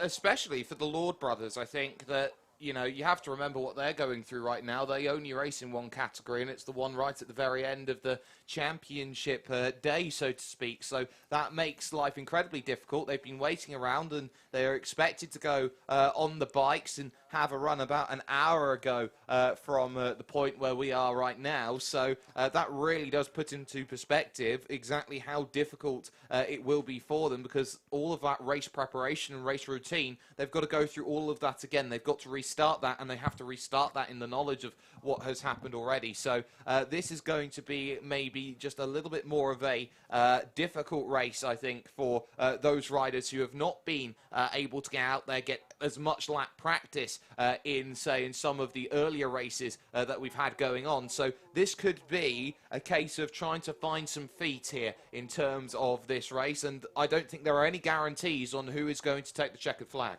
Yeah, this could be a good one, and like we say, of course, no guarantees. If we look at the start here, of course, as you may have seen earlier on in the live feed, this track here at Three Sisters is very much unlike pretty much most, or if not all of the others on the calendar. There's no real start straight as such. The riders at the front, you'll see in the centre of your screen the pit wall area. The flag drops and they go immediately into a right-hander, so it's a very spectacular start. And for those riders caught up a bit further back in the field, it can be a bit difficult to find position. So a good start on a track like this. It's very fast on the second half of the lap, but the first is very technical. And to get a good start to the race, you want to get underway nice and cleanly, stay out of trouble, and get a good run when you get to the faster parts of the Conrod Straight at the bottom of the screen here, very fast part of the track. You want to be clear of the pack when you get down there. You certainly do, and this opening section is very, very crucial for a number of reasons. It's the tight and technical, but you are trying to build speed on the opening lap through the tight and technical section before you have that long charge all the way up the rise through the 3 90-degree right-handers to end the lap, of course, up the fantastic rise that we've got going on, and then into the Coward's Corner, and then down into that final turn, turn number 12, out here on circuit. This is very much a track of two halves, and now it's about next stage. What's next? Who is going to be taking the advantage out of this circuit and heading back over to Wilton Mill, maybe with exactly what they need in the back pocket? This is going to be a tough race to finish off proceedings here today, but what they need to learn and understand right now is that for all the tough races, come the end of the day, we're all racers. And we all look at this and we go, well, this is why we try and race. We race to reach the pinnacle of speed and win races. Just to keep you up to date, of course, we have got the one more race to go. The programme has been curtailed due to the accident. We've got the final race of the first block coming up. We usually would have 2 races for each of these race categories, but Mini Bike 140 Group A is coming up very soon. Just been told by the clerk of the course that the race will start at 4:55 local time here in the UK. So, in other words, just under 10 minutes before the flag drops. Riders are starting to make their way down to the waiting zone for this final race of the day. As we say, we'll be getting underway in just under 10 minutes' time, 4:55 at local time. Just to recap, of course, this is the second part of the season now here at Three Sisters, coming to a close, of course, this 4th round. 2 more rounds remain in the championship. In a couple of weeks' time, 18th of October, we go down to Wilton Mill, back to Daventry, Northamptonshire, for the penultimate round of the championship at one of the very much a staple circuit on the calendar, of course, Wilton Mill, and the finale going all the way up to Teesside. It's the Teesside Autodrome on the 1st of November. Final round of this 6th round 2020 Rich Energy British Minibikes Championship, and that will be at the Teesside Autodrome. All of the race action will be available live here on Alpha Live on the live stream here to catch all the action. 2 very different tracks, of course. Wilton Mill, staple on the mini bike and the karting calendar, And the Teesside Autodrome build is, I believe it is the longest karting track in the UK. It's the home of the British 24-hour endurance race, which gives an idea of the scale of it. They can run up to 70 karts on the track in the endurance racing. So a big track, and two very exciting tracks to look forward to in the finale. Absolutely, and this is an end to a championship which I think a lot of riders are looking forward to. They know that when they go back to Wilton Mill, it's going to be all about picking up points, picking up where they left off in that form with relative ease so far this season. But it's for championships like this right now, this Parker Racing Stock 140 Group A race, it's so important to find form now. If you don't have form going into the final 2 rounds of the championship, you are searching. And searching is the toughest thing to do when you go to events, because you are relying on something that maybe might not be there. And I think that when you find a really good rider, they know when to turn up. They know when to perform. This is a must-perform race. Very important indeed, because there's 2 rounds left to go in the championship, and certainly can't afford to drop any points. And of course, for the riders in this 140, along with all of the race categories, only 1 round in effect, of course, will count towards the championship, because that second block of racing will not be run today. So only 1 round to count from today, and that means these points from today potentially very important indeed. I've seen a few championships I've commentated on in the past. The motocross is a good example last year in the British Championship.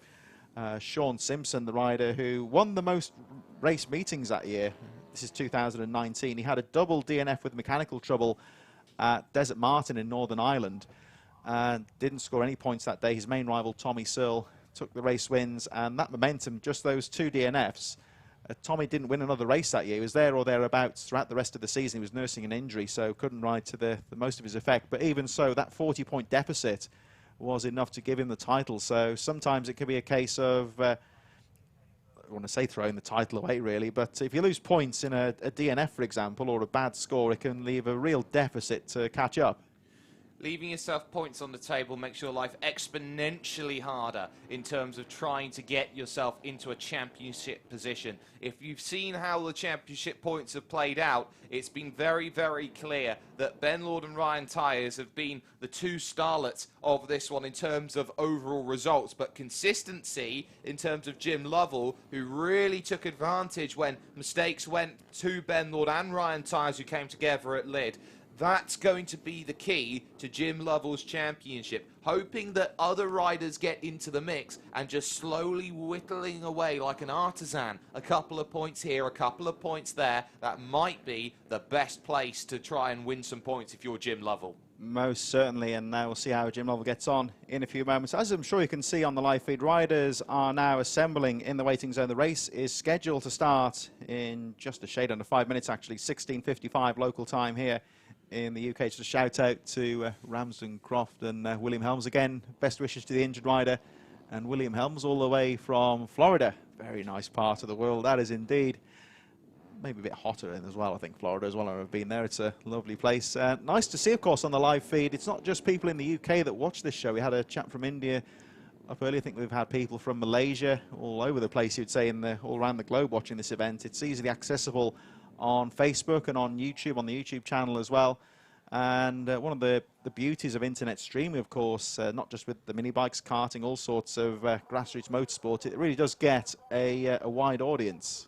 Racing's become universal, and I think that there is no real substitute to getting a racing fix. I think that when you find so many people who want to watch and want to see some amazing racing, there are so many options out there now, so many more than what you maybe were able to 5 years ago, 3 years ago even at this stage. So I think there is so much good that has come out of the racing scene that has gone on right now, and I think that the riders are just about getting ready to go out then and get their one outlap and their runs over towards the grid. So at this stage, it's now a case of, well, who is the most mentally prepared through all of this? Who has gone through their preparations with the delays that we have had to proceedings, and who can convert this in effectively a winner-takes-all shootout? Yeah, very much is a shootout, you would say. Racing will be due to be underway very shortly. And, of course, big shout-out and hello to anybody watching the broadcast, both in the UK and overseas. So one more race to go. It's the Parker Racing Mini Bike Stock 140 Group A, and let's have a recap if you're just joining us as to the results of the very exciting morning qualifying session. It was Ben Lord qualifying on pole, only just from Ryan Tyers. Chase Collymore just a little bit further behind in third. Jim Lovell in fourth, less than a second covering those riders. Rhys Stevenson will start fifth, another rider to look out for as well, along with Dom Herbertson, who will line up in sixth position. Mick Lord in seventh, Billy Pearson, Scott McGibbon and Matt Davis rounding out the top 10. It was 11th for John Buckle. Joe Woodward qualified in 12th place. Heading toward the midfield, it's Daniel Pearson, Dougie Craven, Ed Peed, Carl Sanders in 16th place, Matt Lockyer, unidentified rider, in 18th position. 19th for Ben Rabicki, 20th Jake Marsh, Greg Stretch and Sebastian Barron in 22nd place. Mike Smallbones, Rob Shearer taking us down to 24th position. And then further back it's Chris McKay, Charlie Hopkins, Hevin Owen, Michael Thompson, Dan Merron, Ian Rogerson rounding out the top 30. And the final two riders on the grid, Darren Hall on the 181, Ben Nixon on 112, rounding out the field. Riders are out on track now on their formation lap, getting the tyres warmed up at the front, and looks like we're going to go straight to the grid for the usual standing start, of course. There we see the number 53 making his way around. Again, riders just warming the machines up. And you did touch on that before, Ryan. It is difficult to get back on the bike after such a long delay and get back out racing. Of course, any concerns that a lot of riders will know the injured party personally. So effectively, to use a cliche, once the visor goes down, you've almost got to shut that out of your mind of being there before as a rider. So it's just a case of being able to put everything else out and really getting the race face on here, because there's going to be plenty of riders looking for victory. This is going to be a very important race in terms of the championship, of course. Only one round, in effect, will count from this fourth round here at Three Sisters. So this could be a very important race.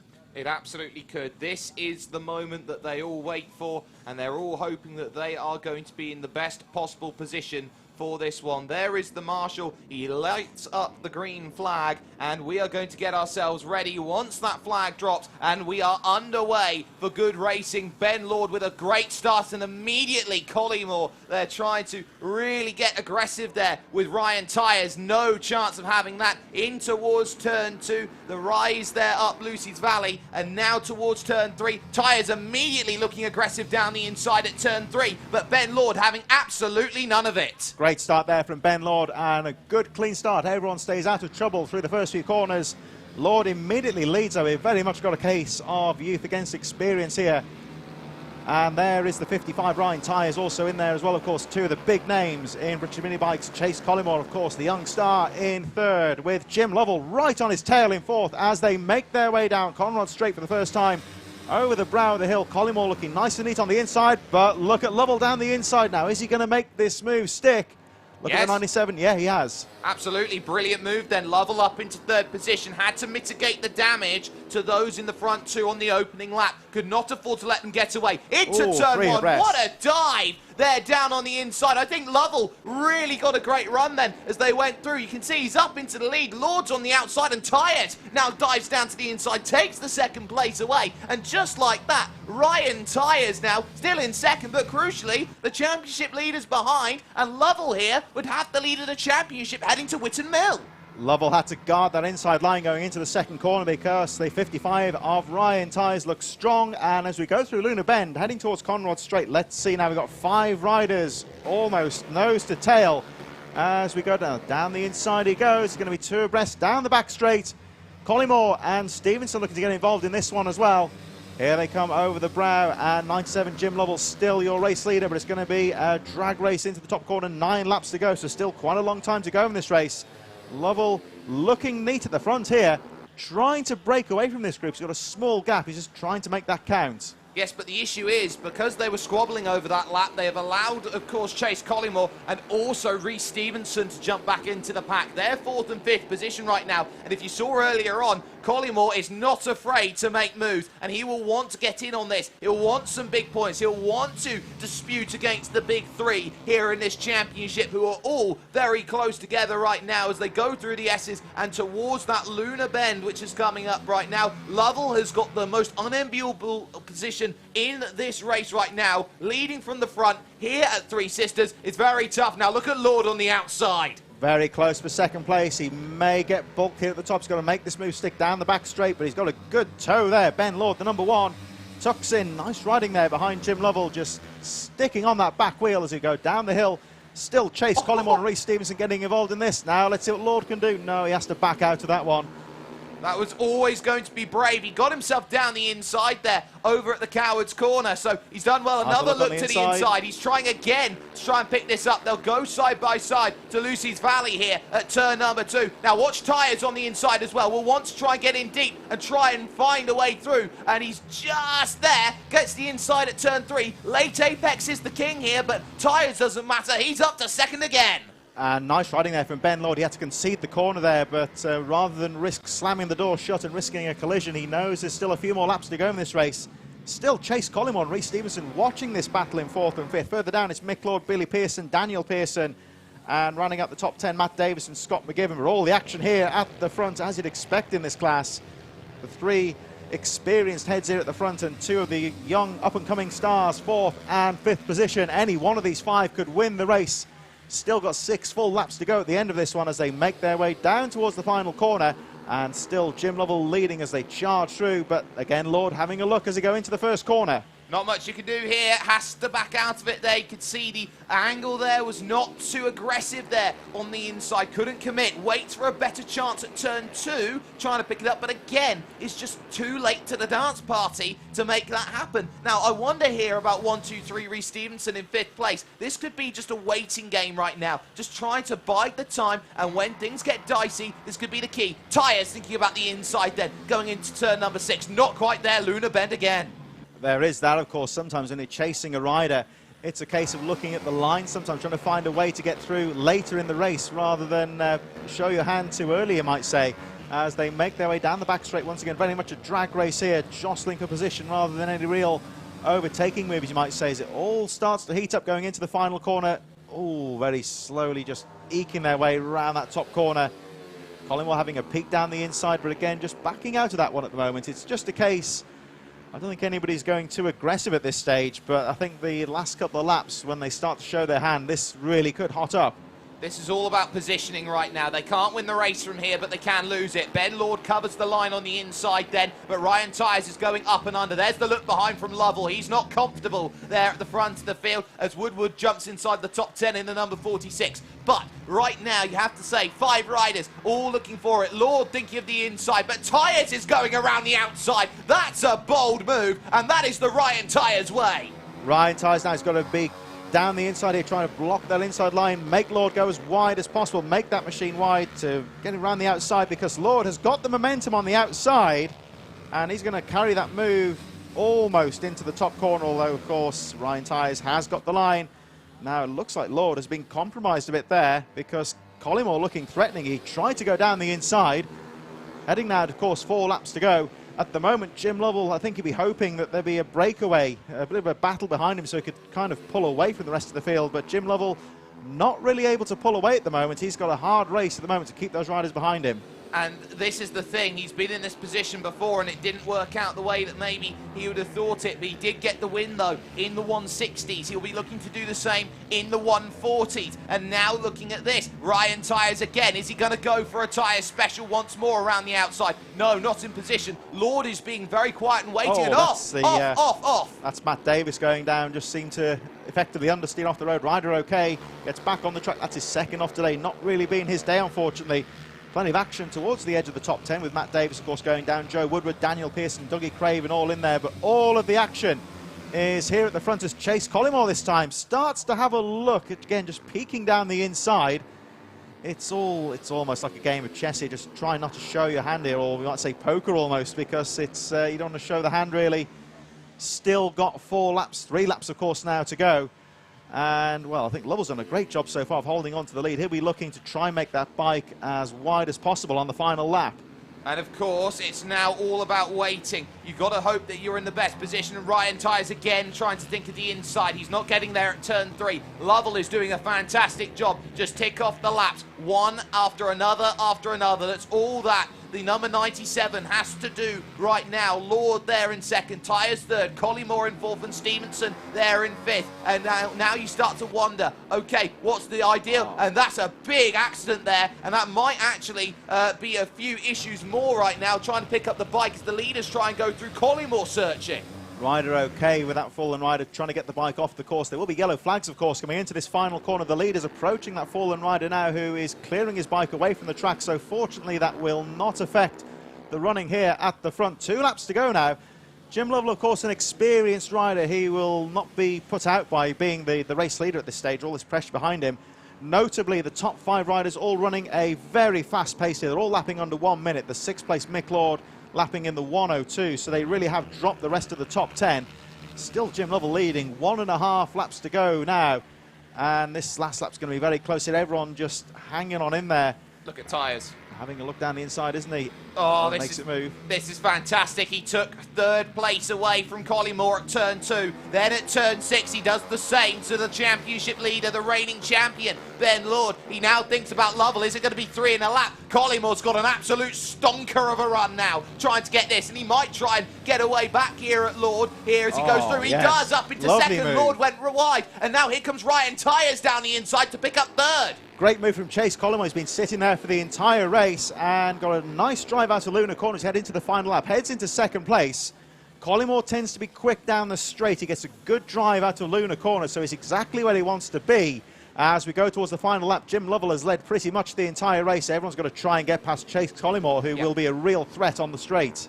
Oh, this is so fantastic. And now, look at that. Collymore looking for the inside at turn 3. He's not quite there, but he's trying every which way to look for it right now. Ryan Tyres, don't count him out, in 3rd position. 5 to the dance as they go to the Luna corner right now. And this is a really, really important corner now for Lovell, who's got to get a gap. And he's done so well through the mid-apex there. Ryan Tyres looks to be aggressive, but this is where Collymore really does start to shine. Lord gets a good run. Tyres gets a good run. They're almost 3 wide. Around the outside. Collymore around the outside. Oh my word. No, Has he got it? precise. No. He's got to be careful. Now through this next corner, the summit. Has he got it? Yes, he does. But Lovell's not going to give this up. Down the inside. Oh, this is fantastic. Tyres trying to take it. 3 to the line they go. And who's got this one over? I can't call it. It's Lovell by 7 thousandths. Yeah, Jim Lovell in a very close race, taking the checkered flag. Chase Collymore with a great run on that final half lap, almost held on around the final corner.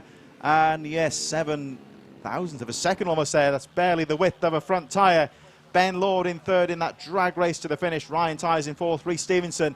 Some great racing there as the rest of the top 10 eventually make their way through. Mick Lord in 6th place. Daniel Pearson, there we see them all going through there. Daniel Pearson, Billy Pearson, Dougie Craven, Joe Woodward, Scott McGibbon, and Matt Lockyer making his way through in 12th place. Ed Peed, Carl Sanders a bit further back. Let's have a look at that final half lap or so, because Collymore was leading as we went down to a great move on the outside.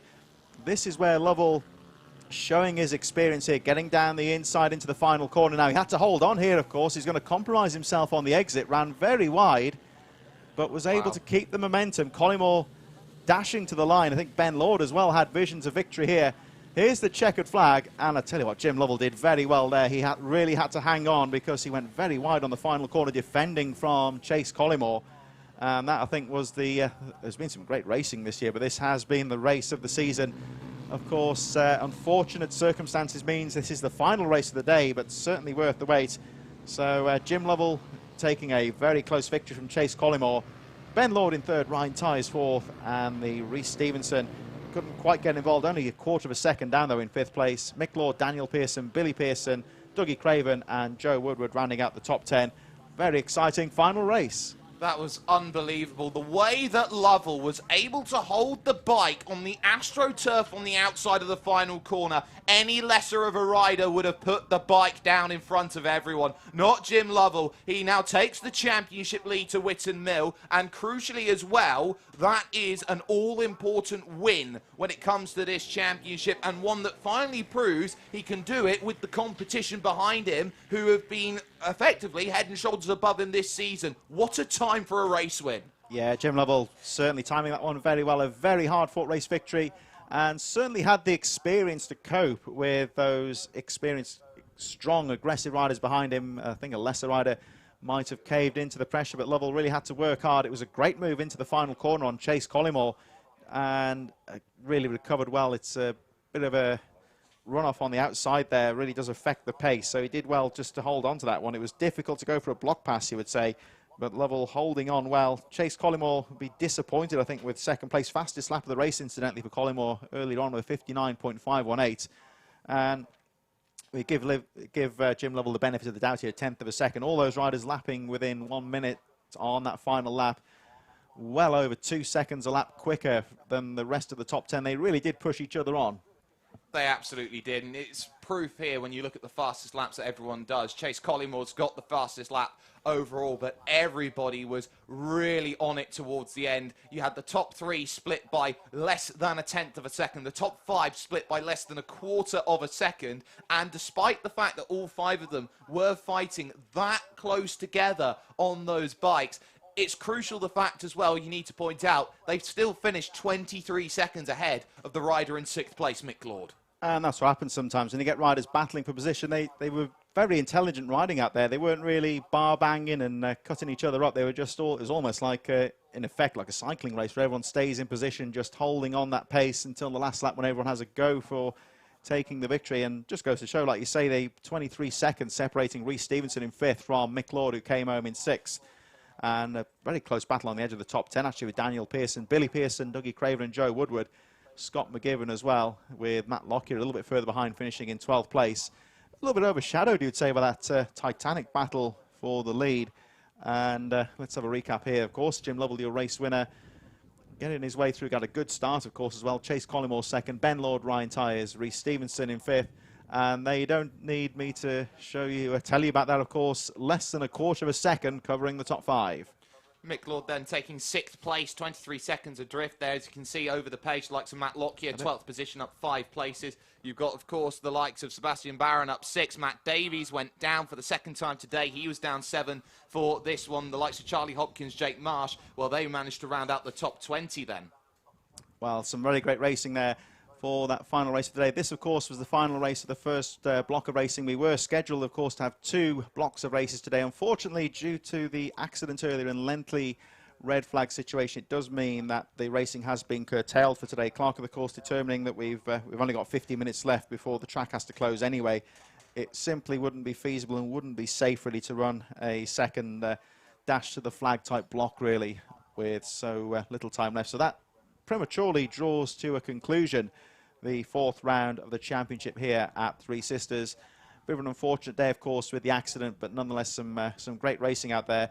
And Jake, of course, has been your debut on the mic here at the British Mini Bikes, and did you enjoy it?